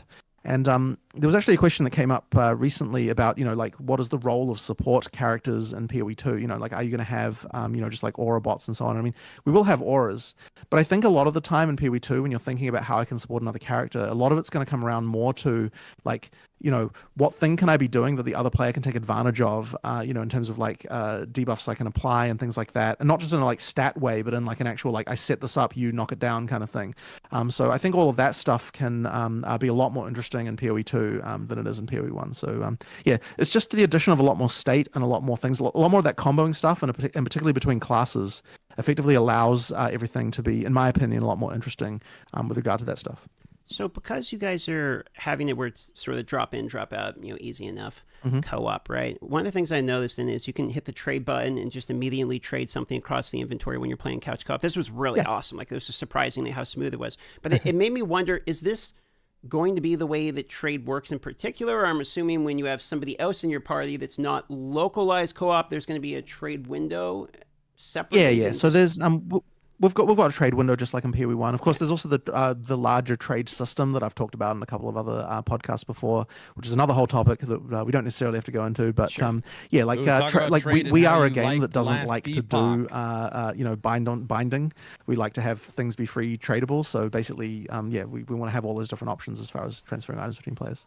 And when it comes to the balance of the co-op, you're talking about support characters. So I mentioned this to you as one of the feedback points. I noticed that what you can literally do is just have like a witch, for instance, summon minions, and then the witch just goes with you on your map while you're walking and can make it easier. And Ghazi, before the podcast, was talking about how maybe what you could do is just have like an aura bot, type of character, like a support character. If there comes out with some support builds, it might actually be good just to play two characters on the screen with the co-op mode available. Is this something you guys are wanting to be possible? Is this something you're okay with? What's your thoughts on? We'll need to do something about that. I don't know quite what the solution is yet, but you're completely right about the minion in co-op and dragging the other player around thing. That's not okay. So we'll need to find some kind of solution. I'm sure we'll be able to find something. It might end up being a bit hacky, but because it's sort of something that would only come up in an abusive case anyway, like the solution to it can kind of be like a bit random, I suspect. But yeah, we'll work that out. And the same is true of the aura thing as well. We'll just need to find some kind of solution that's going to make that not that kind of, I mean, clearly that behavior isn't really like desirable, right? Like, you don't want to make it so the best thing to do is to play in co-op and like drag another player around with you. Like, that's not like a fun thing to need to be the thing you need to do. So I will say I like that you had the dragging mechanic in the game though, because my buddy's like, I gotta go use the restroom, and then when we figured that out, it's like he can just go for like 30 seconds, get a snack, whatever. I'm still blasting the game, no problem. It was that part itself was smooth. So thank you for having that. No, you definitely need the dragging, but it's just obviously there are a couple of abuse cases we need to deal with.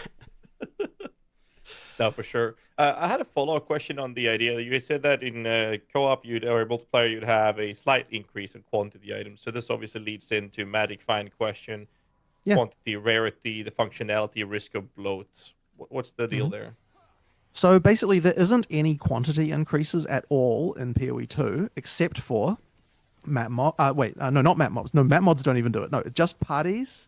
And the magic and the bonus to quantity you get from magic monsters and rare monsters and unique monsters. So effectively, like the amount of the stuff that can matter is drastically reduced. Now, rarity is still a thing in the game, but effectively, I don't believe it will be a problem because it's effectively going to return back to what it was like in the early PoE 1 days, where the amount of magic find you can get was not so high that it actually drove this like kind of, I guess I would say like not so great behavior, where like the thing you want to do is just use all magic find gear. So I still think like I've talked about this a couple of times before, and at the time I kind of hadn't fully formed my thoughts on it, but effectively I do believe that it can be fine to have a little bit of magic find stuff in the game, and the evidence for that effectively is that PoE 1 was fine early on. It just wasn't an issue. So effectively I don't think that we're going to fall back into the same hole that we ended up with in PoE 1. But yeah, the whole way the drop system works is quite different in PoE 2 as well, because the rarity now changes the value of items in different ways. Like when you have rarity, you get higher tier currency. You don't need to increase quant to get more currency anymore. It's not like that. Like rarity will do it, and like that means that like the way the whole drop system works, the way map mods can work, the way like so many different things can work is just so much better, and will just lead to a situation where you don't end up with just like ridiculous screeds of items everywhere. Like you'll just end up with better items, like just stuff that not just stuff you want, obviously, but like. Like putting map mods on items is not going to result in like on like just way more shit. It's going to result in like better stuff. So yeah, that will just improve things substantially. When you say better stuff, I do have a follow-up question, but for those of you who haven't heard you explain this, could you elaborate on what you mean with better items? Yeah, so we've got quite a lot of different things going on with it, but yeah, for one thing, it's the currency, just like I said. In the case of we've also done things with the way unique drops work, where like the rarer ones can like will happen as you get more, like as like rarity in PoE 1 doesn't work that way. Like once something's rolled unique, that's it. But in PoE 2 it works differently. There's also another system that we have where the mods on rares can be influenced by the rarity you had when they dropped, and the way that you see that is you'll see a rare drop that says like tier 2 or tier 3 or tier 4 like going up. And what that means is that when you identify that rare, the mods that it can have, well, not that it can have, but the mods that we futz with the randomness in such a way that the rare is going to be better, basically. So if you see like a T5 rare as opposed to a T, like you might be leaving T1 rares on the ground while picking up T5 rares because you know that the T5 rares are actually going to, like have good mods. So this can actually mean that there's more room within a rare without changing the number of affixes that they have. I didn't give up. To change the value of a rare when you pick it up, and that I think is a much better solution than what we had before. Yeah. Now I remember you talking about this at the event.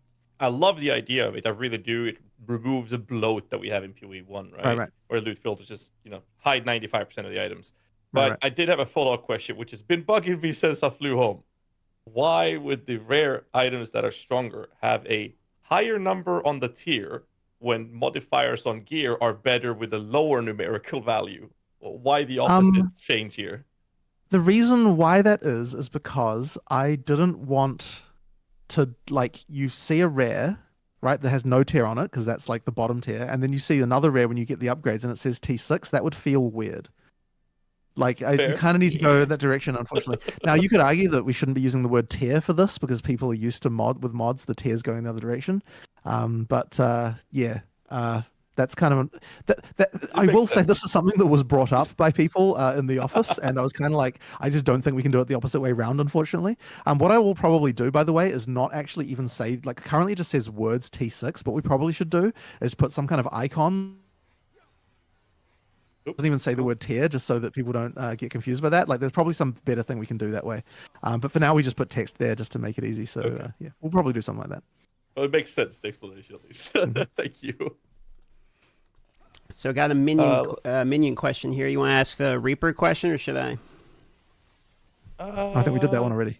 Did we already go through this? this is what happens. Well, it's so hard to like prepare questions like this since we get the interview and like the reveal and then immediately into the interview. The video was fantastic, absolutely fantastic. We did prepare some backup questions, and I can also ask one about HDR. People in chat, I'm seeing quite a bit of questions about related to HDR native support. Is that something you guys? Right. are... Okay. It's actually not in the game right now, and it's something that I would love to do, but we've kind of like we kind of haven't really had great time to be able to really go into that. It's probably irrelevant, but like I've got some like weird thoughts about HDR, and I probably just shouldn't go into it because it's like a whole not really important. But we don't currently support HDR. It's something that I would like to support. Okay, so I'll do a follow-up about, you were talking earlier about how some of the skills are like fundamentally changing, and you mentioned Righteous Fire, but is this something we can expect from like a good number of skills, which it's sort of in name only it's the same, or they're pseudo-changing? Yeah, I think so. And to some extent, this is just because like when we're designing a skill for PoE 2, we can't just design a skill, like no skill can be this is the only skill you use, right? It always has to be the question of like how can this interact with the things, what keywords can we think about, like there has to be some level of interaction there. And PoE 1 skills are just not designed that way.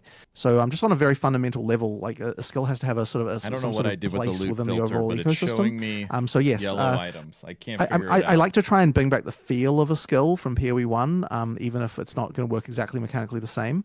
And always there's going to be crowd favorites. And there's always just the thing of when you're a player, you're like, oh, I wonder how they changed this skill. You know, like what's the skill going to be like when you see it in PoE 2?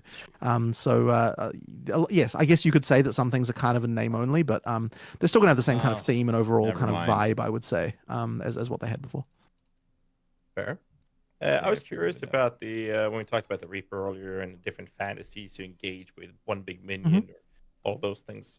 I'd actually like to hear your philosophies around the quantity of fantasies that you'd like to have per class. Is there something I think we might be done with this interview? They're just now they're on random questions. As far as you want. The quantity of fantasies, did you say?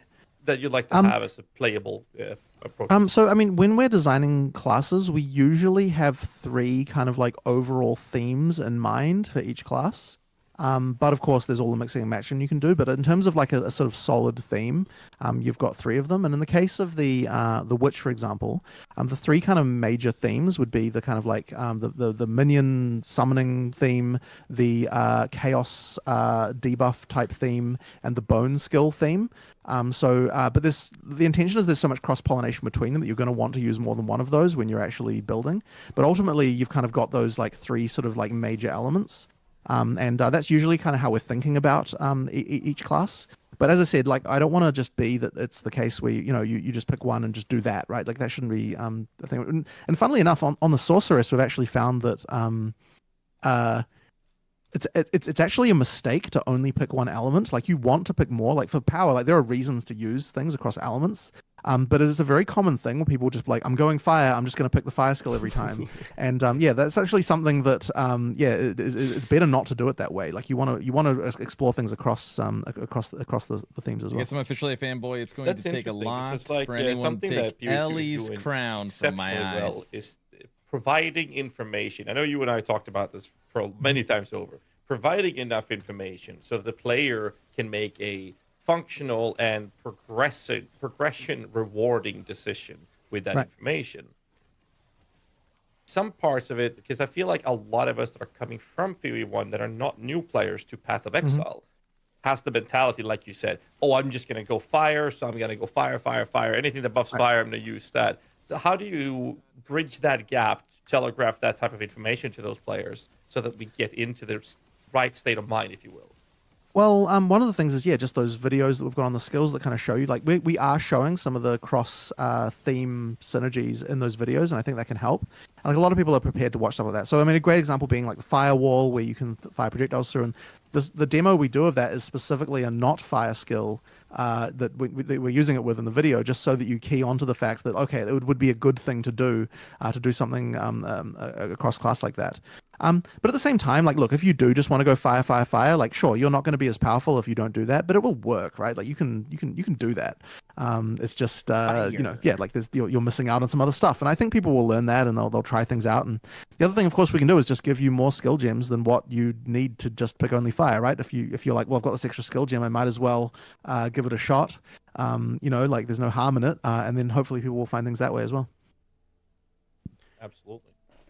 So one of the questions I asked you earlier in LA was about the passive skill tree, and you had an answer where you're responding about how it's fundamentally going to change a little bit. I was hoping you could explain that same concept to the people in this podcast about how, depending upon which class, which class. Oh, yeah, that one. Right. Yeah, okay, right. So this is actually another thing. Yeah. So this one's sort of interesting. So recently we ran into the problem, and this was actually another Minion problem in particular, where we were really struggling with designing the start of the skill tree to work with both the witch and the sorceress.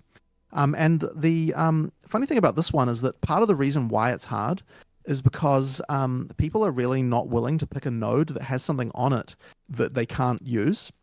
So if you have a node that's like plus spell and minion damage, then people who aren't minion players will still not want to pick that.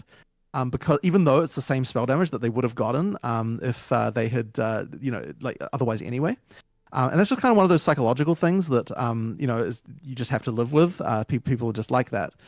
So what we decided that we wanted to do was we're actually going to have it so that the starting area of the skill tree of each class is going to have 3 versions. One of them is for the witch case, for example, one of them is if you picked witch, one of them is if you picked sorceress, and the other one is what you get if you picked neither witch nor sorceress. So if you're another class coming from another part of the tree, then the starting area of the witch and sorceress is going to have like a sort of combo of what the witch and the sorceress both get, so that like those things are where you can go to get that. And that actually solved a lot of our problems, because it made the starting area kind of now be able to be the case where like all the stuff that's there is going to be relevant to your character, that means that like right at the beginning of the game, there's less kind of like wrong choices. Like when we had the situation where you've got like some minion passes and you've got some elemental passes, it's very easy for a player to just pick the elemental stuff when they're playing a witch or whatever. So that's changed there, like really helped us with being able to sort that stuff out. But I think it's pretty interesting also to have the third thing for when you're not playing either character, because it means we can put stuff there that kind of makes sense and is balanced for when you're coming there from somewhere else. And we've actually had problems in the past in PoE 1 with the balance of the initial nodes, because you have to balance them in a way where they're powerful right at the start, so you kind of get the feeling of like good progression there. But that has sometimes meant that the nodes are too powerful when you come from another class to go there and grab them.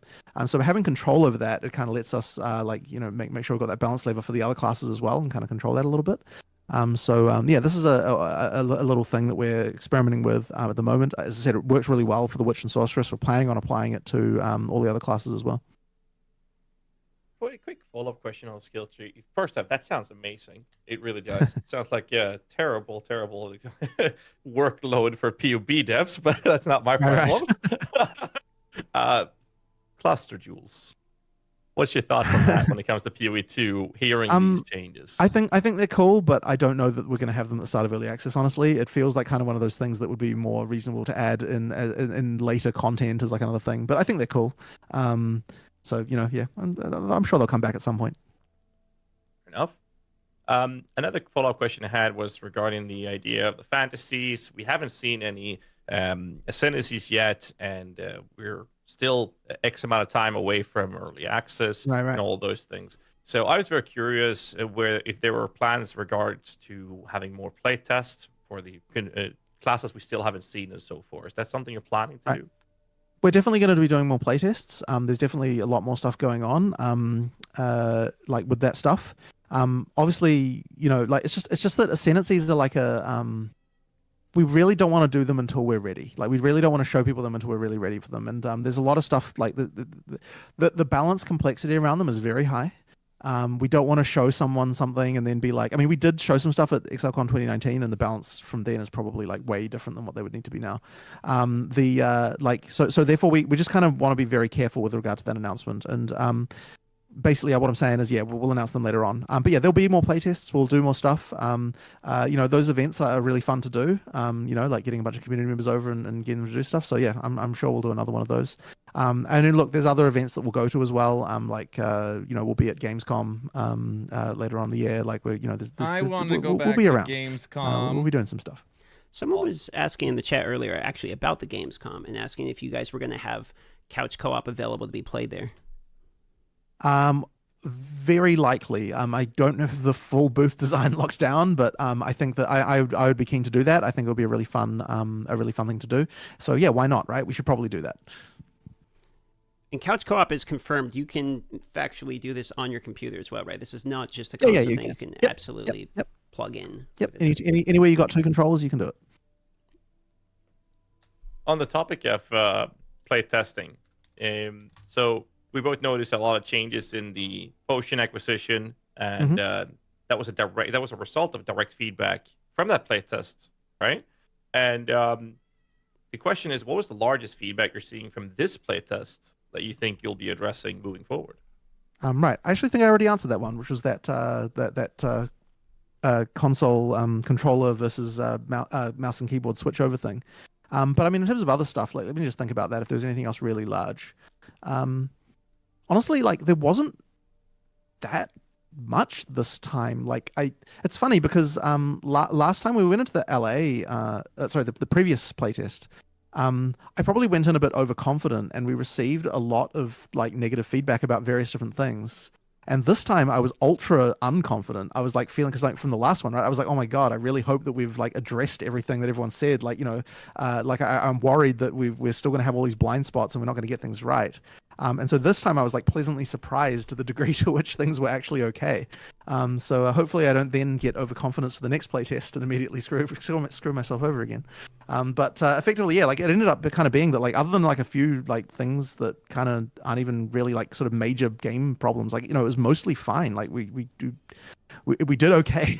It was a significant. I think things are right. It felt significantly smoother. I don't know, guys, if you had the same experience from when I was testing it, but it felt significantly smoother from the beginning. Not maybe it's the potion thing, not having to go back to town all the time. Like I wasn't really going back to town for that, but the majority of it felt just a lot smoother. I don't know if it was the couch co-op or something about it. So the plane is actually. So I think. So there are 3 things that I think are the major difference. So flasks are big, right? The next one is support gems. The support gems change the power of your character significantly, and they're also like a really good moment of just like getting an upgrade to your character, and that like it feels a lot better. And then the other thing as well, actually I had something on my mind, but it's fallen out again. What was it? So the other major thing is that there's a lot more side things to find that give you specific drops that make it so you don't fall into the balance hole of like having the wrong gear or that sort of stuff. So we added a lot of that stuff all through Act 1, and as I said, you may not have even found all of it because we put enough in there so that when you're just randomly exploring around, you're likely to find stuff that's going to help you a lot. But the overall balance of the game, other than the flask thing, mostly didn't change very much. It was really just around like making sure that like the supports and the extra stuff to find. That's part of why I was so worried, because I really didn't want to just nerf things. I didn't want to just like say, okay, these bosses are easier now. I wanted to try and find a way without doing that to kind of improve things. So I was very happy that actually worked. Because it felt dangerous to me. Oh, sorry, guys, go ahead.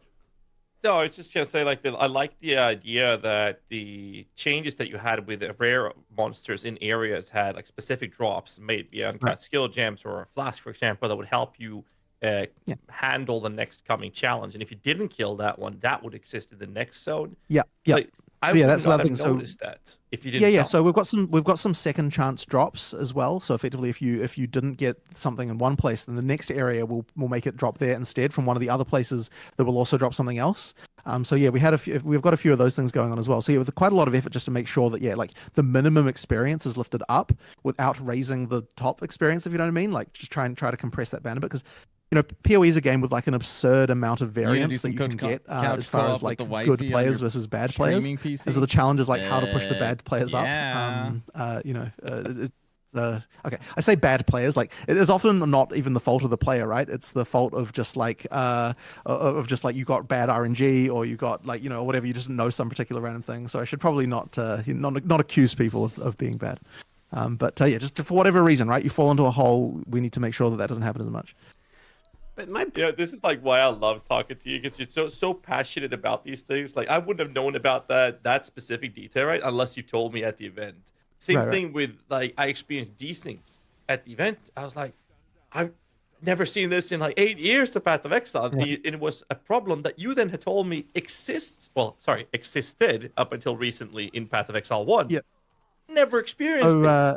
Yeah, there was a lot of desync testing we had to do around minions as well. We just found so many of them, and with like a bunch of problems with just the still really cool. were actually on PoE 1 Germany as well last year. Like there's a bunch of fixes that are going to come from PoE 2 onto PoE 1 soon to address a bunch of that stuff. So yeah, kind of funny how that stuff is. Like it's honestly amazing to me how problems can go for years without anyone noticing them or realizing. It's kind of crazy.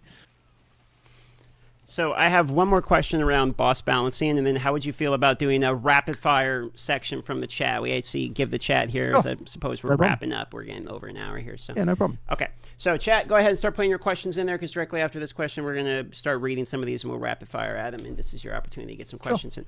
So around boss design, so the game seems that it's going to be on console, it's going to be couch co-op, cross progression, all that. So I'm assuming you guys are expecting a much wider demographic, and also you know, newer players are going to be associated with this game. Like, for instance, my buddy flew from Australia, not really a PoE player, played with him, and we were going together just fine. He was able to pick up the game, no problem, didn't really need prior experience, and he was actually doing great. So, like, I was impressed how quickly you're able to pick up PoE too if you're not really familiar with PoE at all. But because of that, you guys are probably expecting more people are going to be playing together than ever. So does this affect boss design when you guys are designing implement bosses? How often are you thinking this is a boss design, you know, with one slow mechanic for one person, as opposed to, okay, this is going to be trivialized because there's two people? Does this come up in development at all? It certainly comes up, but I would say that the primary thing that we're thinking about when we're designing bosses is just what's going to be cool.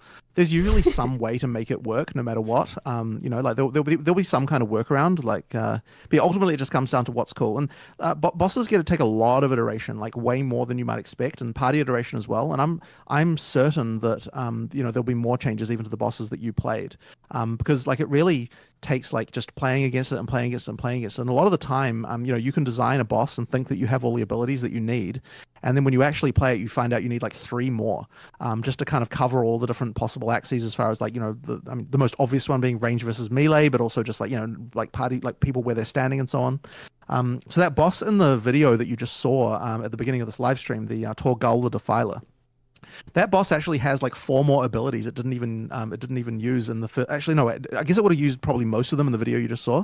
But when we did the demo on stage for you guys, in my opinion, it like didn't even use a bunch of those abilities. And like a lot of these things are like needed for specific cases where like, oh, you've got a player who's going to do this, and like we need an ability to deal with that, and this kind of stuff. Or, you know, with different people standing around and just that sort of stuff. So like you just end up needing quite a lot of that stuff, and it's especially bad on bosses that are fixed like that, because they don't have the ability to move around to respond to things. They need a like hard-coded ability for every single possible way you could be standing or place you could be or the thing that you're doing. So it ends up being like a boss like that is just like such a huge design challenge.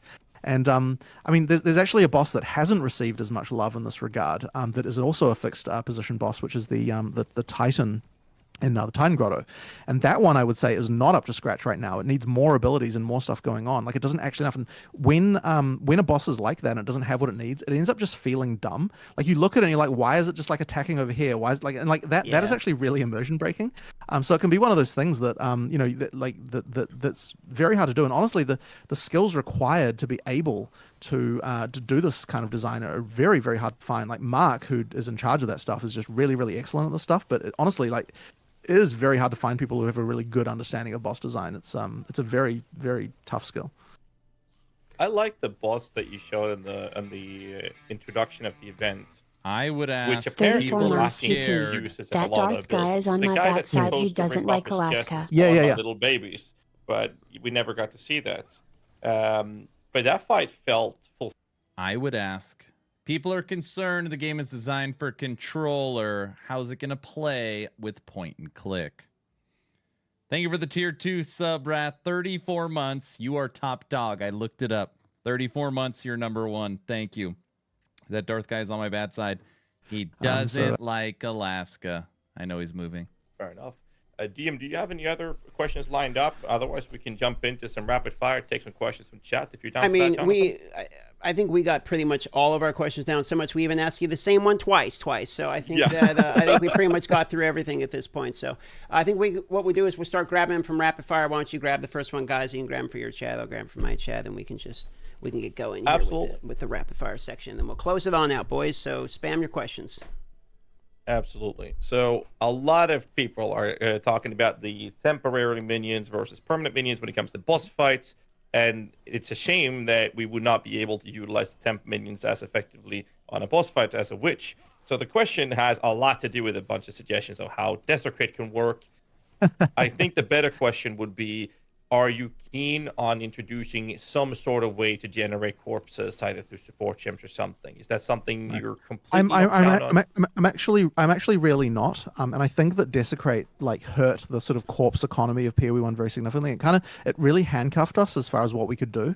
Like I think corpse as a resource, as a mechanic, is pretty interesting. And so like Desecrate just kind of destroys that. Now that said, like as I said, for zombies, for example, there is a way to get them even when you're in boss fights. Like there are a few workarounds that were kind of interesting, and so that's kind of the way that I would approach these on a skill by skill basis. Like thinking about like, okay, is there going to be some way that we can make it so the skill can still work on a boss fight using some other mechanic? But I don't think that just in general being able to create corpses on demand is okay as far as balance goes. A couple. This one's. I love the came way up last since the beginning of the podcast. People are asking about stances on macros for PoE 2. I mean, our stance on macros is exactly the same as it is in PoE 1, basically. Like, follow that guidance and, you'll be fine. Figure this much. With the rarity, sorry? No, go on. With rarity and those things being scaled when it comes to party play, is there concerns that people would have group magic find for the sake of dropping the highest tier rarity uniques? So rarity actually isn't scaled with party play. So it was in PoE 1, but in PoE 2, it's only the things that I said before. You get more of certain types of items to like make sense of your character. But there's no actual rarity. So yeah, it doesn't work. That will not be a problem. Okay, then I misunderstood you. That's perfect. Thanks for elaborating that then. No problem. Question is sort of an accessibility question here. Someone's asking about reducing brightness and flashing. Is that going to be something for people with sensitive vision? It hasn't been on our radar, but I mean, I think I'd have to see an example of like, and to understand that fully. Like, I don't think I understand enough to be able to to clearly know what to do about that. Sure. You mentioned Necromancer, or Witch rather, being the Sue summoner class. Yep. A lot of questions are about the fantasy of engaging with other types of fantasy summoner types, such as an actual Sue, Druid minion builds, for example. We've seen wolves. Is that something on the map right now? Well, there will certainly be more than one summon for the Druid. You've seen wolves already. There'll be other stuff. One of the questions here is in relation to hardcore. Is balancing done at all around hardcore? Or what's your philosophy on balancing in relation to hardcore? I would say that it mostly isn't. Like, we do bear it in mind sometimes, but I wouldn't say that our concern is hardcore. Like, hardcore is one of those things that you should do once you are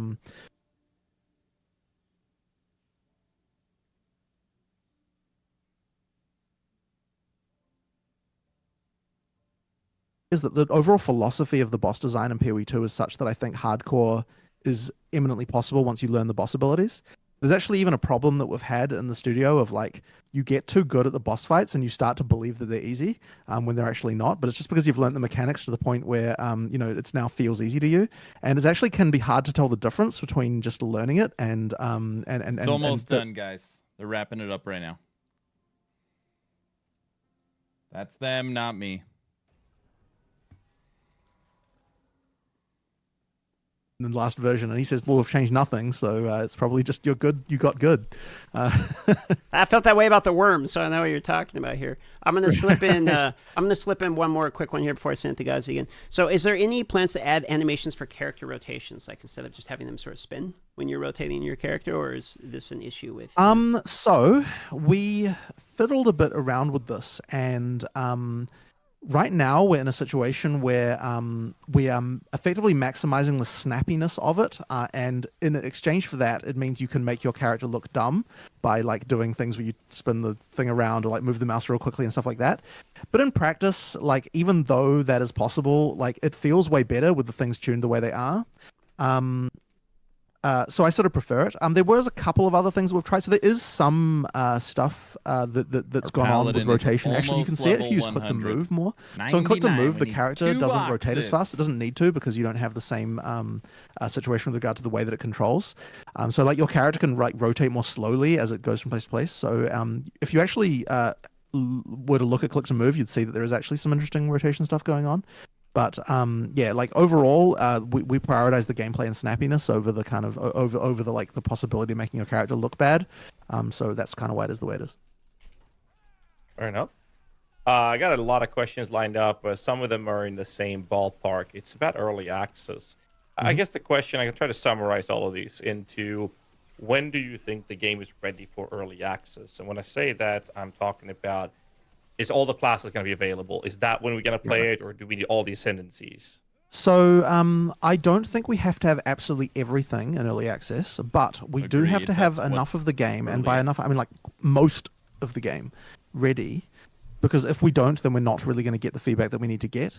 So like I think that the minimum is like you need you need almost all of the acts. Like I don't think we can really live without that. I think you need most of the character classes so that you've got sort of something for all the different archetypes at least working, even if you don't have every single character class.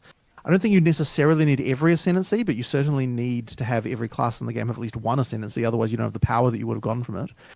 So we'll try to get as many as we can in there. But yeah, what you need basically is enough so that you can actually play the game from beginning to end to the greatest extent possible. The economy is correct. The balance is overall mostly correct, and so on. If you don't have that, I don't think you can really do the testing you need to do. So yeah, you'll get it at that point. I don't think that point is that far off. I think we're getting much closer. So we've got obviously internally when we believe it's going to be. We could still be incorrect. We don't want to say a specific date just in case we're wrong, but we're pretty certain. We're almost 100% certain. I mean, more than almost. We're very certain it's going to be this year. We will announce a proper date later on, but basically yeah, we need to make sure that there's enough of the game. I don't think it's acceptable to just be like, oh, here's act 1 and 2, go play that. Like that isn't enough. You're not really, that's more of a demo than it is like an actual early access feedback period. So yeah, that's why we need to do that. I'll ask you one more, and then I suppose, guys, you can do one more, and we'll wrap it up and get you out of here. So we just found one of the questions I saw in chat was in relation to rare mobs. Like they're pretty scary early on in the game when you see rare mobs. Are they expected to effectively, by the end of the game, have transferred into like the trash mob level, or are they going to keep up that level of threat continually? I think that they need to keep up some level of threat. What we don't want to end up with is a situation where it feels like rares are better than the bosses, which can be an issue sometimes in PoE 1. So we need to make sure that's not the case. One thing I will say is that I think there's a lot more that we should be doing. I want to play around a bit, and we haven't done this yet, but I want to play around a bit with mods and what will combine in certain ways and what don't, and like what mods can appear on certain on monsters and so on. I think that we could be better here to make the average rare fight more enjoyable. Yeah, I think we can do better here, and we'll still have more stuff for that to come. But yeah, basically they should be strong. They should feel like a thing. Sees. But yeah, certainly they shouldn't feel like they're beating the bosses of the area. All right, guys, why don't you hit him with the last one of the day? So it's a classic. People want to know what happens to Cyclone. Can you share anything about that? Sorry, what happened to what? Sorry? Cyclone. Oh, Cyclone? Well, I mean, we are going to have it, but we haven't shown the class yet that we'll have it yet. So yeah, there's you will see, I suppose. It might be unsatisfying, but generally speaking, if it's like that sort of stuff, it's going to be a little bit. But yeah. All right. Awesome. Well, thank you for coming on the podcast, answering all of the questions, the million different Minion ones. It was a pleasure to meet you in person, and thanks for inviting us for the play test. That was fun as well. And console couch co-op is going to be great. Yeah, really, really fun podcast, and it's great to be here. So thank you very much. Appreciate you. Thanks again. Guys, any last words before we head on out? I guess not. So, just play early access when we get there, and then thanks for early access later this year. All right, cheers. Bye. Thank you, sir. Bye. All right, boys, let's recall back Ghazi to chat about that. Pretty much ends the podcast. Oh my God, the zoom in, a little much.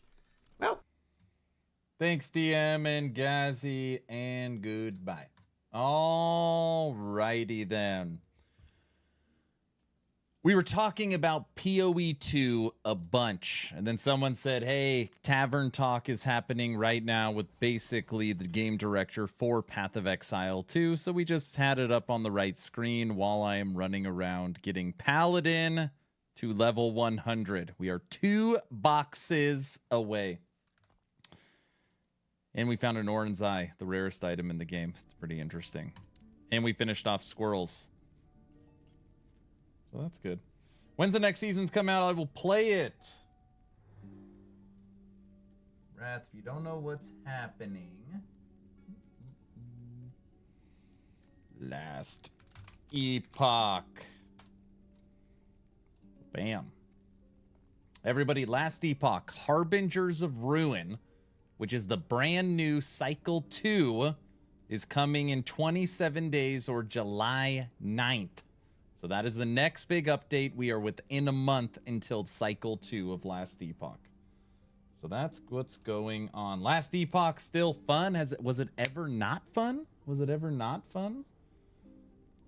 I don't think it's fun. I don't think it's changed its fun level. Wrath, have a good one. Thank you for the tier 2 sub, man. You are top dog at 34 months. 34 months. Almost 3 years. So you need to be able to test everything, not only level 20, and not test out invincibility. Cool, right? The new update is July. It's titled Harbingers of Ruin. Do you realize what you've done, traveler? Do you know what you've unleashed?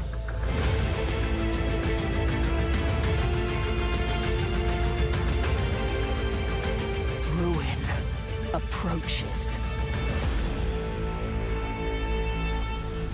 That's all that's been shown so far for the tease.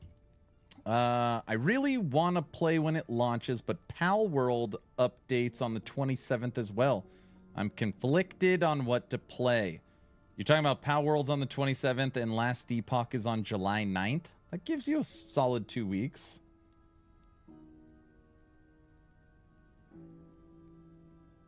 I think Aaron can do this video frame by frame. Correct. Yes, I absolutely could. I also made the full build planner for Squirrels during there, which is also great. Where's Mr. Brow? Everyone, today's giveaway is going to be a free copy of Ghostwire Tokyo, which is a $60 game on Steam. 60 bucks. On Twitch, type in ! giveaway. McCade gave us the key. That's just a thank you. Very kind of him. So that's going to be today's giveaway. I love the Forgotten Knight is narrating. What's up, Wookie? Cleanser, you're not allowed to join the giveaway, everyone says, because whenever you join, you always win. They say it's not fair. I don't know what to tell you.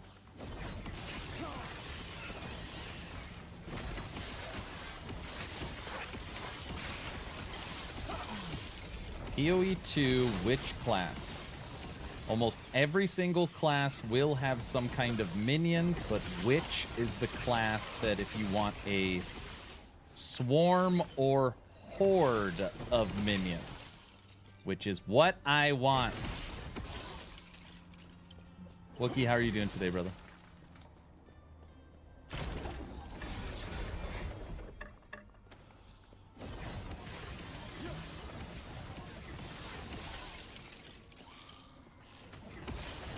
I'm gonna be chilling for a bit. Oh, I wasn't even looking. Bit, then going to do a few things around the hot house.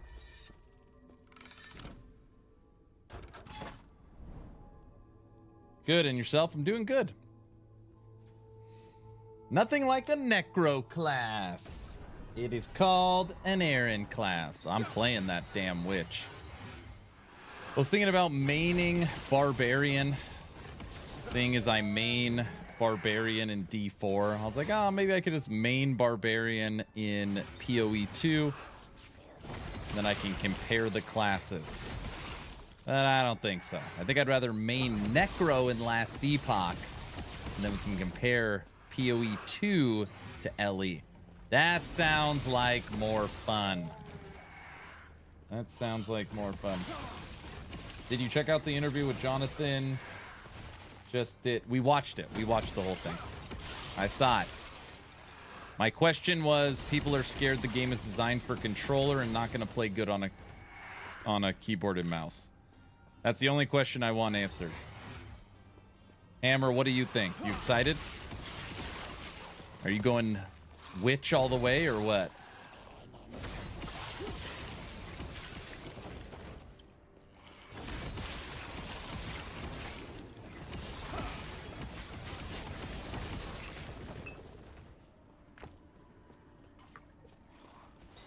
Yep, can't wait for going Ranger for my first build. Stand down or die. Good old Ranger. Nothing wrong with that. Ranger's the one that could jump on the mount and shoot, right? Is that right, or can all classes do that? I am more excited for PoE 2 than Diablo expansion. That is a given. I think that is... I don't want to say more people, but I mean, I think the more hardcore, the more serious ARPGer is more excited for PoE 2 over D4 expansion. That does not sound super controversial.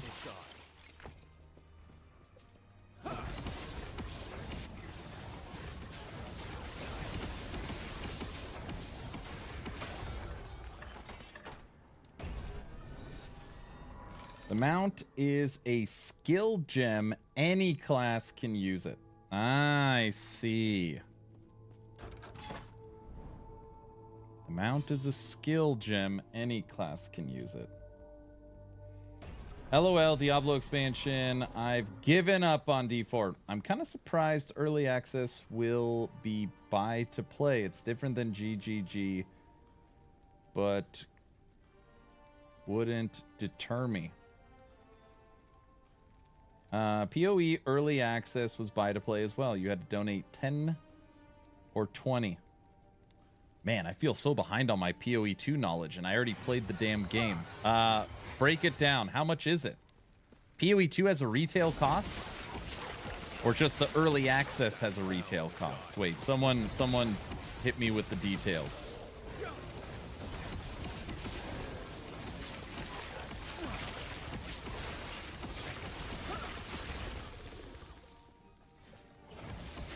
Just early access. Okay. So PoE 2 1.0 free to play, same monetization model as PoE 1. Early access will have a play model or pay model. Got it.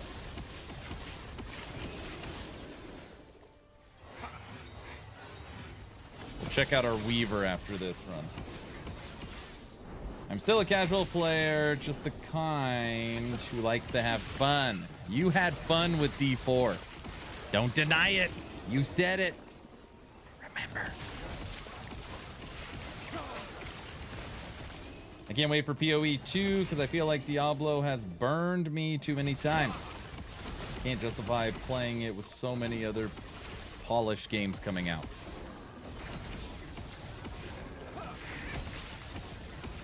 I still feel hopeful.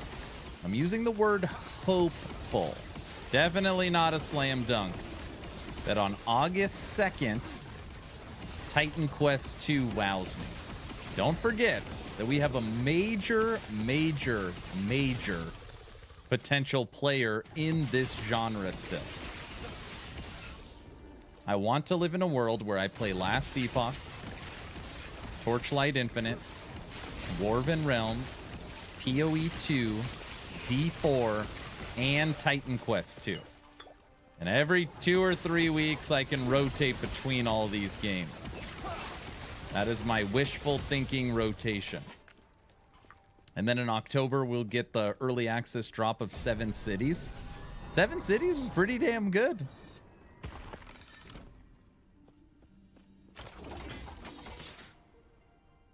Isn't Torchlight Infinite pay to win? Oh boy. Have you played it?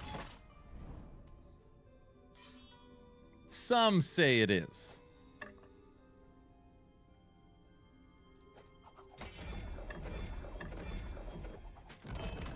Ooh, that's a good idol. We got a 429 to drop. It's a good idol.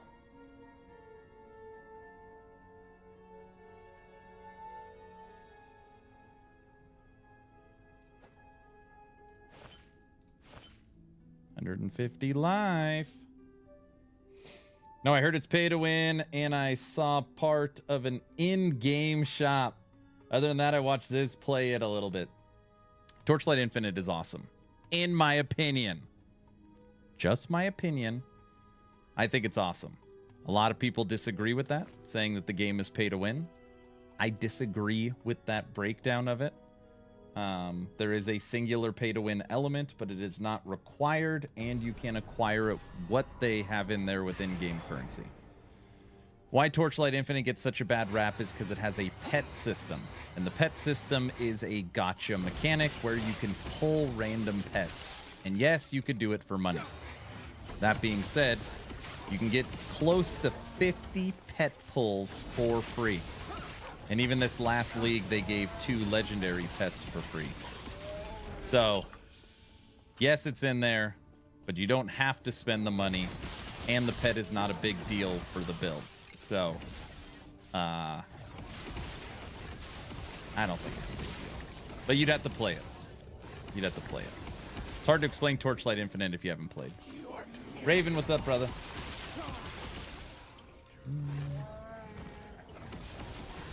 Did anyone watch Cannon's review of PoE 2? Sounds like it's going to be fun. Guess we talked about it here, too. I haven't had a chance to watch it yet.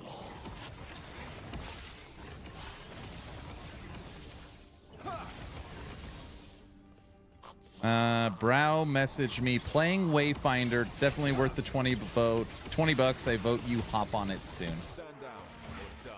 Wayfinder.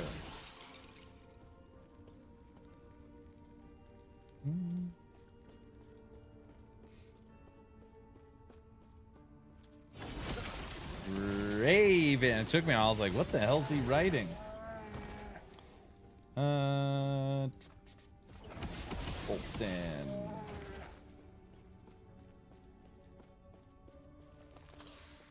T-shirts, hoodies, signs, maps, etc. It's worth it. Ooh, $10 11 years ago. Definitely won't be that now. Oh, for the price? Ellie is pay to win. You have to buy the game. Damn game. Pay to win elements. Terrible. Anyways, yeah, but that's my hope for the rotation. I would be, not to sound like hyperbolic, I would be a next level disappointed with THQ Nordic if at their THQ Nordic showcase, August 2nd, where they've already announced that they're going to be talking Titan Quest 2, if they don't show us gameplay. I would be very upset with them. The game was announced literally a year ago that it's coming soon. They put out 10 different posts, a post a month, breaking down a different aspect for the game. And we still have not seen gameplay. All we've seen is in-game pictures, written breakdown, and the cinematic. I would be very upset. But I highly doubt they don't show us gameplay. I actually expect gameplay and a release date. Or gameplay and a delay. So here's here's Titan Quest 2, here's the here's the lead developer, here's the plan. Unfortunately, Titan Quest 2, we've bitten off more than we can chew. We wanted to release it in 2024, it's coming in 2025. I could see that happening.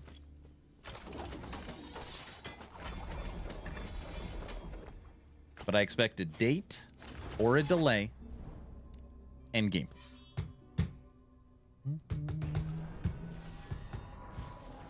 I think PoE 2 will be the end of one button builds from PoE 1. What up, bro? Green Chill? Thank you for the follow. Now that you're following, type in !giveaway. On Twitch, type in !giveaway. Giving away, is it Ghostwire? Ghostwire Tokyo today.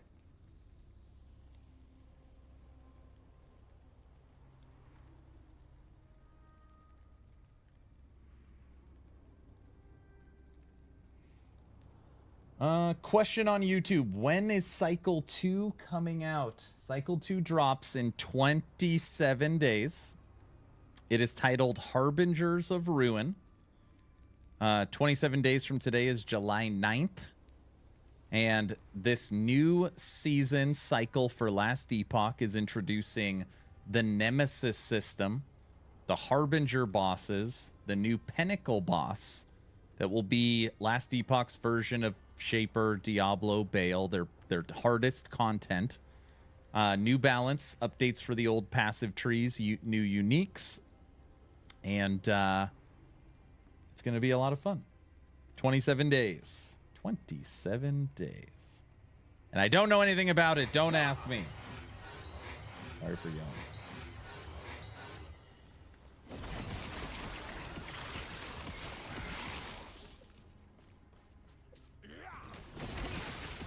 Bolton, what do you think? My biggest concern is it's going to suck playing on a keyboard and mouse, and I'm going to need a controller. Tell me that my concern is not valid and it's going to be awesome on keyboard and mouse. That's what I need somebody to tell me.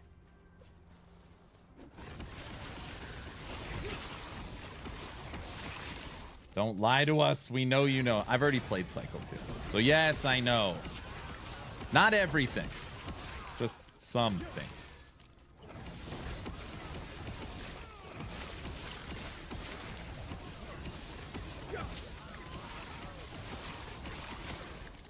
Just a little bit.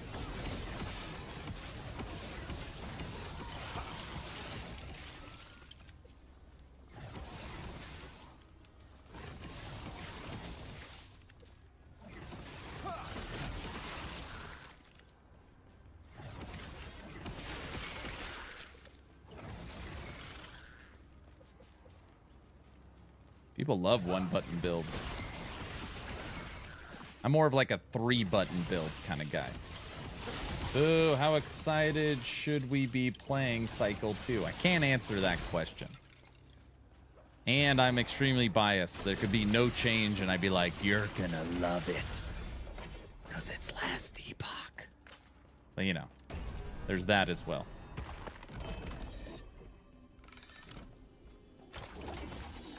There's that as well. What do we got here? Ooh, how often do you see a tier 7 hybrid health? Tier 7. Tiers. Can I seal this?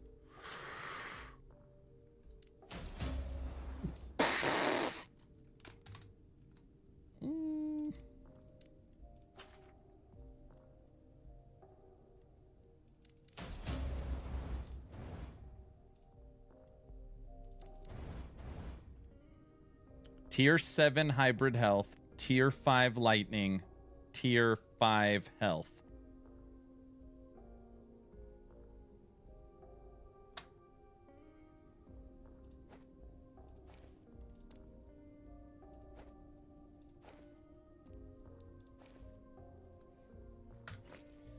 And people say loot isn't exciting. Yeah, I don't know on Merchant's Guild if I've seen that. Wow, that's nice. That is. That's a very solid belt.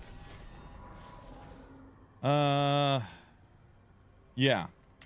Obviously, it's missing an affix because I have physical damage on it. But technically, I'm a lightning build, and that is an almost perfect tier 5.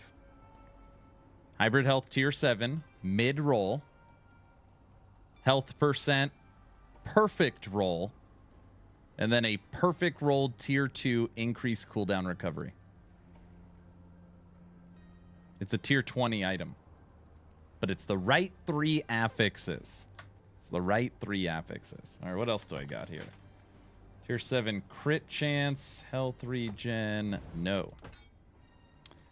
Tier 6 all attributes with tier 6 multi strike, no. Tier 7 intelligence with tier 5 minion damage. Keep that one. We found a 1 LP Wheel of Torment and an Orin's Eye. And just to be clear, this was not a COF find. It doesn't have the tag on it. And a poison with minion. Damage over time. Freeze rate. Okay. You could use that on many classes. Give that to my rogue. Right?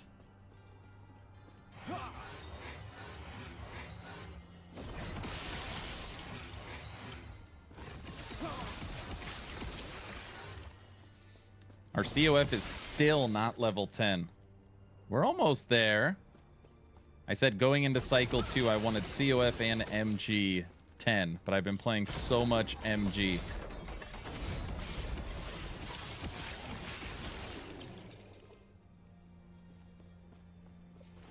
With COF, I can't remember, but the prophecies don't drop legendaries, right? They do not. They drop Weaver's Will, and they drop uniques with legendary potential, but not legendaries. Which, by the way, I haven't even... Damn, we've got 56,000 favor. We probably should have grabbed some prophecies. No, they can drop uniques. They absolutely drop uniques. By the way, everybody, this is my Holy Smiter. That's what we're currently spec'd into. And just today, I've upgraded, I think, 4 items. Belt, gloves, ring, weapon.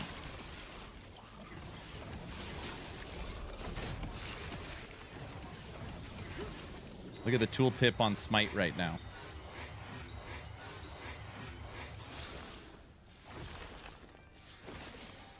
$221,000.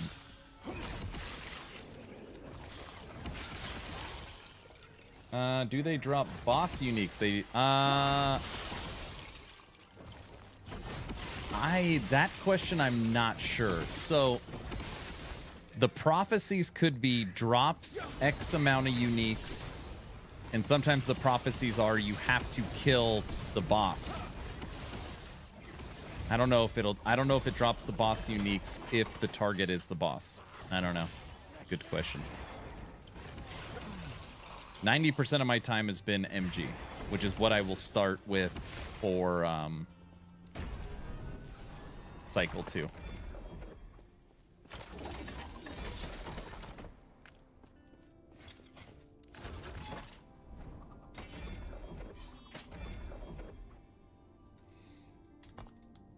Health, resistance, poison, and damage over time. We'll just keep that. It's a pretty cool poison ring.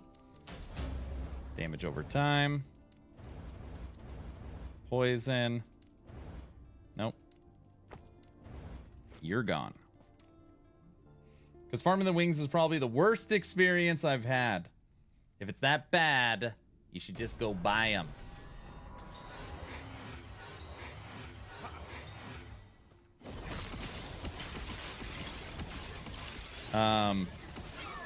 Playing the game as much as I have, Merchant's Guild is, in my opinion, not even close. It is far superior in practically every way.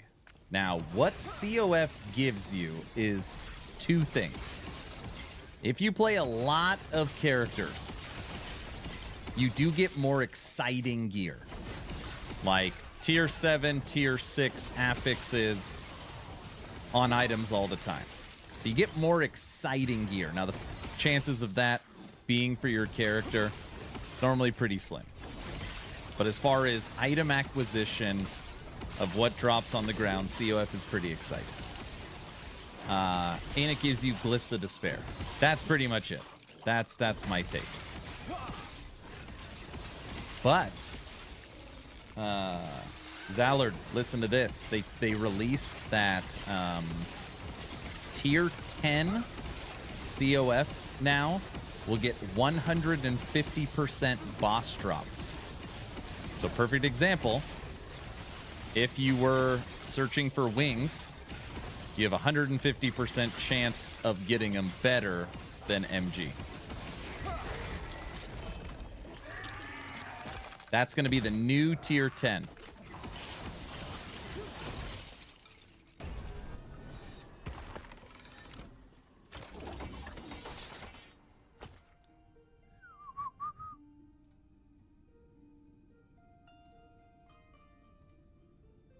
Look, I'll give you a little leak right now. You ready? It'll make you excited.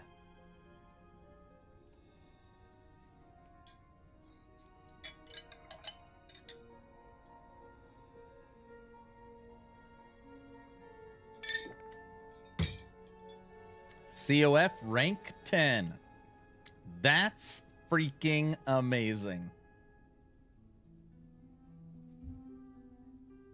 Pretty cool, right?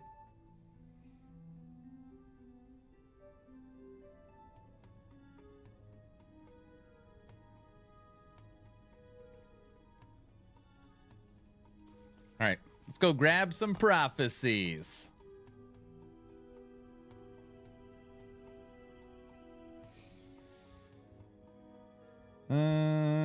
You tried. Yeah, you tried to get all the leaks out of me. So now rings will have a 15%-ish drop rate instead of 5. There you go. Dude, we haven't even filled in the last lens. Wait, what lens do we have?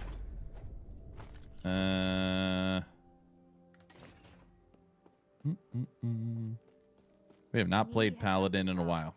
It will be my pleasure to satisfy your curiosity. Got prophecies from campaign, prophecies from arena. I think we need prophecies from dungeon. I think that's what we want. But that 5%'s a pretty big deal, right? I think it's a big deal.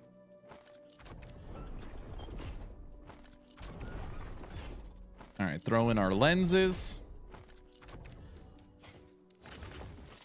And let's take a look. All right. Fall of the Empire. Death of Boss. Sure. My mommy says I'm a big deal. Mama says Mama's going to say yes.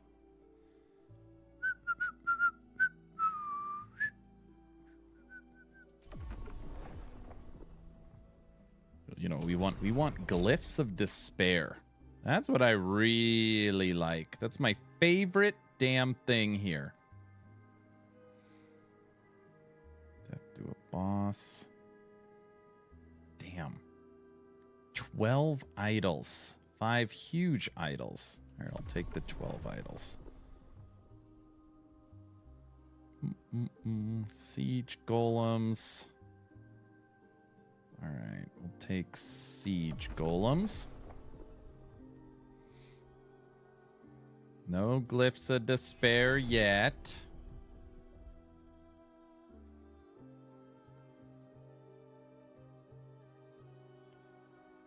God Hunter Argentus. I love playing SSF because although buying everything off the auction house is easier, it makes the game last less long because I finish my character instantly and then it's no fun. I really do. I hear that a lot. And I disagree a little bit. You still need to get the currency to purchase it. All the stuff you buy off there, you still have to make it into legendaries. And it's like, for example, I was trying to create a Weaver's Will Primalist relic. Okay. So Primalist erased relic. So I bought one with 17 weavers. Didn't get it. Bought one with 18, 17, 18, 19, 20. I bought 20 of them and never got the roll I wanted. Now, could you imagine if I was farming for those? It's like not even possible. It's like not even, it's not, that's like only what I did. I spent, I don't know how much gold, too much gold. And I still never made it. But obviously it's much easier. If I said, hey, I need you to farm 20 Weaver's Wills, Relic for Primalist, and they need to have 17 Weavers or higher, it's actually impossible. You couldn't possibly do it. You'd be playing every second of every day, and it wouldn't happen.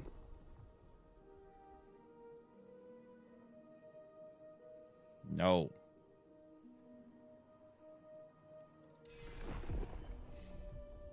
My goal usually is to get enough biz items I care about to beat tier 4 jewel up. MG would make that way, way, way faster. It would make it faster. You are correct in that thinking. Deaths of rare enemies, Glyph of Despair. Yes. That's what we wanted. Death to rare enemies, grand idols.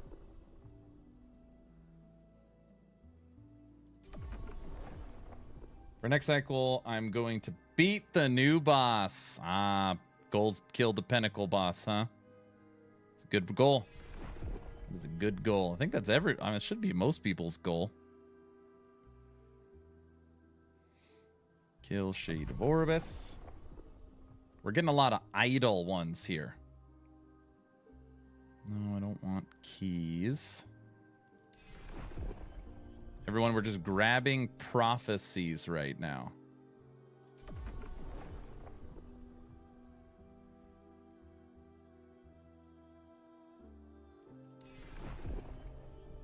Have you picked what class you want to play yet? Or is that up in the air?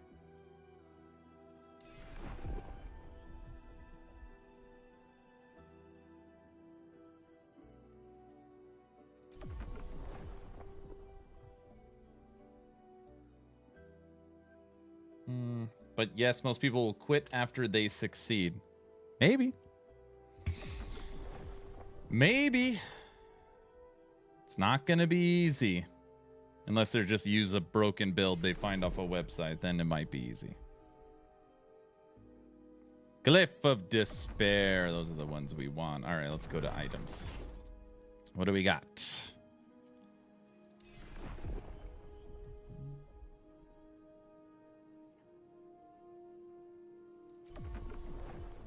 All right, I'm going to be traveling home. See you online tomorrow if you end before I get there. All right, brother. Have a good one. I'll probably still be taking this crap.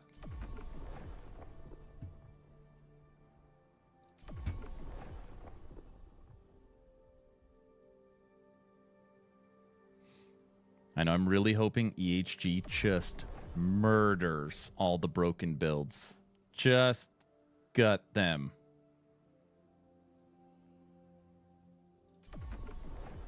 That is my hope. That is my hope, giant skellies.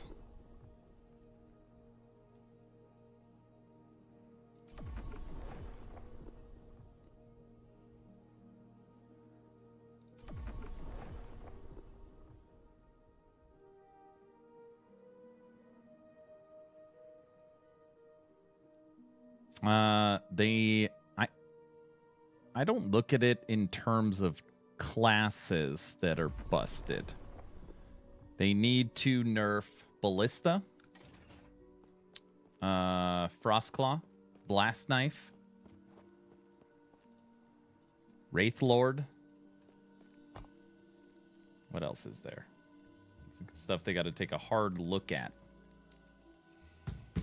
Forge Guard is really good at bossing, but sucks, I find, in monos. What, are you using shield throw? What are you doing?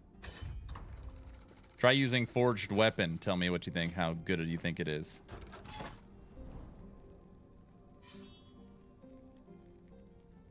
Not very good. I played a lot of Forge Guard. Our Forge Guard, we went from level 0 to 91.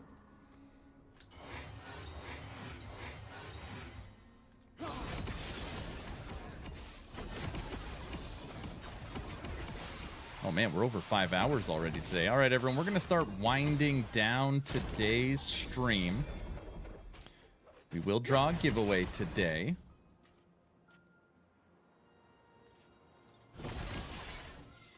Shield throw is pretty good at screen clear, but takes a bit for bossing.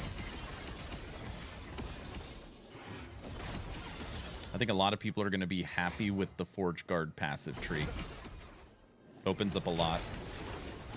Shield throw, manifest armor, javelin, sigils of hope, void cleave.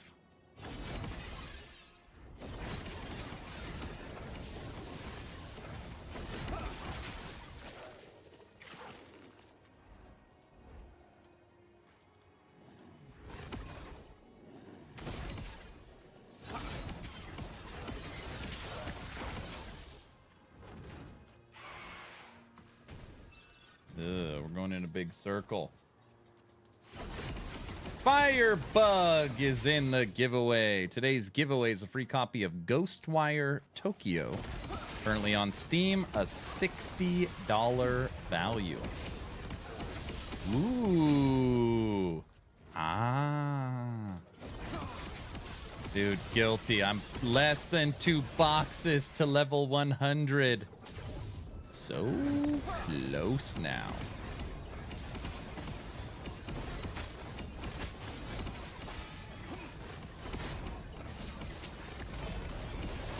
Prophecy fulfilled. Look at that loot explosion.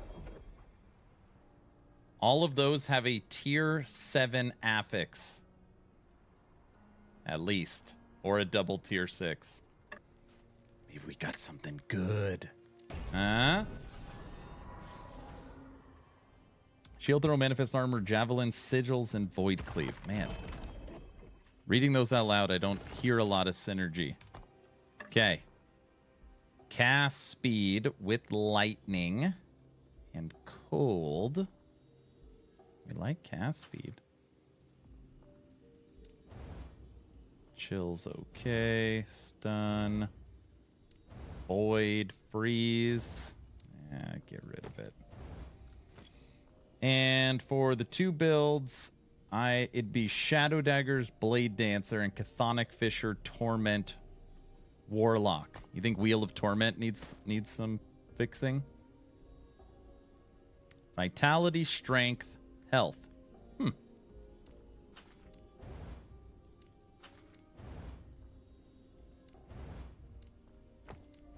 Nope. Necrotic Penetration. No. No. Nope. T7 health. Minion. Nope. T7, T6. Minion and frailty chance with damage over time. So weird. No. Damage over time with poison. We like that one.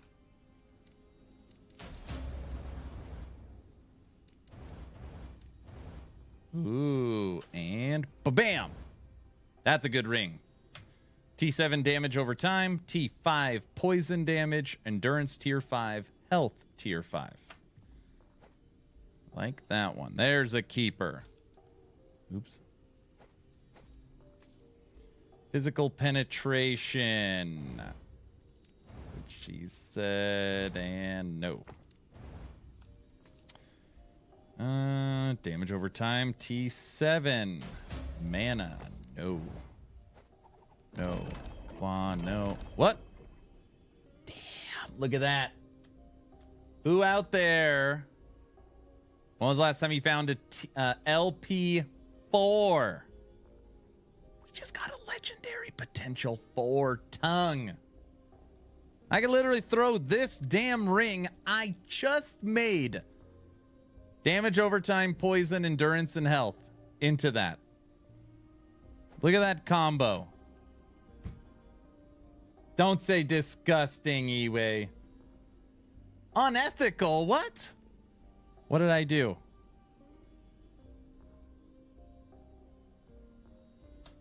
It's not even that good. We'll end up probably throwing it on the ground. I mean, I'll keep it for now, but it's probably not that good.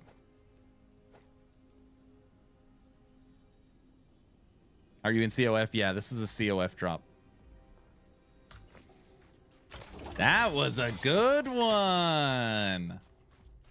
What are the odds of that? The damn ring that we craft is a perfect for the unique that we get. That's pretty rare. Trader. Streamer luck. No, Steve. No, no, no. It's not even that good. It's not even that good. Damn it, more MG. Dude, I played tons of MG. My Beastmaster, my Wolf build, I finished and posted. My Squirrel build is 100% done. I made the build planner. I made the loot filter. I even got to the point where I'm ready to record the gameplay. To get to like as prepped as humanly. I even made the thumbnail. I just need to film it. Squirrels is done. I got a couple builds ready. New Wraith Lord's ready to go. Squirrels is ready to go. Update to Holy Smiter ready to go. We're about to hit 300 corruption. We're doing pretty. We're having a pretty good run here. Did Mike say quality of lives for the horrible market search layout? Yeah, I legitimately have not seen it. Just to be clear. That way. Don't say unethical. I don't want to hear it. Glyph of Despair aren't even that good.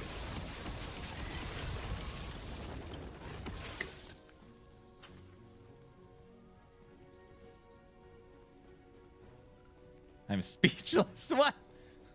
I have not seen it yet, but there is updates to the UI for MG. Correct.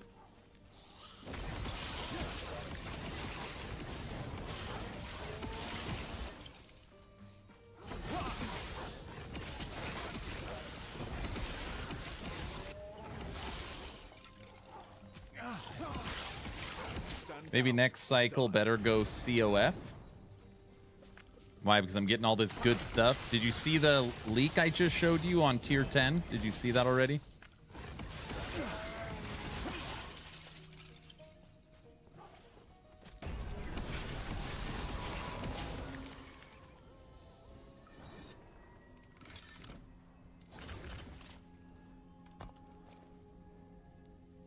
T7 health.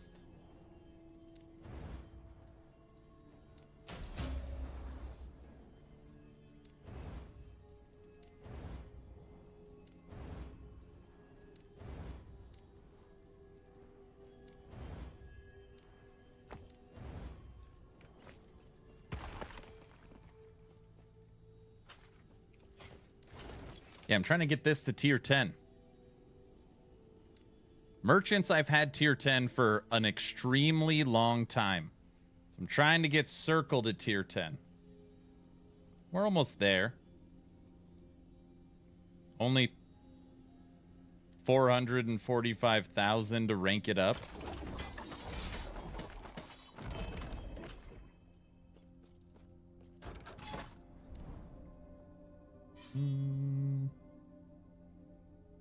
Where are we at?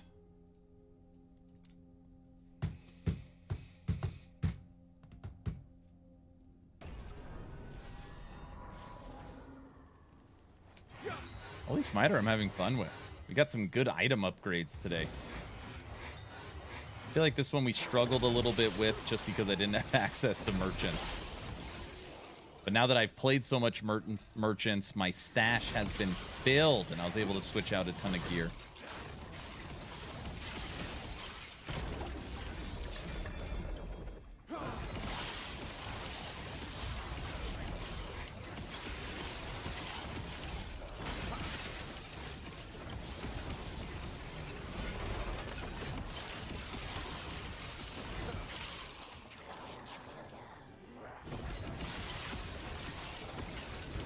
Anyway, we're close to another level 100 character. This paladin is 99. It needs a box and 3/4. So close now.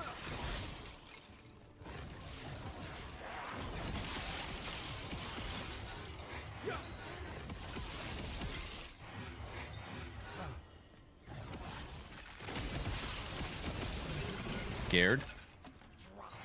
Dude, it's wild how I have over 3,000 hours in this game, and I still have so much fun playing it.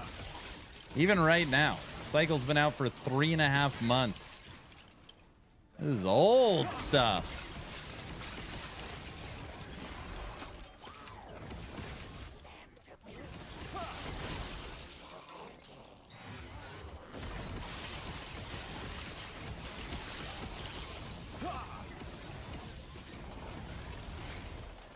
Once I hit max level, I have 0 motivation to continue upgrading it. Is that what it is?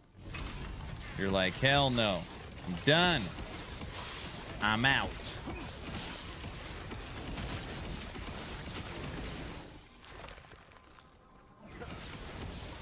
I told everyone I have a minimum of 10 builds that are going to get upgraded for Cycle 2 that we're going to get ready to go. So I think I'm going to get Squirrels out. That way we can finally start working on our Raptor build that I promised. Look at the Glyphs of Despair again.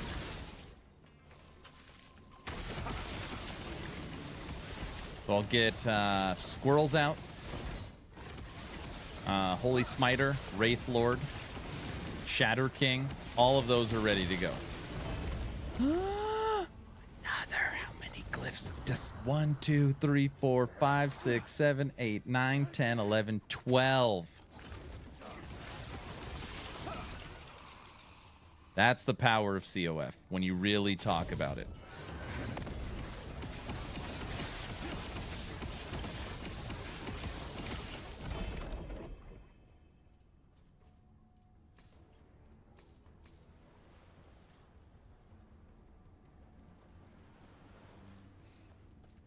Auto loot pickup pet when?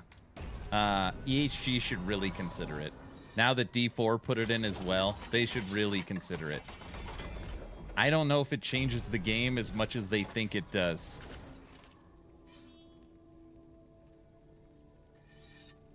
All it has to do is pick up gold and pick up crafting materials. That's it. Shards and gold. You still have to inspect all your own loot.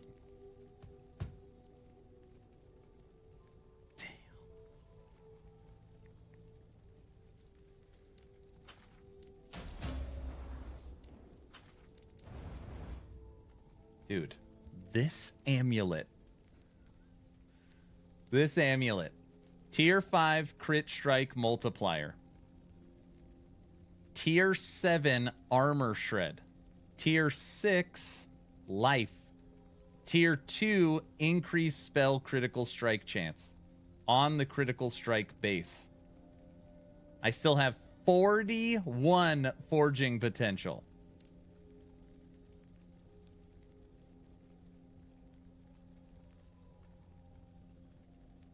That's pretty good too. I need a 4 LP devotion. Do you know how much this kind of disgusting stuff costs in the market? This isn't even available in the market. No friggin' way. We're having really good COF luck. That amulet is really good.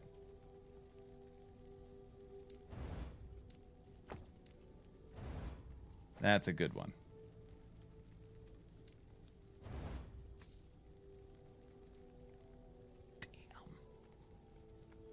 Put anything on it. Probably lightning penetration if it was going on a devotion. What's our... Do we even have a 2 LP devotion? Just 1 LP. That's why... Okay, with pets, as long as it's obtainable as a game reward, there are multiple options as far as how it looks, then MTX skins are fine.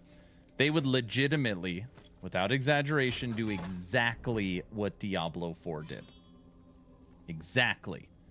It would be everyone gets the pet for free. So nobody feels like they have to pay for auto pickup. That's why. Oh, 'cause it's so good.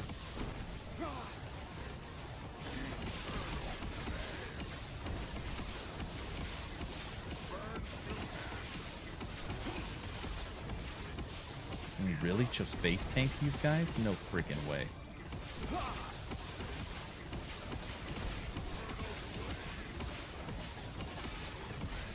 No.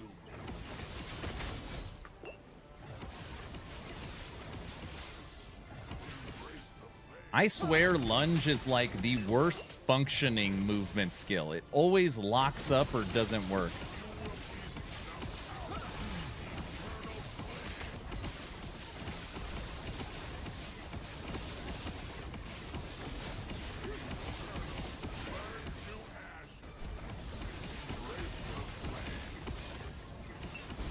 No. Ooh.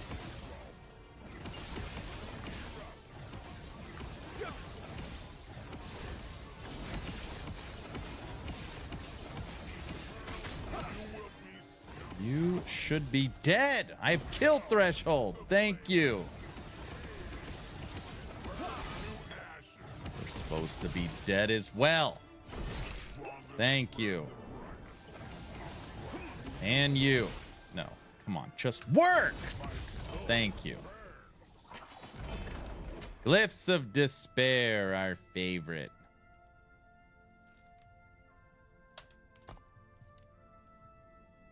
Durance.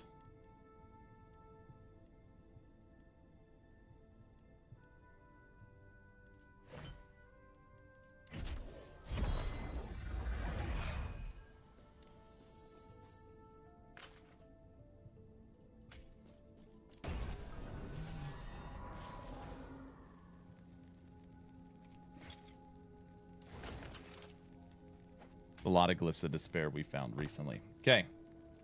Crit base. T7 crit. Block. Poison's fine. Strength attunement. Lightning.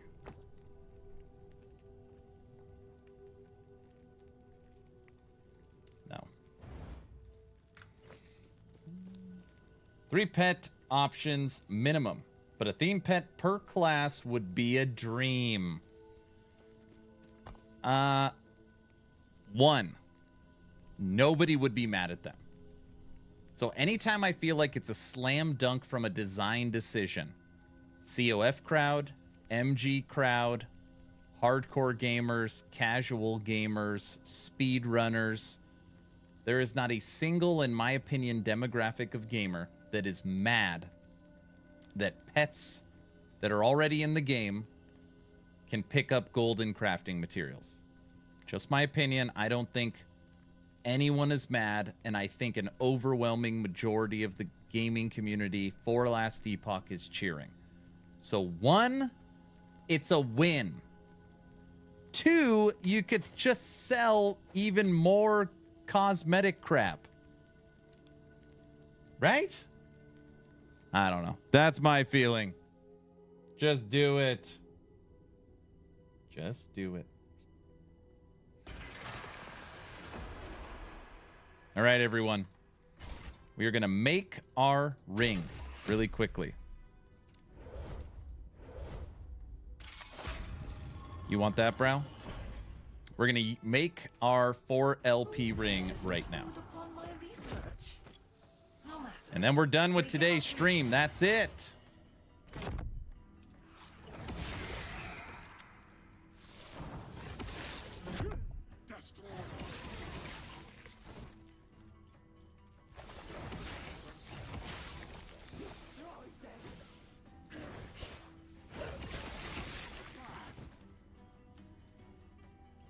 Am I crazy? Stand down or die. Ha!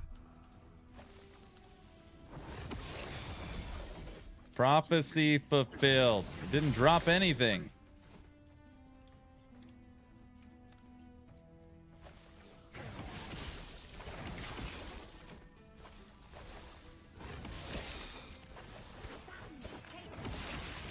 This stuff can't kill us. Where's our resistances? Everything but poison. So we're max resistance, max endurance percent, max crit avoidance. We also use a shield. So we have a 77% block chance. We're pretty tanky little Sentinel here. We didn't even look at our Weavers yet. Health gained on block, healing effectiveness, armor percent, and elemental resistance. Damn, and the armor's tier 7.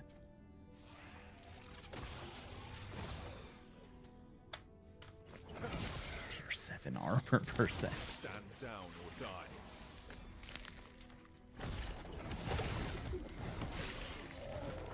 Man doesn't like the purple items. My loot filter is very specific. It needs to have a tier 7 affix, or it needs to have a double tier 6 or higher. I am past the point at looking at tier 6 only, basically. It's honestly just it's too much to look at. Only I should be able to command time here. Unless... Anybody that's rank 9 COF knows what I'm talking about. The amount of purples that drop are insane.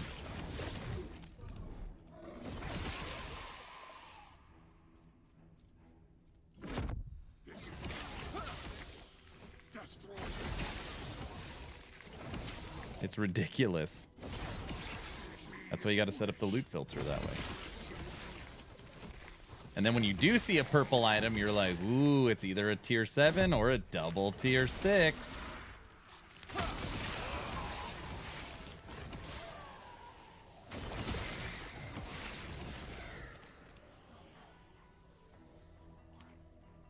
wonder if it makes sense to go COF at the beginning of a season. We'll look at it. We'll look at it. All right. 4 LP ring found with a perfect counterpart at the same time. Then it feels like we have to put them together right now.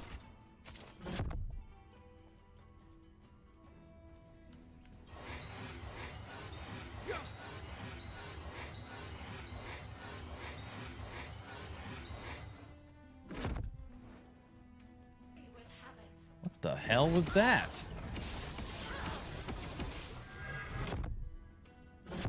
Did anybody see that? Of course you saw it. That was friggin' weird.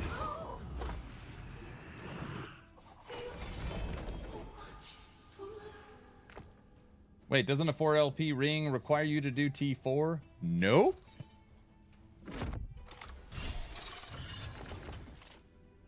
All right. Eway. Can you clip something for me? Or be ready to clip something?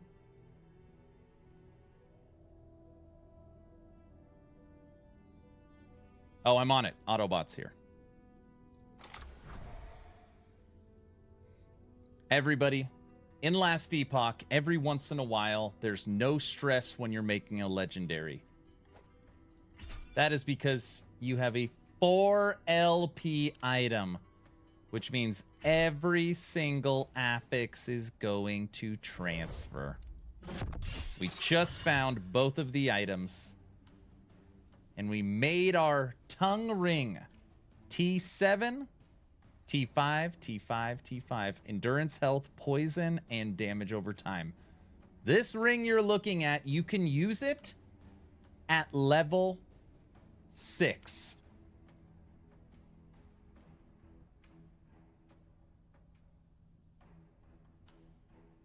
Streamer button. Level 6. It flies off the screen. The tooltip doesn't even fit. Chance of poison on spell, poison spells, attributes, damage reflected, poison damage, endurance, health, poison percent, and damage over time. WTF. really, really good ring.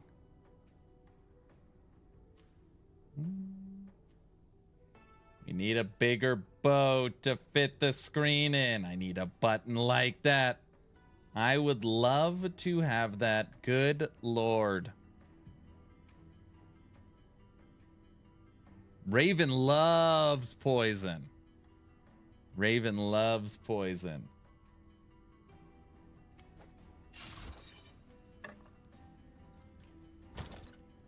Clipped streamer luck. No, no, no. I love Dot. Oh, I see. You love Dot. Look how many I have. I have a 3 LP as well. All of these are 2 LP, and I have 1 3. I'm gonna have to make something poison with these. We need another 4. All right, let's put our stuff away, and then we're gonna draw our giveaway. Almost giveaway time, people. Okay, Wheel of Torment, 1 LP.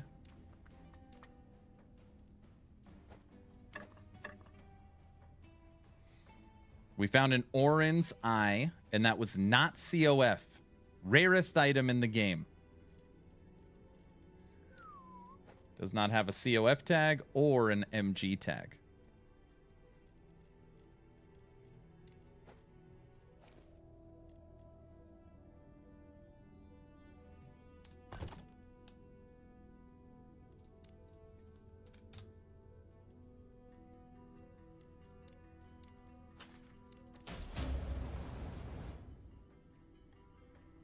Intelligence Minion damage ring.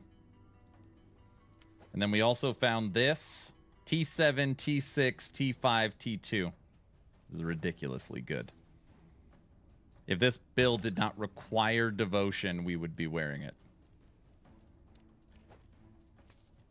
And... well, bam. All right. I thought Aaron's Will was the rarest item. Aaron's Will is the rarest body armor. Aaron's Will is the rarest body armor.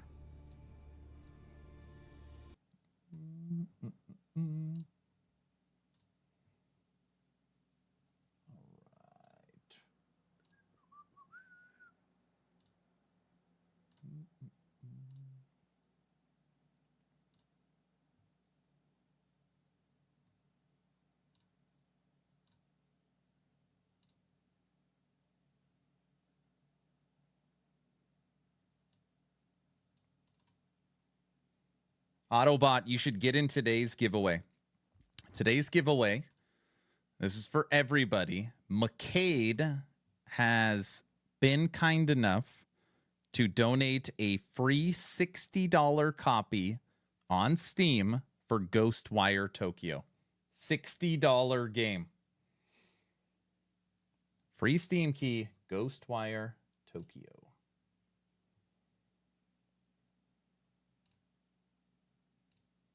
I am in even though I know it's rigged. It's not rigged. It's not rigged.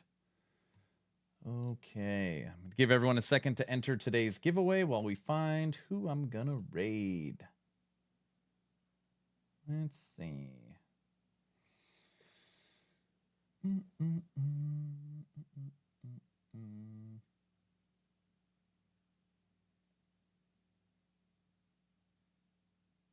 Well, Darth did host the podcast that we watched for a while.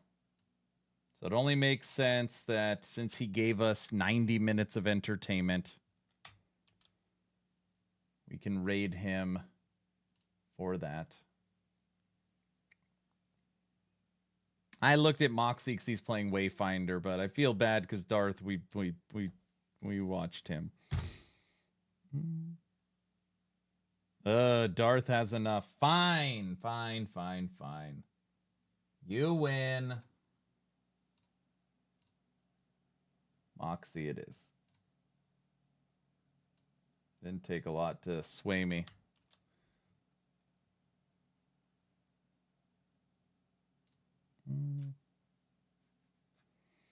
PoE 2 podcast. Yeah, we watched it today.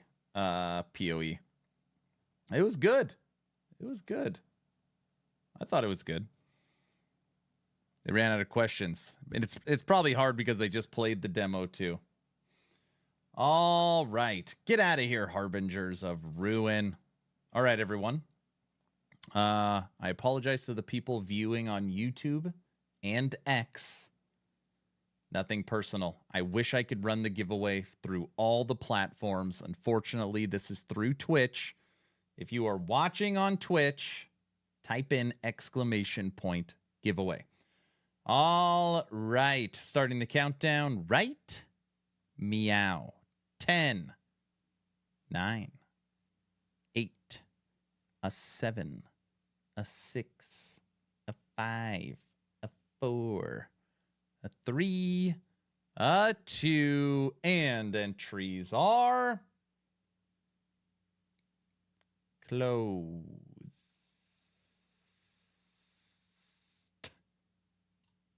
I thought we would get to 75. Darn it. Today's winner, $60 copy of Ghostwire Tokyo. Steam key is, don't be someone rigged. Walker is the winner. Walker is the winner. See, it's not rigged. Walker today donated a tier 3 sub for 6 months.